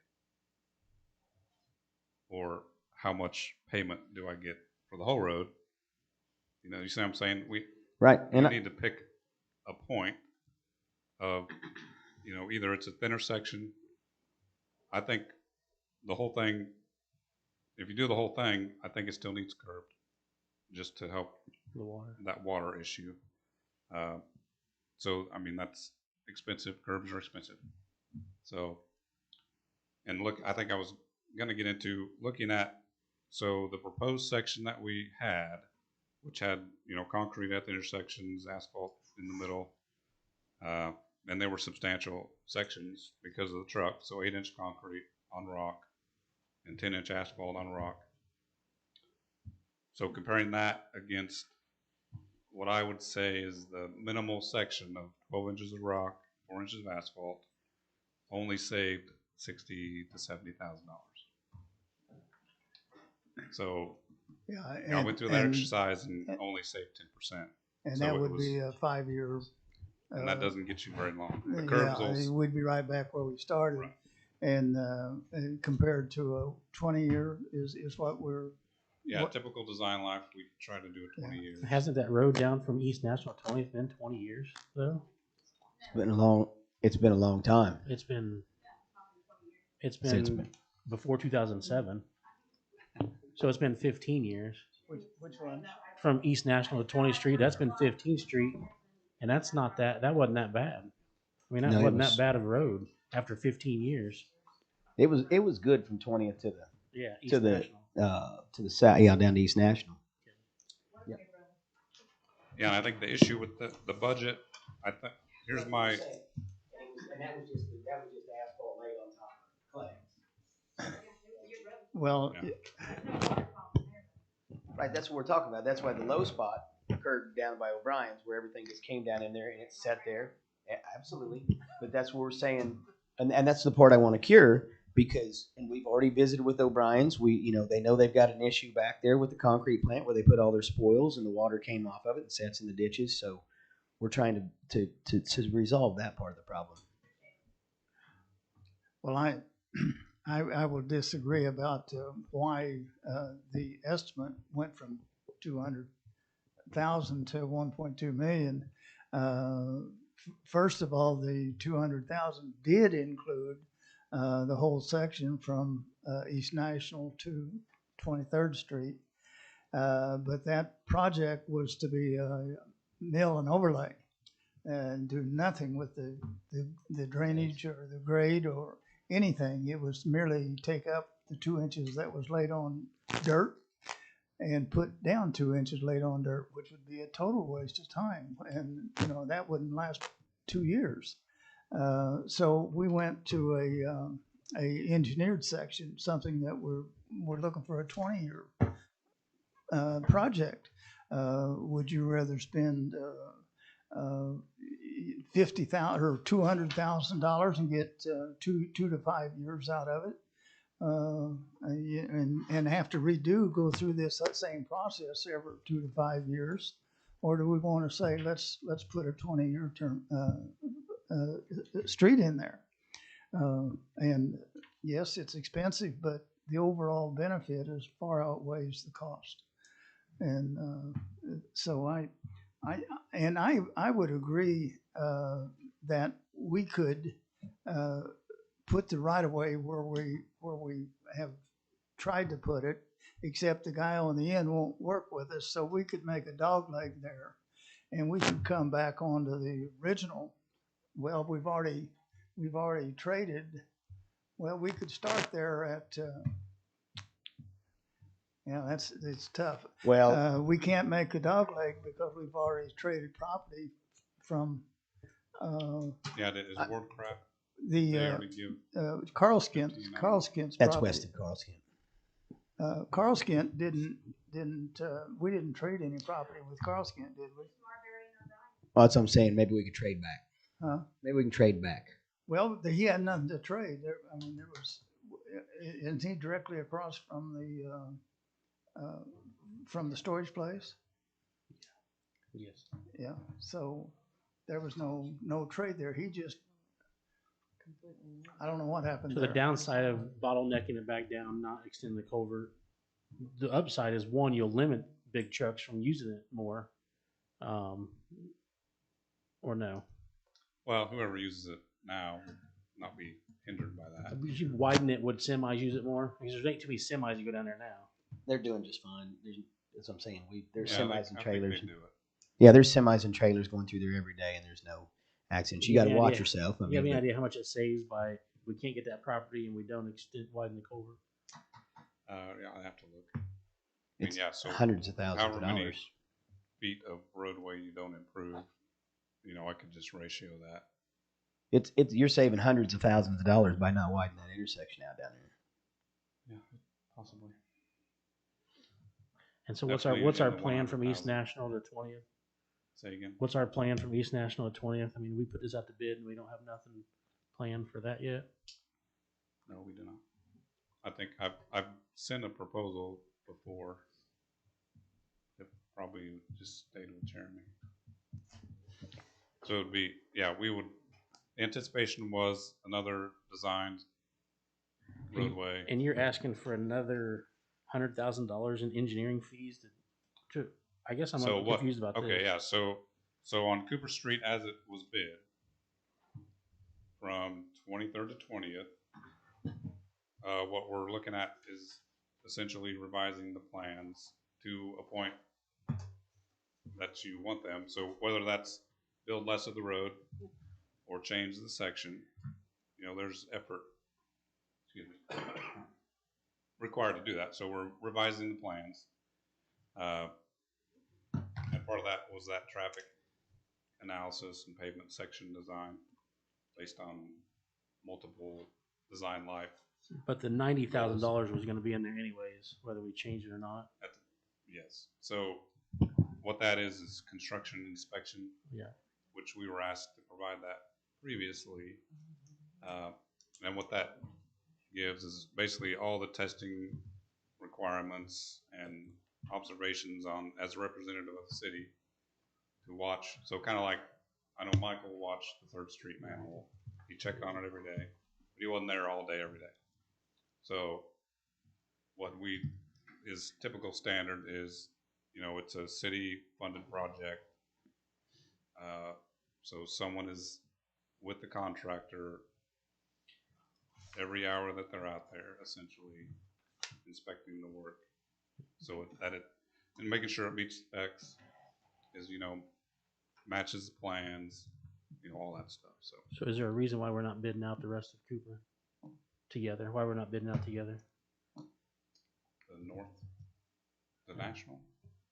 North of 20th Street. East National 20th. Just cost. So we're gonna have half a road fixed, kind of like National Street. Then we're gonna have Not half a quite road like that. fixed and then half of the gravel. That's the current plan. Yeah, I'm not. I don't like that. No. So like I said, That just can't work. I proposed a design for going north, but I don't remember if it even went to commission. I'd love to see it. It did at the start. It included all the way from East So I think National. that at I don't that know point- how it got to be a half a job. So do you see a mill and overlay? Well, I know we've already bad down there because that road lasted 15 years with good base. So why would it not last now from East National to 20th? It could.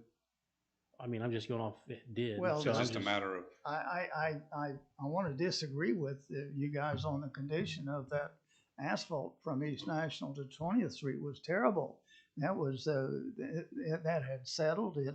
It had alligator cracks throughout, spots that were potholes, and it was terrible. The the base underneath that asphalt was terrible. And there's very little, if any, crown in the middle of it. And so it didn't have a chance. But I don't think that you could anticipate doing anything from 20th to East National any less than what we're going to do from 20th to 23rd as far as our pavement design. I think we still need to do the excavation, we need to do the stabilization, the base rock, and the asphalt.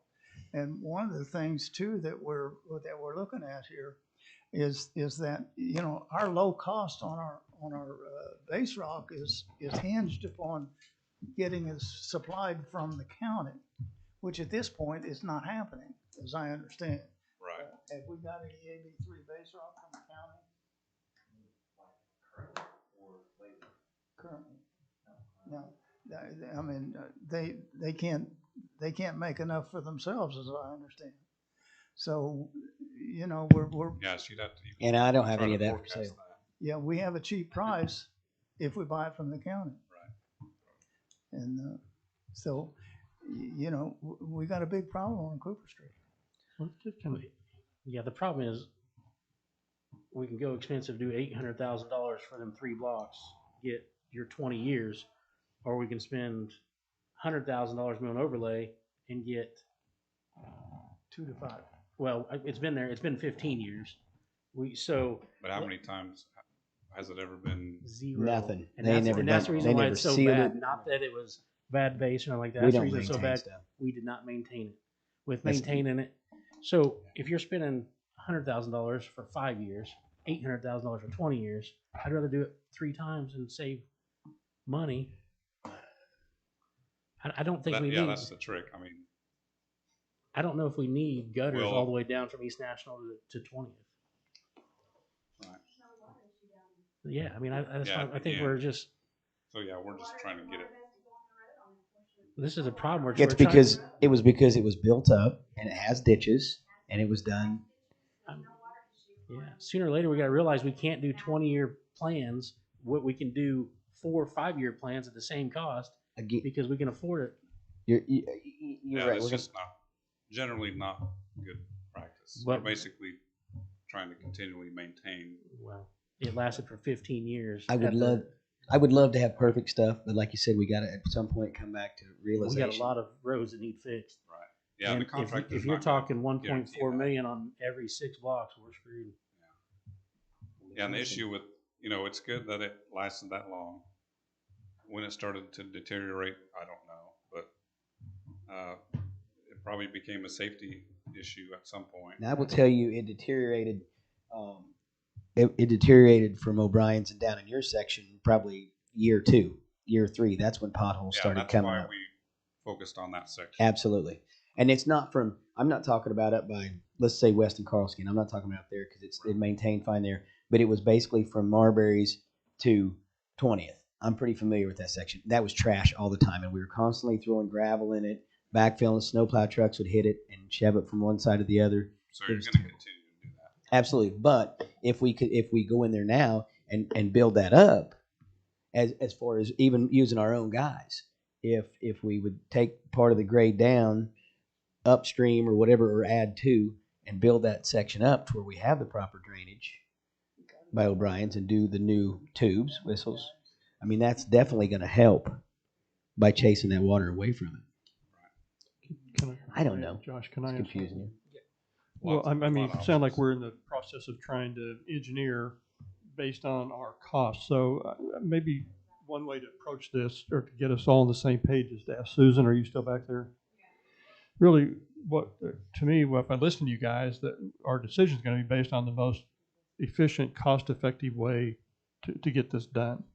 And Susan, is there some time, can you present to us, obviously not tonight, but how that works? Maybe you already have and I've missed it, but obviously we've got a couple options. Either we refinance every 2 or 3 years, like Josh is saying, which may be best, or we do the whole project one lump sum, figure out how much that's going to cost us for the next 20 years and how we pay it off, and is that more cost effective than dribbling along with it? That's how I'm going to make my decision. I think that's what would influence me the most, to say, how's it going to least impact our finances over the next 5, 10, 15, 20 years? And so Well, you can't approve it as it is today. I understand. You either will have to table it and come back and say, okay, we're going to fund it with whatever, because you do not have enough cash, nor will you have enough budget authority by the end of the year. And if you make the commitment this year, then you have to have the funding in place this year. The commitment to go for bonds or to accept the bid, because right now the bid's still open. Right. For that. If you want to bond the project, and we want to do the project right, as Pete would say, then we would need to, I would think that we'd want to do a full project, all of it, rather than just half of it. But that's my opinion. Okay. So, I mean, I can bring numbers to you all day long. I would say you would want to bid it out. You would want to, if you bond it, we would want to pay it off in 5 years using, some of those sales tax dollars to help pay that off quicker. I wouldn't want to bond it out very far. Okay. So, I mean, maybe everybody else wants a decision also made on which parts are going to be constructed how, and that's certainly important. But I just think we got to know our financial options, and I'm not sure I completely understand them. Does everybody else understand them completely? Okay, that's just my question.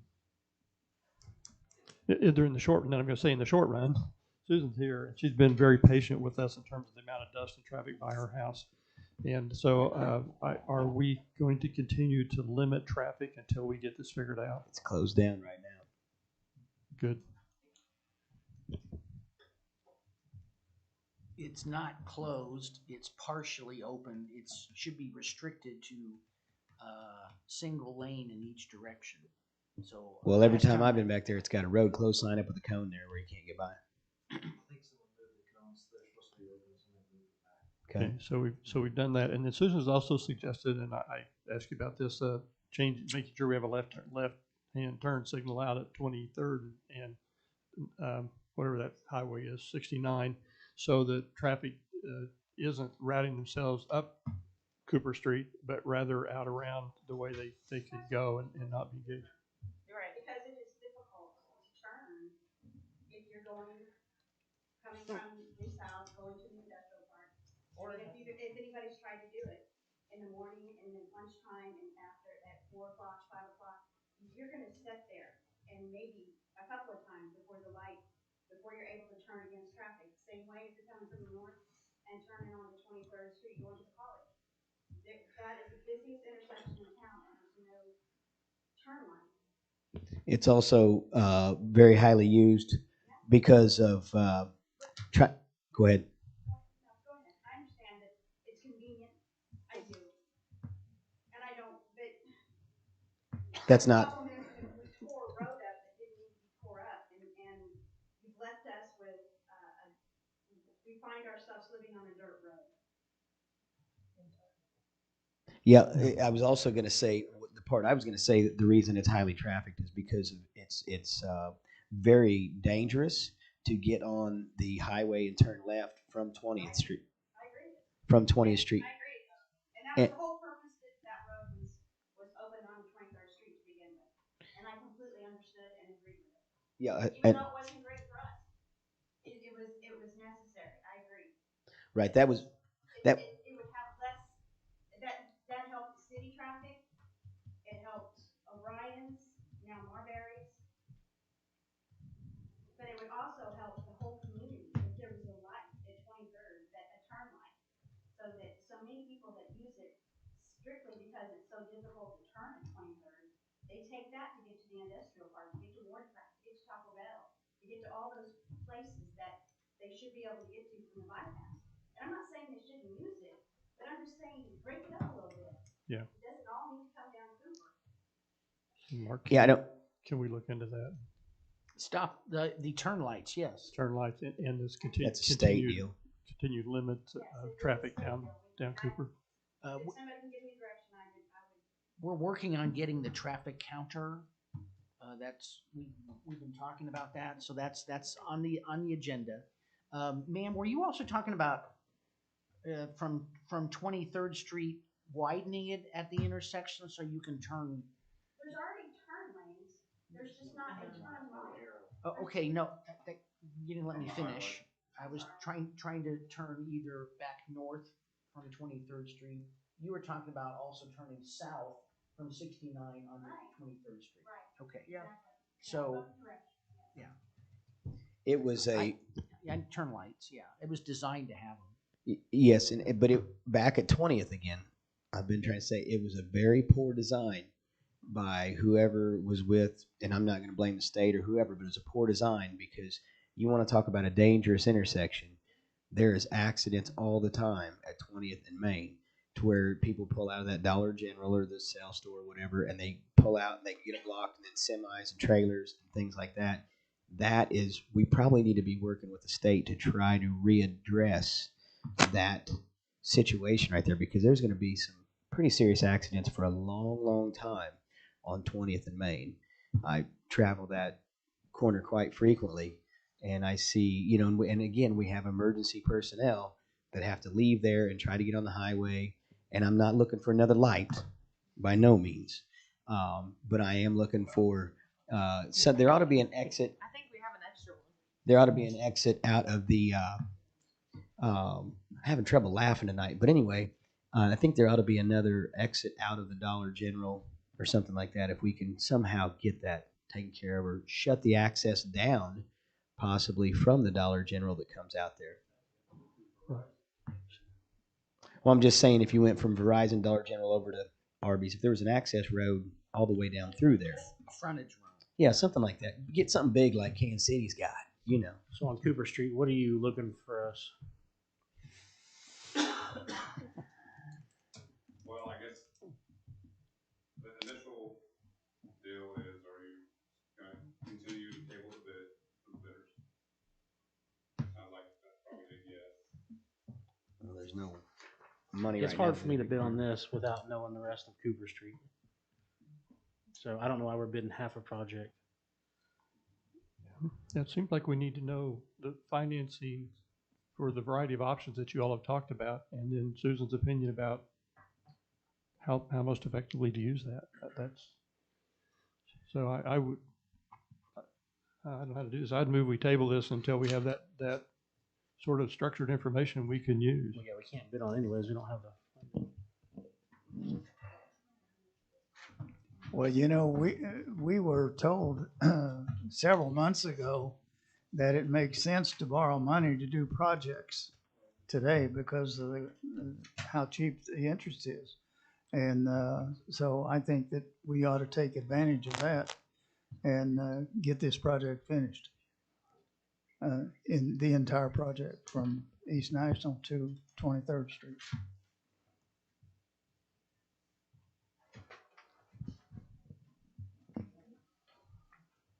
Yes, so what I would, I guess, propose from my end, if we take, so I sent you that addendum for Cooper that had the inspection on it.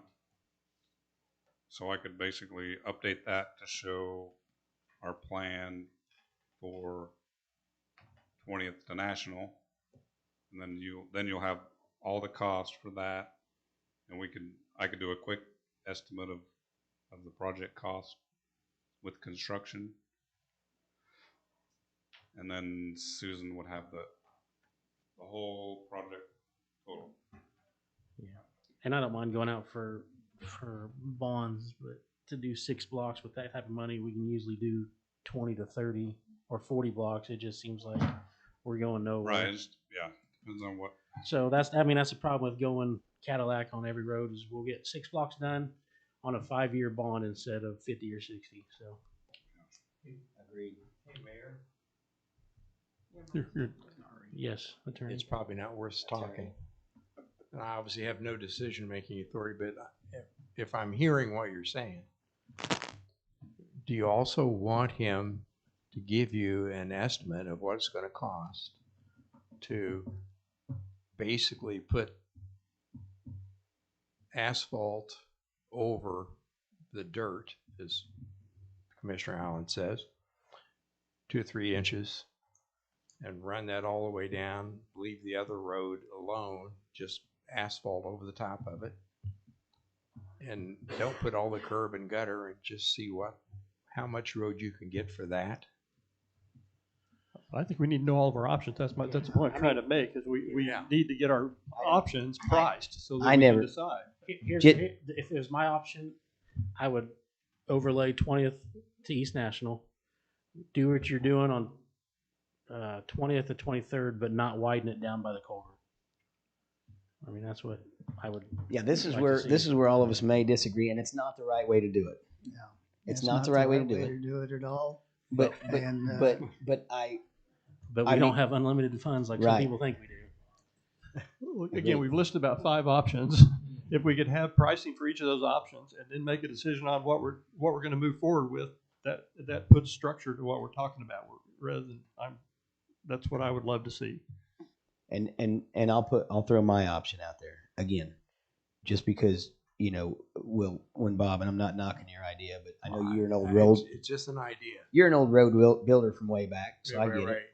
But I'm talking about the thing that I think would be best is if being we can't afford the Cadillac, and it was good and disagree with Pete, it was decent from East National to 20th, and if we came in with an estimate of 2, whether you recommend 4 or 6 inch lifts, one being coarse asphalt, one being with a 1/4 inch smooth top, because that way it'll shed water better, and it won't have a chance of losing its top coat if we would maintain it. We never maintained that street whatsoever. We'll maintain a lot of streets, but if we would do 2 whatever lifts and maybe even cut out the curb and gutter at this point in time, I think that's what we do. We prepare the base. We got to build it up by O'Brien's because we got to get it out of the swamp. We got to make sure that there's ditches. We got to work with O'Brien's to make sure that water stays away from us. There's no requirement for curbs from 20th to East National. Right. That drains well. It runs off.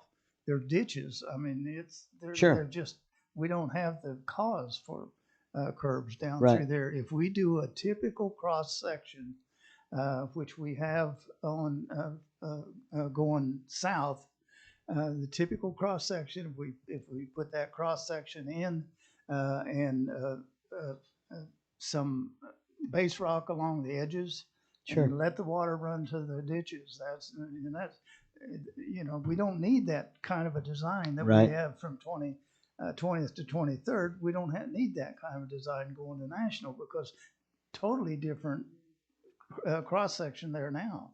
And but to go any less than the typical cross section that we got is foolish. It would not make sense, because you're going to have to do it at some point in time, or you're going to have to keep doing it every 2 to 5 years. Now's the time to fix it right. Yeah, so I guess to hopefully wrap this up, what I would like to do is revise that addendum that I sent for Cooper Street, which is design and inspection, and I'll add a section that talks about conceptual layouts, where we will provide a cost estimate for various options. I'll try to capture all the things, but it'll be like I have. So we know what we want as a Cadillac, to quote the mayor or somebody. Anyway, so we know what that number is. So we'll work from there and kind of pare it down in stages as a concept 1, 2, 3, and you'll see a cost for that, and then those estimates, and then we can move on. Well, if we know there's the typical cross section that we're looking at, it's somewhere in the neighborhood of $200,000 a block. We have 3 blocks, so we would expect to pay approximately from 20th Street to East National $600,000. I mean, that's just what it costs. So we add 600,000 to the whatever we come up here. That's what it's going to cost us, plus our engineering fees. So I think for your motion, really, you're just gonna table the bid is where you're at. And Yes. we're running out of time, but you still have some time for those bids. For the meeting or the bids? What are you talking about? Definitely. Oh, I almost laughed a little bit. Almost. You have Not a, yet. You have a motion. Still a Motion little to table. sore. Huh? Second. There's a motion to table. Yes, there's no second though. Second. Okay, this is a motion to table the bid. Lindsay Watts, Yes. Randy Nichols. Yes. Cheers. Pete Allen. That's fine. Kevin Allen. Yes. Josh Jones. Yes. Consideration Horton Street.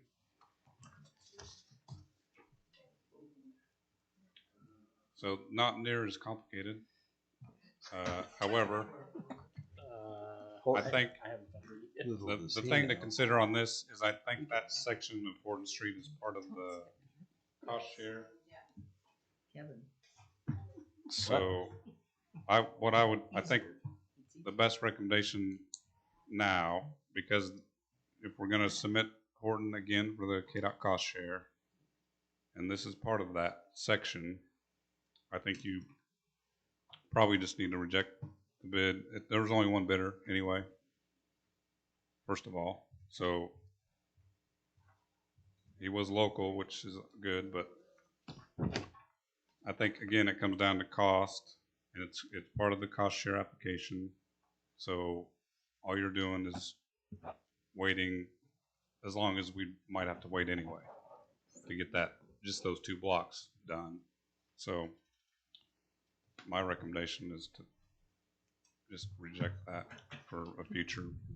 Either you're going to bid it later because you didn't get the cost share, or you're going to get the cost share and it's part of that. I'll make that motion. Second. Kevin Allen. Yes. Lindsay Watts. Yes. Pete Allen. Yes. Randy Nichols. Yes. Josh Jones. Yes. Consideration Earl's Engineering Proposal 17th Street and Eddy.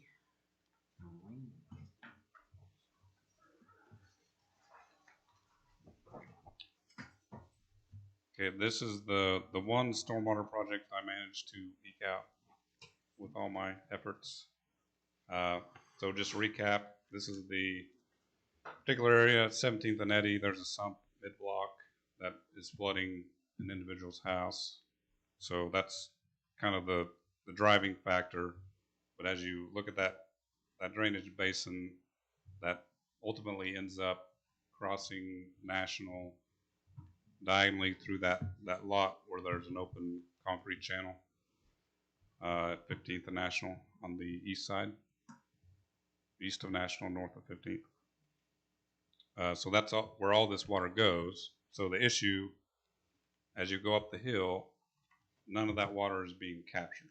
It's all being forced to flow on the surface, and as you accumulate down the hill, you're flooding and overrunning ditches, and this definitely, once you get to that particular sump, it comes around the corner and it's all going there. So we have a plan to intercept some of that water and send it east instead of south, and then upsizing that run of storm sewer through there. So that'll be an engineered set of plans and specifications based on your stormwater budget.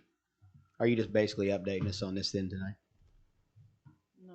I think you So need yes, we submitted a proposal to do that project. Okay. So you need to go out. You need to accept a proposal to. Yeah. So we'll be to contract with. And this is over by Bob's house, right? Yeah. It's been messed up for 20 years. Since it was built. It was built. Yep. All right, I'll make that motion. Second. What's the motion? To allow Earl's Engineering their proposal for 17th Street and Eddy drainage improvements. Storm drain. Randy Nichols. Yes. Lindsay Watts. Yes. Pete Allen. Yes. Kevin Allen. Abstain. Josh Jones. Yes.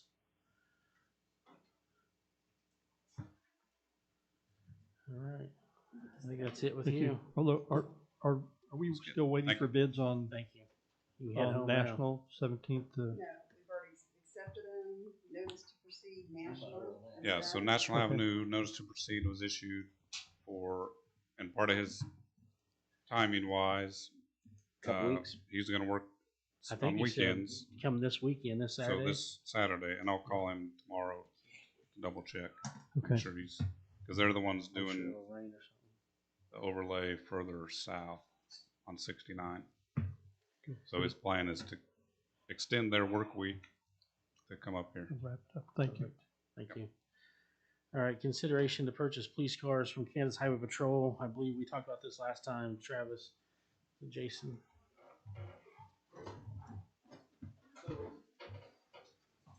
See you, Peter. Thanks for hanging around to give him a ride home. So police department was budgeted $80,000 to purchase 2 new patrol cars. But what we've learned through this process is that there just aren't any available to purchase until next year. So our next best option is going to Highway Patrol and buying 2 used vehicles, be Dodge Durangos. They're about $29,000 a piece. They'll have 50,000 miles on them approximately, and they'll come with a $100,000 warranty. So the remainder of that warranty anyway. So that'll be about $59,700, I believe, for the purchase 2 Durangos, and then we'll need to spend approximately $7,000 more to complete the outfitting. They'll come with a bumper guard, they'll come with a siren, they'll come with a light bar, they'll come with a console, but there'll be some other things that we need, like a couple of radios and things of that nature to complete the car so they're ready for patrol use. And that's 7,000 a piece. No, 7,000 total. Okay. Approximately. So the 2 cars that we take out of service, one will go to Bill Downey, our admin sergeant, and the other one will be reserved for potentially a second SRO if we get that grant, which we haven't heard anything on that yet.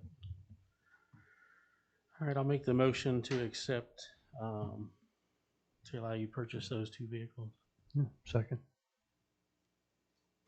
Kevin Allen. Yes. Lindsay Watts. Yes. Pete Allen. Yes. Randy Nichols. Yes. Josh Jones. Yes. Thank you. Thank you. All right, consideration of allocation to Bourbon County CASA 6th Judicial District.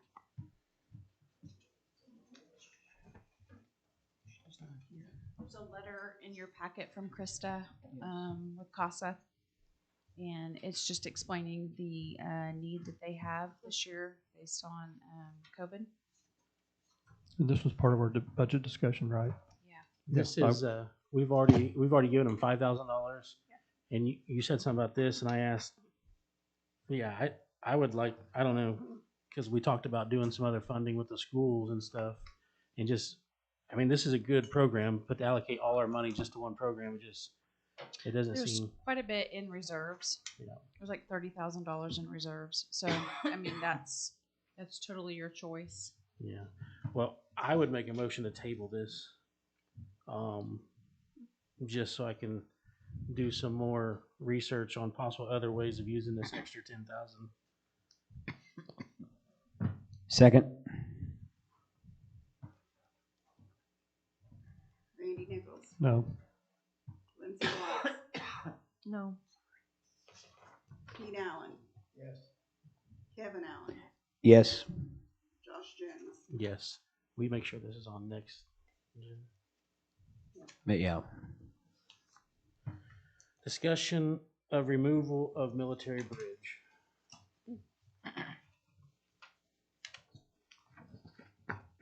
Who's doing that? Military bridge. So we have a bridge that's in the Mill Creek, actually, that has fallen in, and we've been approached about. We've had a couple of different.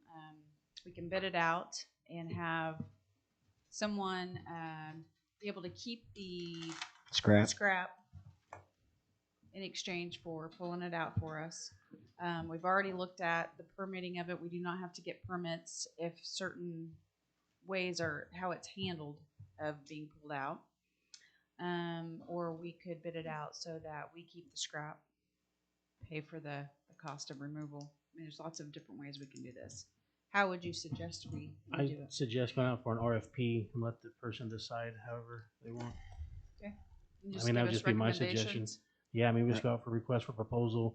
That way people can bid it, kind of like we were doing for the realtor service, if one person wants to do it one way or the other. But I mean, that's just my suggestion. There's one local person that said that Jeremy had already committed to him that he could pull it out for scrap, but I talked with our public works director and told him that that's not generally how we handle things, so we would be putting it out for bid, just so that you're aware in case someone approaches you. Yeah, we want to make sure and do that. So is this something that can go out for, like, we can have, I mean, is this It really is kind of, I mean, it's been there for a while, but we need to get it out before we have a lot of heavy rains. Yeah, it's been or there snow, or if it could back up some things, right? So if we come back and it wouldn't be able to be at next meeting, but probably the meeting after. Yeah, it fell in like 3 years ago. Oh, So, no. Where is this bridge? I don't think it's been 3 years. quite some time ago. You talking about down there behind, what's that name of that neighborhood? Walnut Hill. Walnut Hill. That's Yeah. what I'm talking about. It's down behind. Yeah. Yeah. It wasn't. This is the whole thing is falling in. Absolutely, I know. We used to. There's been a lot of pictures taken down there. We would walk across it and all kinds of stuff. So that it's been down for quite a few. I think it just went because we just got notification that it was down just this past year. It's just been notified that it was completely in. So. Yeah. Right. But I mean, is 2 meetings from now, would that be enough time, or is that too long, or, I mean, what? To take the RFPs? Yeah. I think you can get it done within a couple of weeks. I mean, just ask for some. That's a pretty easy one to accomplish. So. I'll make that motion. Go for it. Second? Or no, abstain? I take my second back. Second. Second.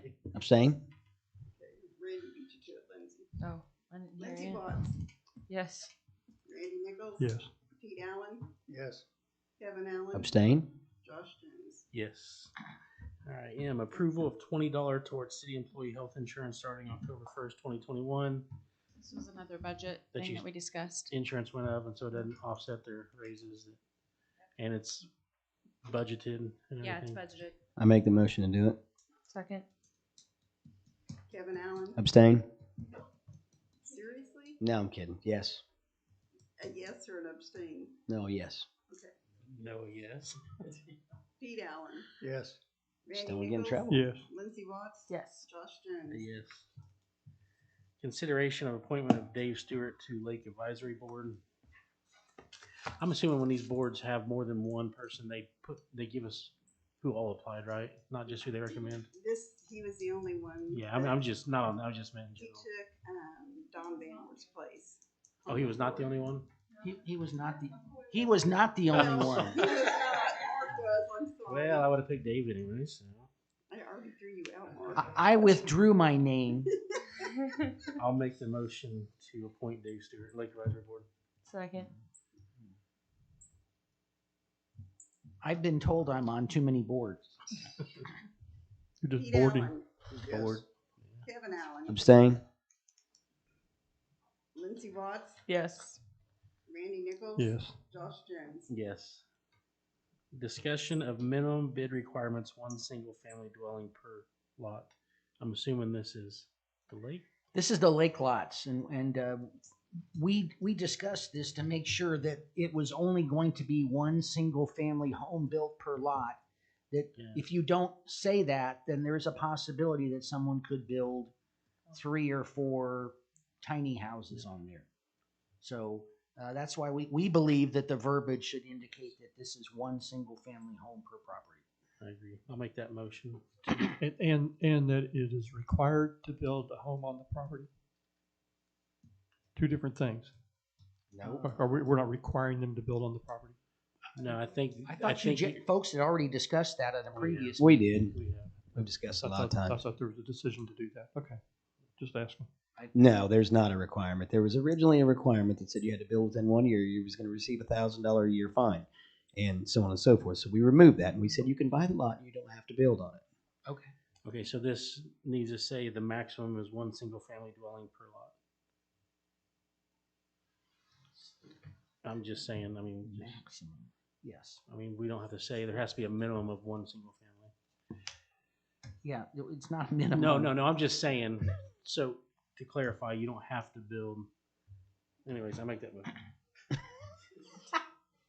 Yeah. Second. Lindsay Watts, Yes. Pete Allen, Yes. Randy Nichols, Yes.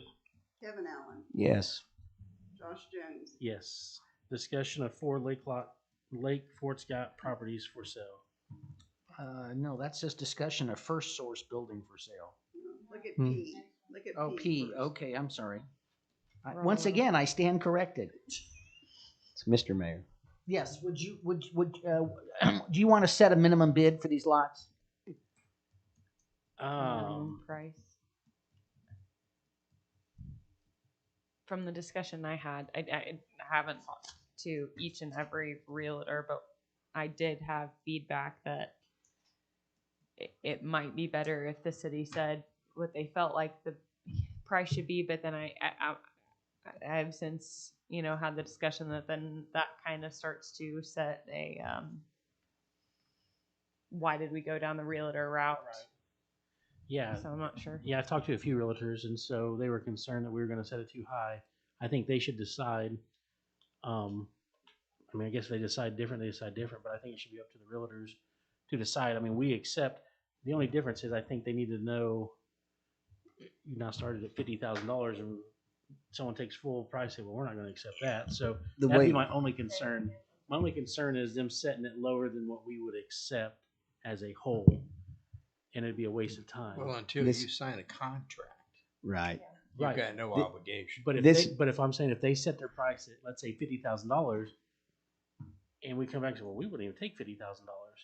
So I don't want them to set a price that would be a waste of time to come back. I agree, but And it's their time. That's true.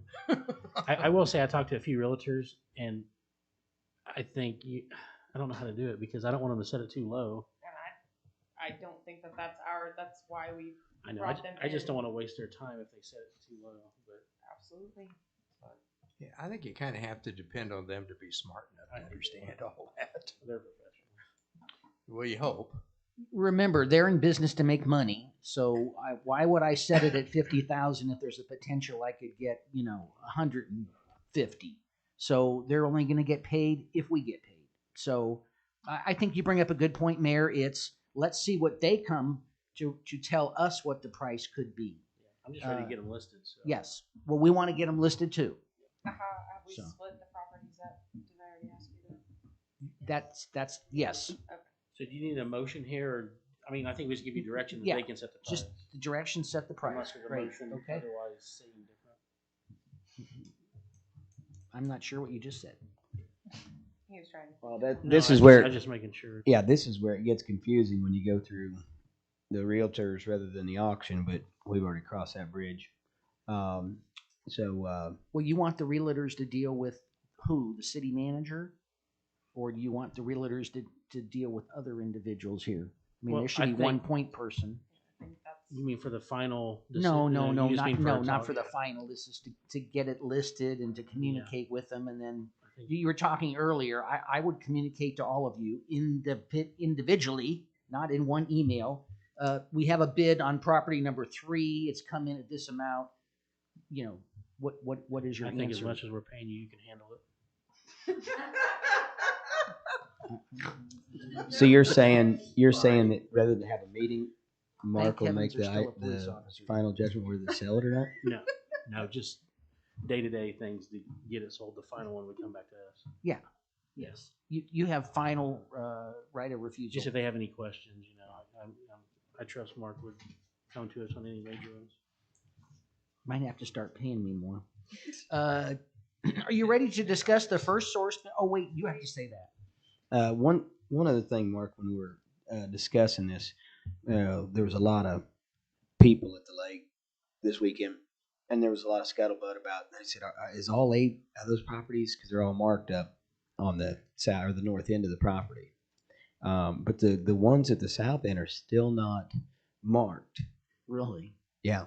Still not. We got orange flags flying everywhere down through there that's saying, hey, we got these 8 properties. So now there's a lot of fear Are they selling all 8? Nobody knows what's going on. So I wouldn't even mind if there was pins put in the ground rather than flags flying in the air, and they can keep the flags flying in the air, the ones that are going to be for sale. You know what I'm saying? When they put the wooden stakes in with the paint tape or whatever on it. But there's nothing on the south property whatsoever. South properties. Yep. I didn't know that. When I went out and looked at them, nothing was marked. And then I was told mysteriously a few days later, now they're marked. I didn't know the south ones were not marked. Yeah, just the 8 up front on the north end are marked and not the other 2. Yeah. Well, I would tell you though, you want excitement. I mean, absolutely. You know, when I'm pointing at you, I don't know why. You want excitement because you want people to be interested in these lots, and so therefore, I don't think it's a bad thing having them marked. But that's my opinion.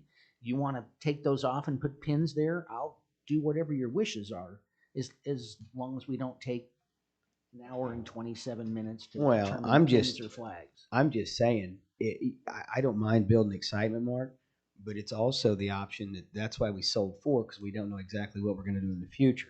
Yes. So if we put those pins in the ground, we might never sell another one again. You never know. Good point. I don't know who put the pins or the flags up, but I'll certainly find out. Yep. Okay. Discussion of First Source building for sale. That's Susan.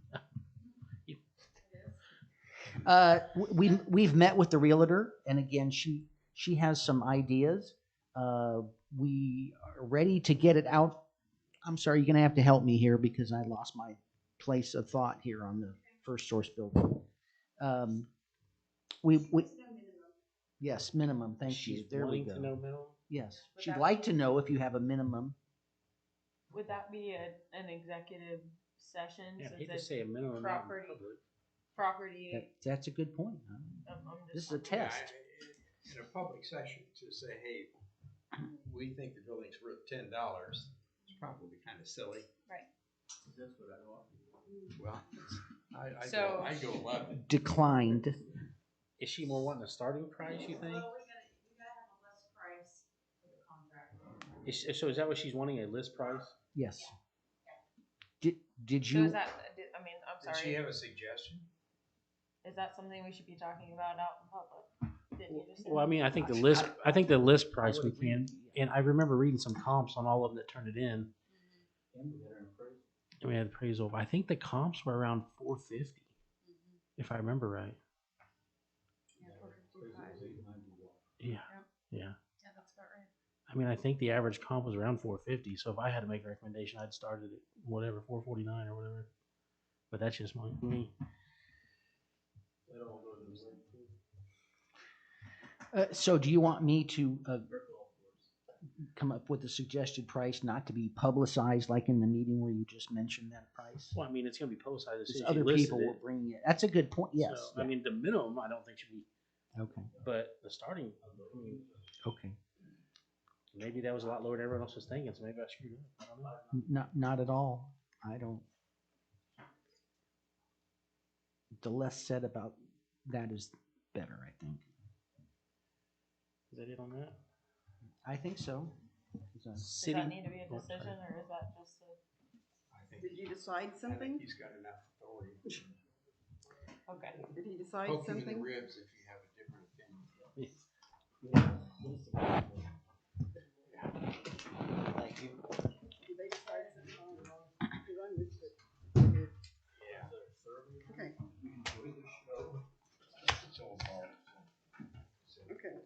All right, city manager search update.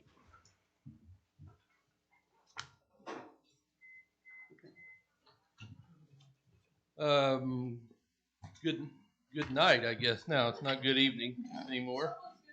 So, wanted to come up and just get a progress report on the city manager search, where we're at, where we're going from here. As you can tell by the listing, the proposed options, the city commission, we've already done that. Improvement of job description. Mark McCoy and I approved that. We did develop the city manager search panel. That's is done and accomplished. We have a meeting this Thursday to go over objective goals and processes of the search panel. The advertisement of position, we have started that. It is posted on our website, LinkedIn, League of Kansas Municipalities, and ICMA.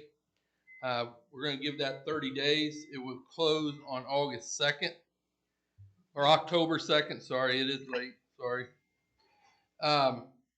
And during this time, we'll be doing the screening of the applicants.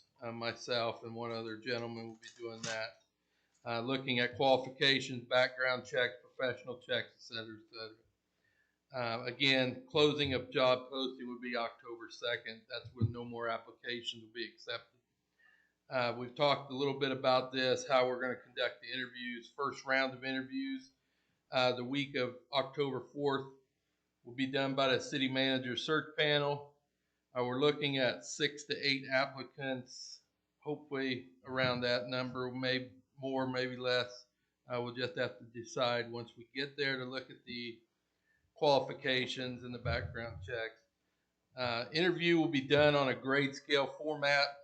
It pretty much puts everybody on a level playing field that way, and it'll also be with set questions. Second round of interviews, week of October 18th, somewhere in that week. It'll be also done by the city manager search panel. Narrow it down to 4 to 5 to 6 applicants, just kind of depends. Interviews will be done on the grade scale format again and set questions, but they'll be different from the first interview. Final interview scheduled averages, we'll go through those, and that'll be done on the week of the 25th of October, and that'll lead us into the third round of interviews, which is the week of November 1st. That is the third round of interviews are done by you, the city commission and mayor. That'll be just with the top candidates, and you'll have pre-selected sets of questions, and it'll also be done on a grade scale format. That way, again, it's a level playing field.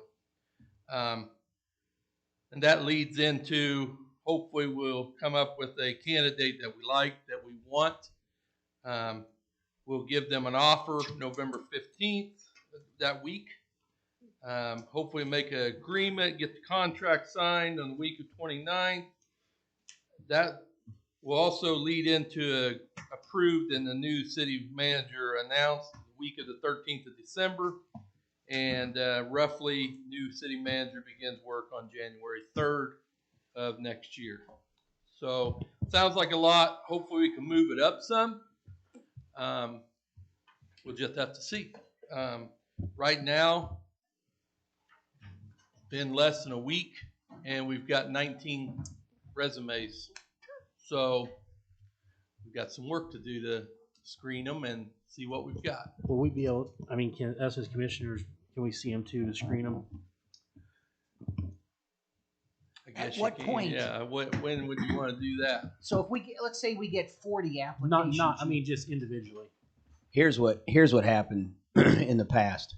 We were told we wasn't allowed to see the whole list of applicants. Well, sure. You're Yes. only allowed to see 4. And Diane we want to can- make sure that don't as they happen come in, again. Diane can confidential packets, hand them to us, and we can screen them at home. We don't need to screen them all together. I'm just talking about for our view.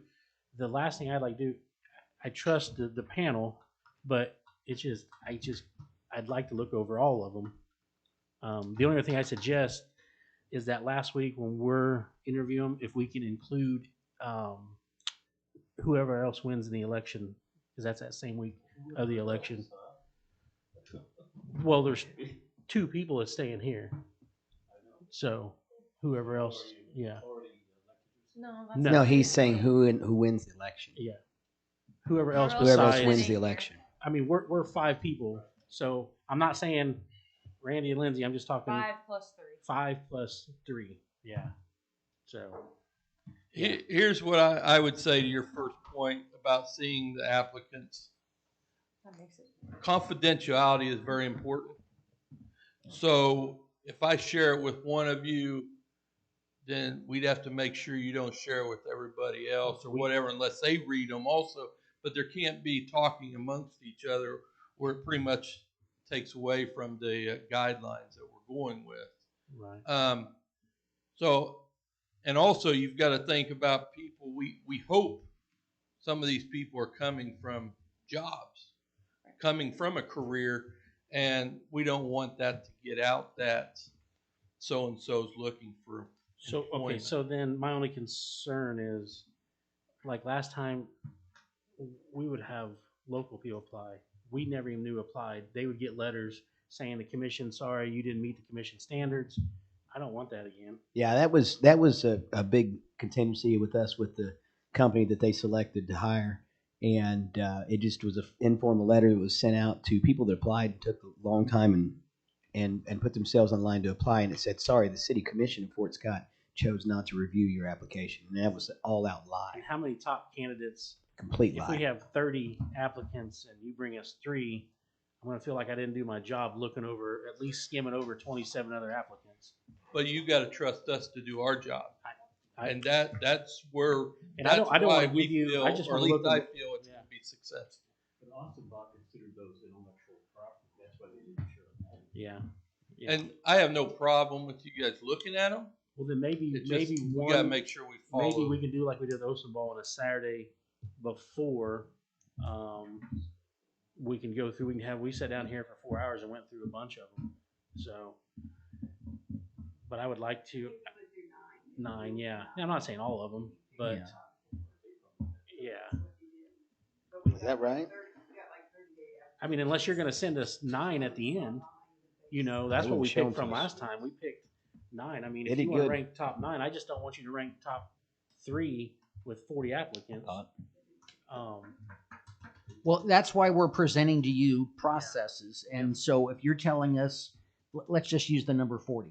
If you tell us you want us to bring you the top 10, we'll bring you the top 10. If you tell us to bring you the top 20, we'll do that. We wouldn't suggest you taking the top 20 to go through them. You're empowering people to make a decision. These individuals who have been asked to participate and are contributing their time have a vested interest in this too. And as an advisory, it's almost like an advisory board. I take their advisement highly, but I mean, still the decision comes down to us. I just want to make sure I'm doing my job. I agree with you, Josh, and I also agree with Brad and you guys. This is a great idea, putting a panel together of local people, of business leaders, or what have you, to come up with the best leader to lead our community than a bunch of strangers to come in and pick somebody. So I think this is great, the process we have going. And if you bring us, let's just say the top 10. What do you think? Well, if you want to see all the applications, I would think that's fine. You would come into Brad's room and view them in there. You can come into my office and view them there. I agree with Brad. I don't think all of you folks getting together and discussing, what do you think about number 7 is not. Well, I just want to make sure we have a big enough pool to choose from. I don't want you guys to narrow down, hey, here's top 2, pick one of them. And that's kind of what we had with Osenball. We're not Osenball. Right. No. So this process is awesome. Love your. I just want to make sure we have a good list.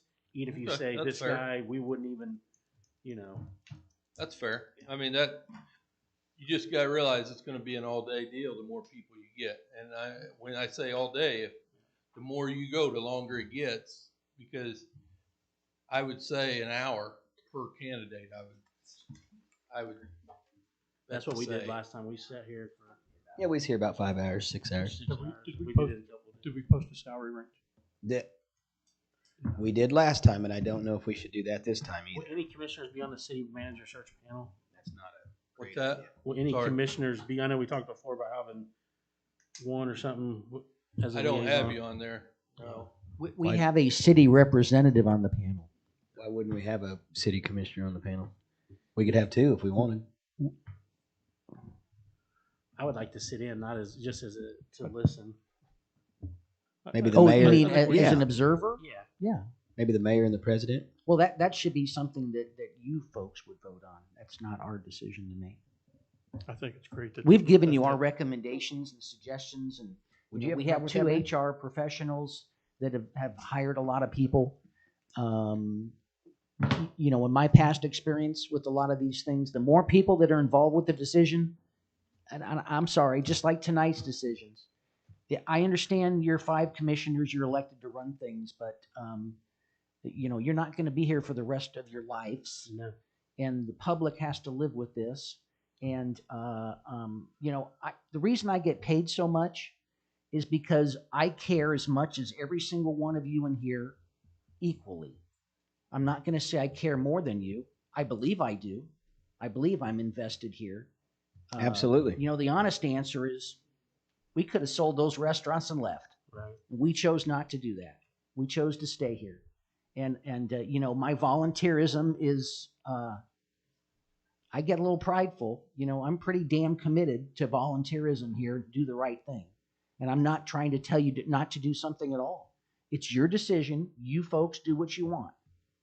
I think, and I am happy that you're invested in the community and that you stayed here and every bit of that. And it's the same way with all of us. We're all heavily invested. I'm a lot here. older than you. I'm not as old as Not Pete, but I'm a lot older than you. Pete said, huh? But we're all vested here, and we could all sell our things and go somewhere else, but we're not doing it because we're trying to do the right thing. Yeah. And the only reason that we're wanting to be more involved now is because we weren't allowed to be more involved before. Well, we want you to be involved. And that was the problem. We had zero to do with any of that last time. We were forced, our hand was forced by 3 votes to go with a different scenario, and I didn't approve it then, and I don't approve of it now, and I'm glad we're at where we're at.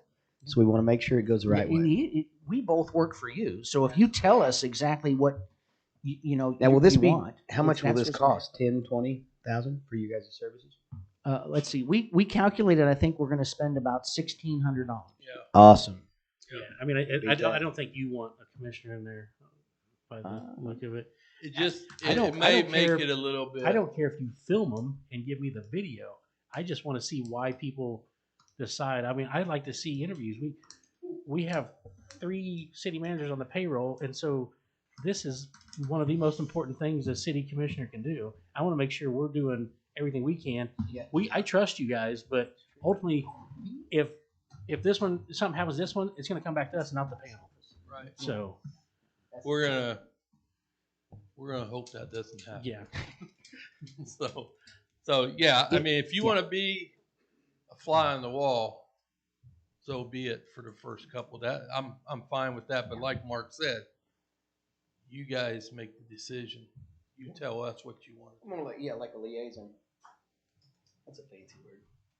Can you spell it? I think you've got a great committee, and I trust you to bring forward the best candidates. So yeah, if you want 10, we'll bring Yeah. in 10 candidates. And again, if you want to see all the applications, that's fine. They're going to stay in the room. You're going to look at them there. And if you want to, if you want you more probably than don't want to that, wait till I get all of them. You'll want to come in and look throughout, so you don't have to sit there a while. But there's quite a bit of them. I mean, if you're going to bring us, I guess my biggest thing is I don't know how many candidates you're going to bring me. The only reason I want to sit in is just in case you bring me 3 or 4. I don't need to sit on every one of them, but I would like to sit in on. I'd like to at least be a part of interviews with more than a few. Okay, that's fine. So Whether you bring us a list of 10. So what if the committee selects 10 people and you like the That's 11th? So you're not going to have any input in who those 10 people are.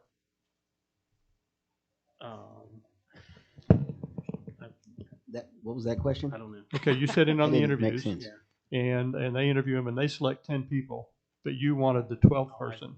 I'll take their 10. I mean, Okay, then I would guess, now. the now- question is, why are we sitting on well, the interviews? then? You're right. Maybe we should, because if I do want the 12th one, then maybe you wanted the 12th one, maybe Kevin wanted the 12th one, maybe we missed out. So you're right, Randy. Yeah.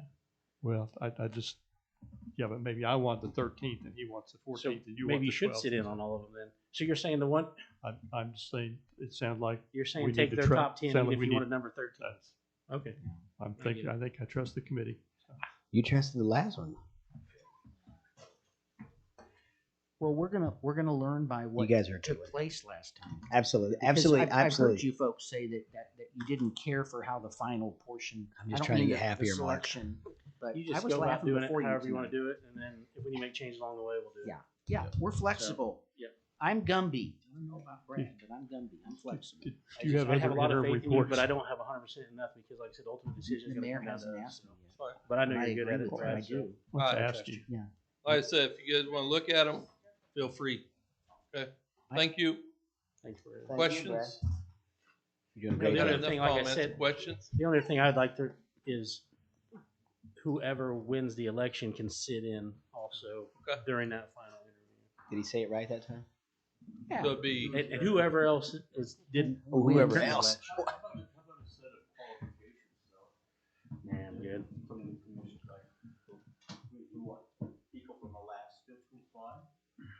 I'm good with that. Yeah. Next.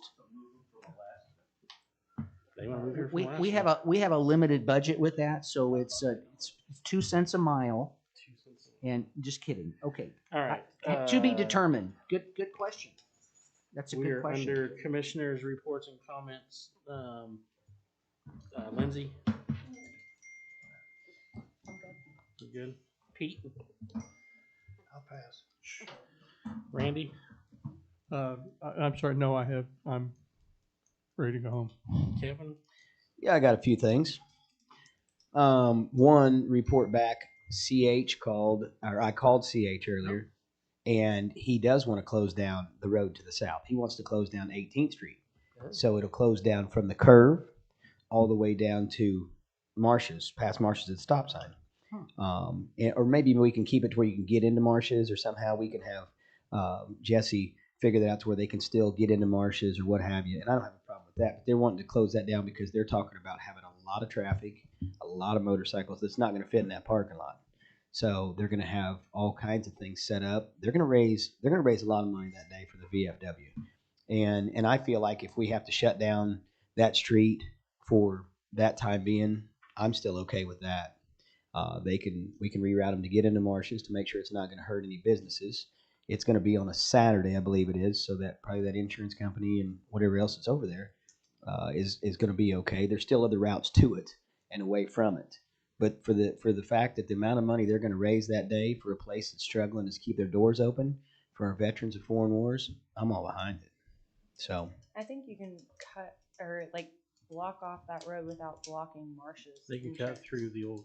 Jesse can figure that out. They go through. I would still. What's that? Yeah. Yep. Yep. So I'd make a recommendation to close or make a motion to close that street down. I just want someone to reach out to Marshes and let them know so they can prepare anything they can do, because I don't want to upset Marcia, because I hate for a business to lose money. Yeah, and that's this Saturday. Yeah, so, absolutely. But the run's a good idea. Yeah, is right. We need to support that too. Yeah. Well, so I usually, second that, Josh. Okay. I'll work with Jesse. We'll get the cones in the right order so they can get in and out as best as possible. Yeah. Randy seconded. Kevin Allen. Yes. Pete Allen. Yes. Yeah. Randy Nichols. Yes. Josh Jones. Yes. Lindsay Watts. Yes. Unrelated, but someone should let the VFW know that Hendrix started Saturday. Oh, that's right. Yeah, that's great. That's on my report. Well, it's They're going to be on farther. It's actually probably best that road is. It's probably best that road is closed down then, because people won't be able to. Well, no, that'd be farther down. So it's farther down. Yeah. Okay. Anything else, Kevin? Yes, I do have a few things. Thank you for asking, Josh. I have Fort Scott Lake.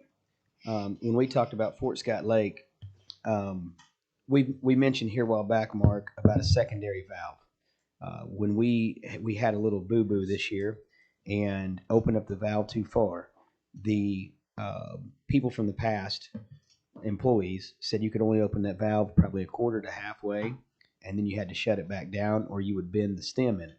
We opened it up too far, as legend would have it, and we bent the valve and we lost millions of gallons of water.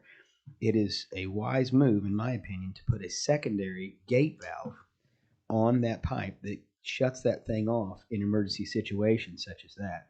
It can be placed farther down north on the pipe, and it doesn't have to be a $20,000. A valve like we have right now is around $21,000 to $25,000 is what the estimates came in. But I think we can get a gate valve and possibly even have one built, maybe even here in town. We've got quite a few builders to put something like that in there. But that's something I would like to look into to make sure that we don't get in that type of situation again. Another question is, have we been exercising the valve? Because that's what keeps the valve in good condition. It's like anything. If you don't drive your car for a year, it's probably going to have a dead battery. that valve at least, I believe they said once a week.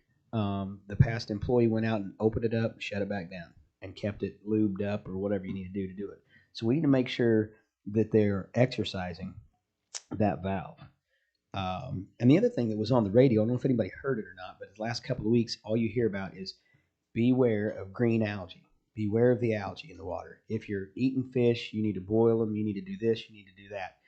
KOMB 103.9 has been throwing it out there. 96.9. Everybody's had it from KDHE reports. Beware of the algae on your lakes. And we had mentioned before, the lake committee did, as well as I, the liaison of the lake committee, that we need to be testing our waters to make sure they're safe. And it was told to us. There was just what was it? The lady and husband and little kid and dog just died from, I think it was Colorado, somewhere around there, because of algae just from the stream. So. And the response to given to me, as I asked by the lake, was asked by the lake committee to report to the city commission to have those waters tested for the green algae. The answer was, why? Because we'll process the water once it comes to town and make it safe for you to drink. Well, I'm not as concerned about that as I am that the people that are enjoying recreation out there that's taking and ingesting green algae in their system, because if you've ever been swimming, you know that you're going to ingest some water. So we need to direct whoever we need to test those waters. We need to get with KDHE and find out what we need to be doing to our main water supply to test for green algae. We need to be exercising that valve, and that's all I have. All right. I just have one thing. Al Neese asked again. We talked about their ditches out there flooding when it rains, and so I didn't know if we could check out the ditches out there in front of Neese product. When it floods, it goes in. When it rains, it just goes in their whole parking lot. There's no ditches left. Yep. So other than that, I don't have nothing else. Josh is right. I could show you where we walked it out that day. You have anything, Bob? I do. I'm afraid, but I would request that you call an executive session. You want me to go ahead and call it? For attorney-client privilege claim against the city, with obviously the commissioners involved, the manager and the HR director and myself. About 20 minutes. All right. Move the city commission recess in executive session for the purpose of what Bob just said. The attorney-client privilege exception, KSA 75-4319B2. The open meeting will resume. You want to keep it in here? Yeah, it'd probably be easier for you guys. The open meeting will resume at 11 in 20 minutes. 11:47. Second. If somebody's in it, I'm not sure. Yes. Yes. Yes. I'm trying to do pause break.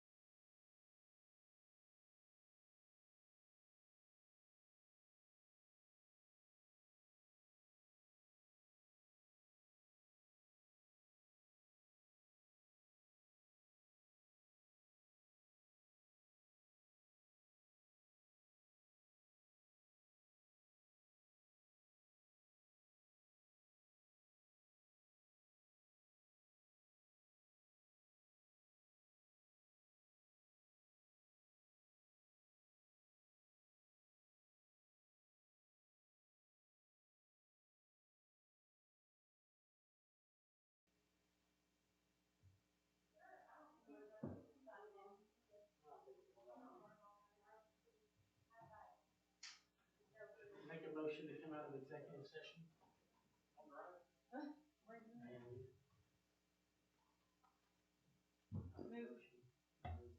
Second. Yes.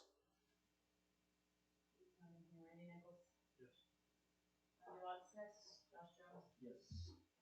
I move the city recess to the executive session for the purpose of attorney-client privilege, the attorney-client privilege exception in KSA 3543-1992. Executive session of 5 commissioners, HR, and city manager. Will be resumed at 11:51. Just make it midnight. Second. Yes.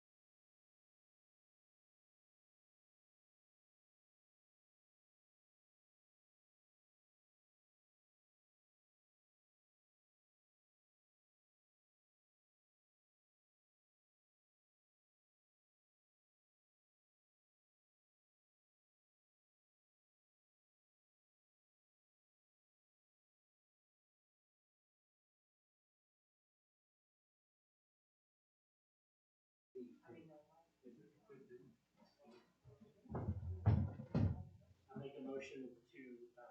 Happy New Year. Hey, I'm leaving. Second. Kevin Allen, Yes. Pete Allen, come on, executive session meeting. Randy Nichols. Wendy Walk. Yes. Josh Jones. Yes. Mark, did you have anything? I did. I left my notes in there. So the signs. I wanted to make sure you knew. I've got with KDOT. They're gonna fix the signs, but we have to go through CDL. Those are the flashing signs before you get to the red lights. 4 of those are out. Okay. I already told you I'm going to the Highway 69 meeting representing the city. I'm sorry, I can't remember what else was on the list. I apologize. And I've got 62 notes from tonight, so I'll continue to work on those. One of the things on your list is national stop sign there. No, no. Second. Yes, meeting over. I would like to see stop signs put back up because I can't get across national.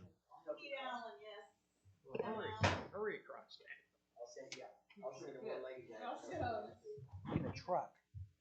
Oh, thank you. That's very kind of you. Yes. Return my pen.